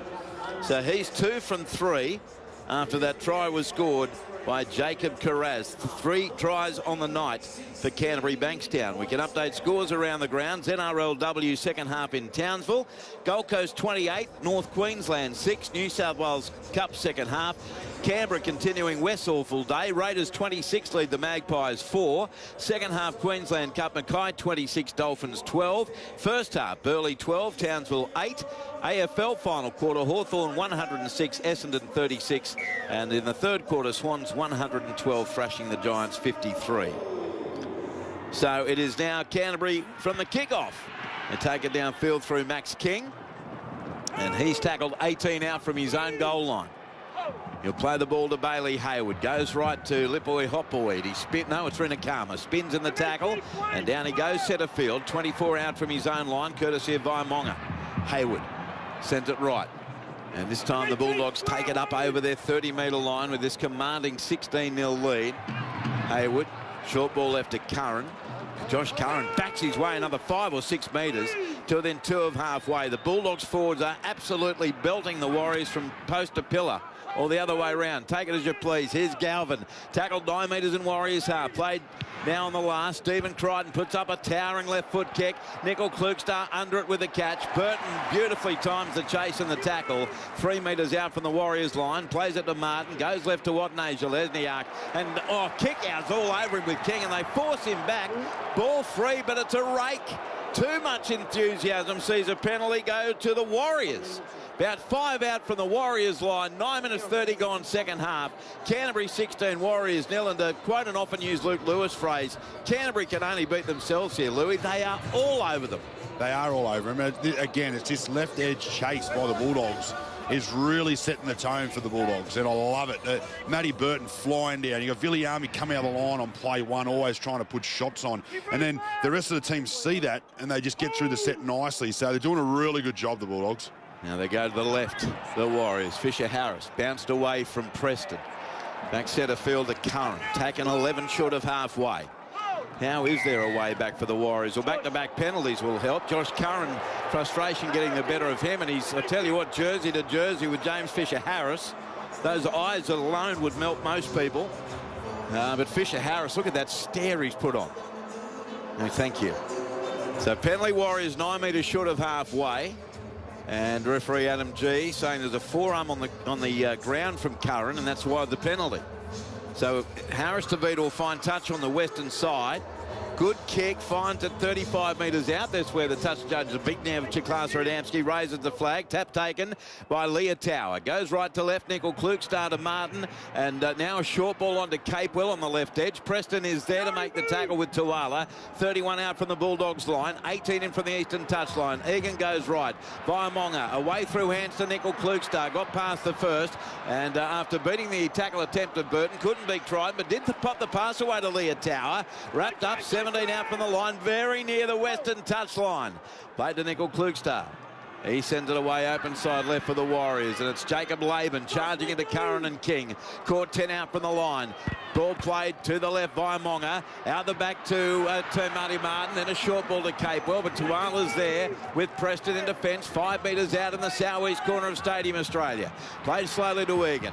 Comes to the right. Martin a pass hopeless. Straight to the Bulldogs. Picked up off the ground by Burton. He goes left to Rinakama. Caught 20 out from the Canterbury line. 29 minutes to play. The Bulldogs are mauling the Warriors. They lead 16-0 as Tracy runs across field. He's nailed 24 out from his own goal line. Well, you can just tell that the Warriors are way off at the moment. Everything they do, they're just not what we're used to seeing, and they're running into different holes. The communication's not there. There's a whole heap of holes in their defence at the moment, and the Bulldogs are just doing the total opposite, running hard, running fast, fighting for everything. Here's Carraz, got a great one-hander away to Hayward. Then to the left, Crichton, through hands, kick our way to Burton. Burton over the 40-metre line, dragged to the ground or ankle tapped. Now finished off. Oh, there's a Warriors player down. Wade Egan's hurt. I don't know whether that's a bad cramp or he's done a hammy. Hayward throws it into Wade Egan and he gets an unlucky penalty against him. He's too smart, Hayward. Absolutely genius. He comes out, he can see that he was hobbling. He knew it wasn't his teammate. He threw it at him and gets a penalty for his liking. That is brilliant work. But I tell you one thing I am loving. Matty Burton getting the ball, taking the defensive line on. He is threatening every time. Touchline, Michael Carianis. Yeah, it's a glute injury here for Wade Egan. It's more than cramp, so it's an issue for him. They've got, obviously, Sam Healy on the bench, and you know, we had a text message at half-time on what the bench rotation would be like, given chance Nickel Klukstad had already come onto the field for Tane Tuapiki. Tane Tuapiki is obviously back in his Warriors. He's out of his playing kit, and he's got a moon boot on, so not good signs for the Warriors fullback. Okay, so Egan, for the moment, is staying on. He's with the trainer, having a sip of water. I'd have a tight glute. Well, that's just what MC said, wasn't it? Yeah. Is that... for people who aren't familiar with, you know, biology or whatever, it's basically a buttocks injury. Correct. They find touch 24 out after getting the penalty. Tap taken Canterbury. You nearly back them to score again here. They look absolutely dishevelled, the Warriors. They do you call it? Leo Thompson 20 out. Oh, I'll feel it. I don't know whether I'll say it out loud. Hayward, he sends the ball right to Max King. I don't think the Warriors are any hope here. 13 out from the goal line. Hayward in a dummy half. He goes to the right side. Galvin, short ball away. Preston looking for a double. And he's going to be taken about 2 metres out from the line. Canterbury leading 16-0, right on top. And here they come again. Galvin away to Curran, denied a try earlier. And he's denied here by the defence, 5 metres out from the goal line. He'll play the ball in front of the post to Hayward. Dummies goes himself. And he's thwarted a metre away. Last tackle upcoming now for the Bulldogs. Played to Curran. Goes left to Galvin. Crossfield kick. Rinakama against Watney Zalesniak. Is that a shot with his hands? Can't catch that either. And the ball ends up over the dead ball line, but off Canterbury. So it's going to be a 20-metre tap. 7 tackles set here for the Warriors, trailing 16-0 with 26.5 minutes to go. I don't feel like that come off Canterbury there. I think the Warriors actually knocked that out. And it was a knock on in goals, though. They would have reviewed that one, Louis, to get the restart right. As here's the Warriors 22 out from their own line. It is a 7-tackle set. Comes right to Nickel Klukstad. And he's caught just outside his 30 by Kickow and Curran. Played to Egan. He sends it left edge. This time steaming onto it for the Warriors. Another replacement. Leke Halasima is on the field. He can be a difference maker. 10 short of halfway, Egan. He sends the ball right to Laban. Wrapped up 4 short of halfway. Now Egan out of dummy half. His butt seems all right to Fisher Harris, so to speak. Comes away now to Harris to Vita. Flick pass to nobody. Bounces to Egan. Quick hands to Tamati Martin. Wrapped up 41 out from the Canterbury line, but they are a mess here in attack, the Warriors. Harris to beat her a kick. Down to the eastern side. Bounces off Carraz. Diving on a Curran. He's offside. Yeah, it is. It's a penalty to the Warriors. Penalties are now 7-4 in their favour by my tallies. 20 metres out. 15 in from touch. And we've got a challenge. Here's Adam G. Yeah, hang on. Yeah. Okay, Wyatt. It looked a knock-on into an offside player, didn't it? Definitely looked like a I thought it hit Jacob's arm. Come off his shoulder. Offside in Yeah. And they were adamant to challenge it. They did it very quickly with 25 minutes and 14 seconds to go. Kick chase has been cleared in the lead-up. We need to determine if this is knocked on from Adam Pompey first. I think it might be into Carraz's shoulder. Yeah, it still comes off Carraz's shoulder, but that's what they're probably challenged then, that it was knocked on off the Warriors first. Correct. It's a fair challenge for the footy. Well, that replay tells us nothing. We can see that Adam Pompey is in front of Jacob Carraz here. Yes. So from this touch, it's knocked on into the Bulldogs. Yeah, knock on Warriors. Successful challenge. So the first infringement is a knock on by the Warriors. We'll have a changeover for last tackle, and the challenge will be successful. Because we didn't see the fingertip, Louis. We did see it off the shoulder of Carraz. That was true, but it's knocked on by Pompey.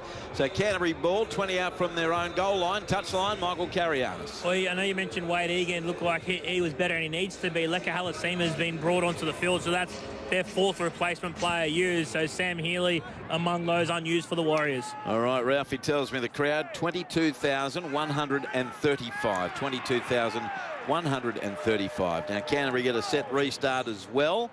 They're second of the night, 12 short of halfway. As it's Carraz, who's caught 8 metres short of halfway. Centre field, southern end of Stadium Australia. With Luke Lewis, Michael Carianis, I'm Andrew Moore on NRL Saturday. Out the centre, Leo Thompson. Tomorrow we're on air from midday, myself, Louis and John Gibbs. And we'll call a 4 o'clock game. Manly Warringah against Cronulla. That's a big way to end round 21. How Manly desperately needs a win. You'll also hear the game at 2 o'clock between St George Illawarra and Gold Coast at Jubilee. MC will be there down on the touchline.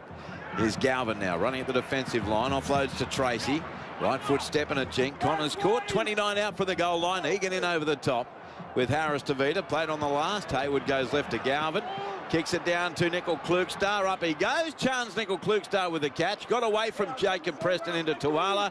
10 metres out from the Warriors line. Plays the ball quickly to Harris Tavita. He sent it away right to Khan Pereira, who's barely been sighted, and he just jogged across field, and he's easily picked up by Crichton. And Canterbury give away another penalty themselves deep inside Warriors territory. Led off the hook, 8 metres out from the Warriors line. Crichton penalised, 16 gone second half. Canterbury Bankstown leads 16-0 after leading 12-0 at half-time, and Harris Tavita finds touch barely, 25 out from his own line. Yeah, well, it was just because Khan Pereira actually decided to have a bit of fight on the goal. No. Wow. Leotau passed it to himself. It was scooped up and comes back to him, but he passed it to nobody. There was not a dude there. Even the worm said, that's not for me, I'm not catching it. Warriors 29 out from their own line now. They are absolutely being poleaxed here today, even though they're only down 16-0. Here's Vaimonga centre field. He's tackled 34 out from his own line. He plays the ball to Egan. Goes left Fisher Harris. Short ball to Laban. Tackled 3 short of halfway, and he knocks the ball on. This is hopeless from the Warriors. They just can't match Canterbury's enthusiasm and speed and aggression. And it's 16-0 to the Doggies. 23 minutes to go. We better check in with Michael Carianis. Yeah, it's hopeless, all right. This is a really poor performance from the Warriors, where Canterbury have left the door ajar with a couple of errors of their own or some penalties and gave them some opportunities, but the Warriors just don't look like capitalising on anything. No, they look legless, especially up against a team that's showing so much and showing so much fight, Louis. You can tell it's the team that needs this win desperately to maintain pressure on the top 8. Yeah, they know how important it is to get a win today and how important it is to start getting some form on the board. But they've played brilliant today, the Bulldogs. And look, it's still only 16-0 with 22 minutes to go. Anything could happen, but I can't see how the Warriors can win this game. Now 40 metres out, the Bulldogs. Hayward goes left to Kickow.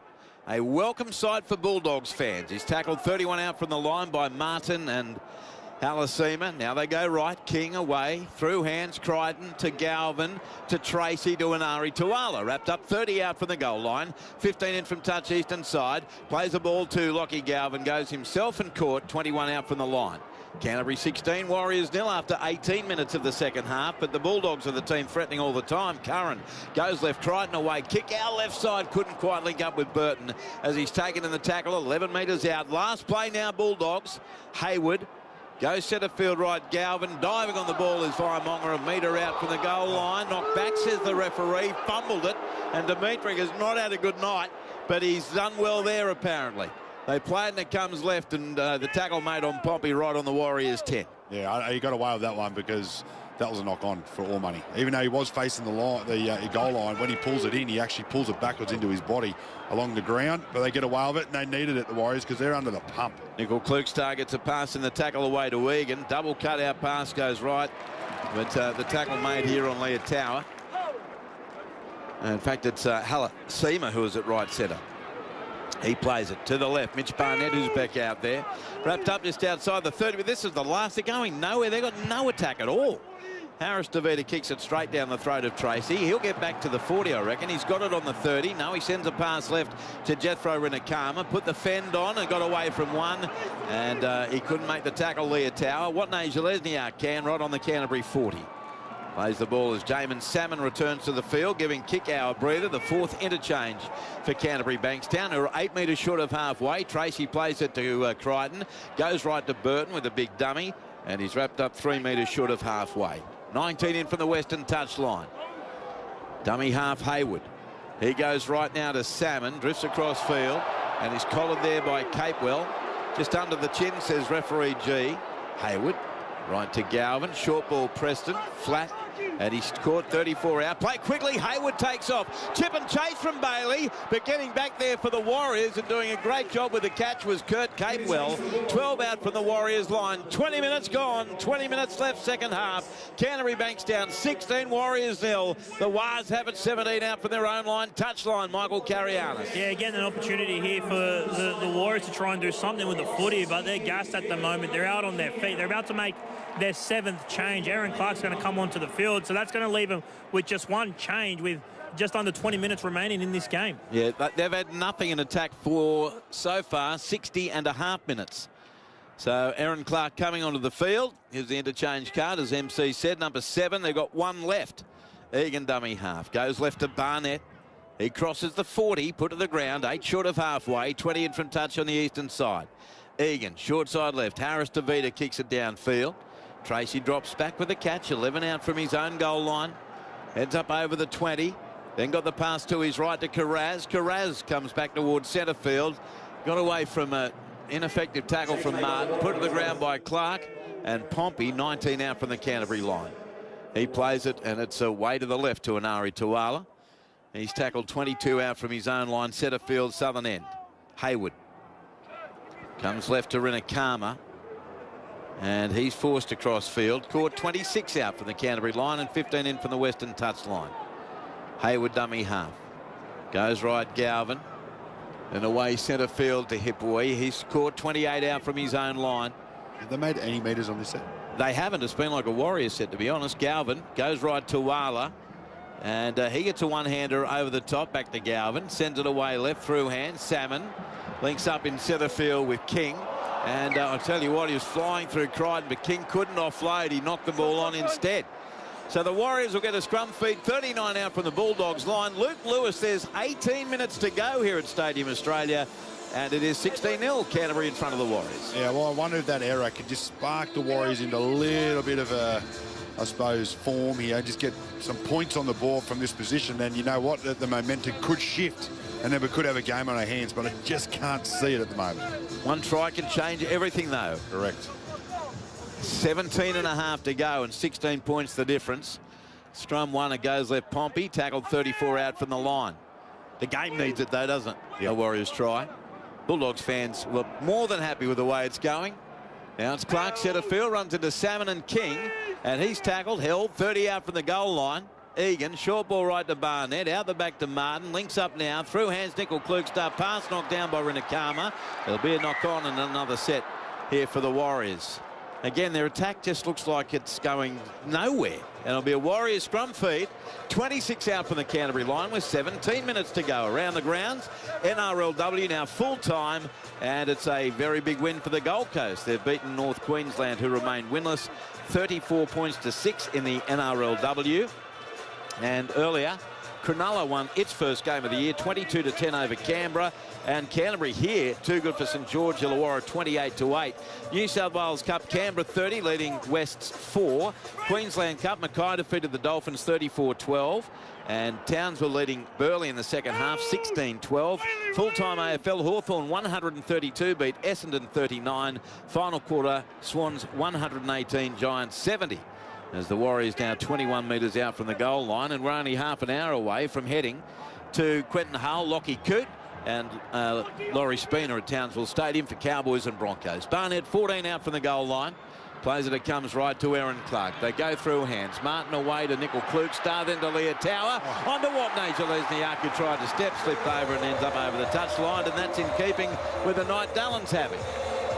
Crichton came across, he's all smiles, and it'll be a Canterbury play the ball 10 metres out from their own goal line with 16 minutes to go and a 16-0 lead. We go to the touchline, and Michael, Greek god of Rugby League, carry on. Yeah, just those moments again. Dallin Watney-Jalesniak, where he thought it was a chance of scoring, he just slips, and Stephen Crichton would have lined him up to try and take him over that touch line, but it was an opportunity, but he just slips and cruels himself and gives himself no chance of scoring the Warriors' first try. All right, Michael, so Canterbury with it 13 out from their own goal line with a 16-0 lead. So now it comes to the right edge to Carraz. Caught just outside the 20. 20 in from touch, eastern side. Hayward. Centre field left to Jamin Salmon. It's wrapped up 31 metres out from his own line. Quarter of an hour to go here on NRL Saturday. In the middle game, Canberra far too good for the dishevelled West Tigers, winning 56-10. And the mail's certainly growing strong that Adam Dewey will be requesting a release from the club on Monday. Here's Canterbury now working at right edge. Tracy tried to offload and knocked it on, I believe, into a Warriors player. Yeah, that's the ruling from Adam G. And it'll be a Warriors scrum feed right on halfway. With 14 minutes 30 to go, here's a Bulldogs challenge, however. Hey, Wyatt, on-field ruling, 4 into 5 as a tackle count. Got on-field ruling of the lost ball. And G seems to have lost a bit of enthusiasm with the way he described that to Wyatt Raymond in the bunker. I hate these sometimes. Enough's enough, isn't it? Yeah, it's like, oh, come on, let's just get the game going. Yeah. But didn't really get a good look at it first view. But here's the replay now. Connor Tracy is looking to offload. Aaron Clark is entitled to wrap up the ball. He does this. And Connor Tracy loses possession of the football. The challenge is unsuccessful. Yeah. Challenge gone. Yeah, good. Both challenges gone. So it's going to be Warriors scrum. That was me clapping, by the way. Yeah, we're going to have, we'll probably have 14 straight minutes now. Oh, but then there'll be a try and a bunker. And you reckon? Yeah, I do. Right on halfway. 14 minutes 30 to go. 16-0 Bulldogs, and Michael, the Warriors just got to find a way to gel an attack because it hasn't been there all night so far. Yeah, they've been well off. You know, their attack has been poor. They haven't given themselves many opportunities given how lax they've been defensively as well, but they're half chances. They just haven't even looked like scoring. Now comes left to Cam Pereira, Michael. He's caught 9 metres in Bulldogs territory. Plays a 10 in from the eastern touchline. They swing it right to Barnett. Got away from one, but only bounced across field, and he's easily contained by Hayes and Thompson. 38 out from the line. Now centre field to Aaron Clark. Clark, good bustling run over the 30. That's a great effort from Aaron Clark. Gets to within 20 of the goal line. 14 minutes to go. 16-0 to the Bulldogs, but the Warriors in attack. Barnett goes right to Marty Martin, takes on the line himself. Wrapped up by Hayward and Thompson. 12 out from the line. Egan delays the pass away left to Fisher Harris. He's taken 5 out. Oh, fair dick. Lost the ball again. The Warriors attack is dead set Z grade today. Canterbury will get a scrum feed. 10 out from its own line. Louis, lift your head off the bench, my man. It's a scrum feed to the Doggies with 13 and a half to go. Oh, it's another stoppage. It's the only thing that's killing me, Andrew. They're getting through. It was a nice carry. He gets up to play the ball too quick, and one of the most experienced players out in the field, and James Fisher-Harris just drops the ball.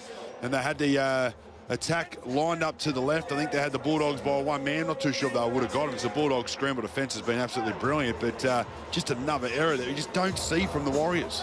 So Canterbury with a scrum feed. They've been off a little in the last 10 minutes, but by far and away, they've been the better side. They've been outstanding, the Bulldogs. And from the scrum when they have it, 14 out from their own line. And Viliami kick-out comes back onto the field for the Doggies. And the replacement is for Josh Curran, who's beyond the dead ball line. Now Leo Thompson centre field. He's wrapped up on his own 30-metre line. After the game, MC will be out in the field. Louis will have his Player of the Year points. And then off to Q and the team at Townsville for Cowboys v Broncos. Jamin Salmon caught 14 metres short of halfway. 20 in from the western touchline. Hayward, short side left to Kickow. He got through Egan, but taken now just short of halfway. 19 in from touch western side. Stephen Crichton, 4 plays into the set. Float to kick down to Nickel Klugstar. He catches it on the full. 10 out from his own line, but a good chase from Canterbury Bankstown. In there was Hayes, and then a specky pass back to Cam Pereira. He accelerates into Bailey Hayward and caught 29 out from his own goal line. He plays the ball and darting out a dummy half. This time is Harris Tavita. Caught 10 short of halfway. Played to Nickel Klugstar. Goes right to Mitch Barnett. Steps straight past Viliami Kickow into Hayward. And one other defender, Preston. And finally, we'll play it 3 metres in Canterbury's half. Egan sets off from dummy half. Goes to the right. Quick hands away with a cutout ball to Watney Lesniak. Steps away from the touchline. Kick out slipped over. What a wonderful tackle from Rinakama. 21 out from the line. Played to Leah Tower. Goes left now from Tamati Martin. Ends up in the hands from the lock Clark to Barnett. Stands in the tackle 18 out. Last play Warriors down 16-0. Tamati Martin passed it straight into the body of Kickow. The ball somehow comes back to the Warriors on the last. Egan to Harris Tavita. Cut out ball to Pompey. He puts in a dreadful kick, but it was played out or not. What's he ruling here? Referee knocking on Canterbury. So again, a pretty clueless last play from the Warriors, but they do get a result. They get a scrum feed. About 16 out from the Bulldogs line. Still 11 minutes left. Canterbury 16, Warriors 0. Well, we talked about Viliami slipping over a few times. It was really early in the set. His boot fell off. He had to throw it out the back, and his trainer come on and grabbed it, and he played, defended the whole set out with no boot on. He slipped over about 3 times, so he's finally getting his boot back on now, big Viliami. But the game definitely slowed down. But 10 minutes to go. Can they score here and make a game of it, Andrew? I'm not confident. I'd like them to, as the Warriors win the scrum. And it comes left, Harris Tavita away to Pompey. And he's tackled in the southeast corner of the ground. 10 metres out, 2 in from touch. And Ari Tuala with the tackle. Plays it slowly to Cam Pereira. Goes to the right, through hands away to Fisher Harris. He's caught 15 out. Because my thought is we could still be here on Tuesday night and they haven't scored. Egan goes right, through hands. Now away to Nickel Klugstar, past one, caught 2 metres out. That was as threatening as they've been. Burton a try saver. Egan to the right. Leah Tower. Forward pass to Watney Lesniak. And the Warriors' incompetent attack continues. Down to the touchline, Michael Carianis. Oh, we talk about half opportunities. Well, they squandered another one there, the Warriors. All the pass had to find the mark. And Dallin Watney Lesniak, who's threatened to score, what, 3, 4 tries, was unable to get the job done. How are they only up 16-0, Canterbury? They're just clinging on, Andrew. Well, I know the Warriors have had those chances close to the line, but it's been all Canterbury. So now the Doggies will get a scrum feed, 10 out from their own line with 9.5 to go. And the ball is fed and won. It comes away to the right side to Jacob Carraz. He popped the pass to Anari Tuala down the eastern touchline. Oh, Cam Pereira.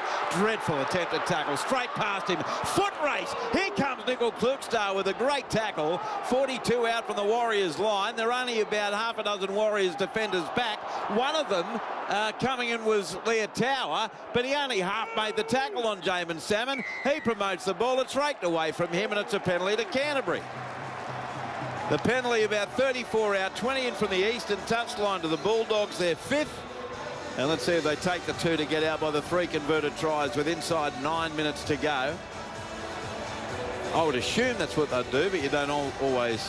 Lockie Galvin that ball, and he's already taken a few steps back, but then the signal come out, and he's finally decided to save. You've got to look at the scoreboard at some point and make the smart call, and that's it. I'll tell you why, in RHL, didn't he do a great job? If he could have got that pass back inside, it would have been Lockie Galvin running under the sticks, but that was a beautiful tackle one-on-one by Sean Tickle-Cookster.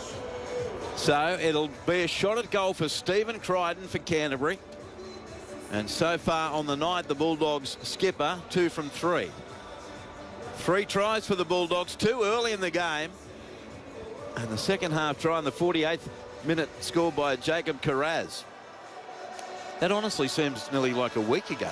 I swear, I felt like I looked up at the clock, it said 25 minutes, and I felt like about 45 minutes ago. How are we going with our time adjustments? It's like we're on jet lag. So Crichton lining it up. About 18 in from touch on the eastern side. 36 metres out. And he's hit the post. What would you like to see happen then? Hit the post, the Bulldogs chase it, get it bounced, and they score. Okay, let's see. That'd be nice. I'd say that's 0.1% less than likely, yeah, but you're a rainbow bum, so it may. Crichton now, 16-0, Bulldogs. I think he's going to kick it straight between the sticks. I'd like to see a bit of havoc. I know, we all do. Run at me, Louis. Here comes Crichton. He strikes it, heading towards the post. He likes it. He's kicked the goal. He's avoided the woodwork. And he is now 3 goals from 4 attempts. 18-0. Canterbury Bankstown leads the Warriors here at Stadium Australia. Down to the touchline, Michael Carianis. Yeah, you got to say that's going to do the Warriors' chances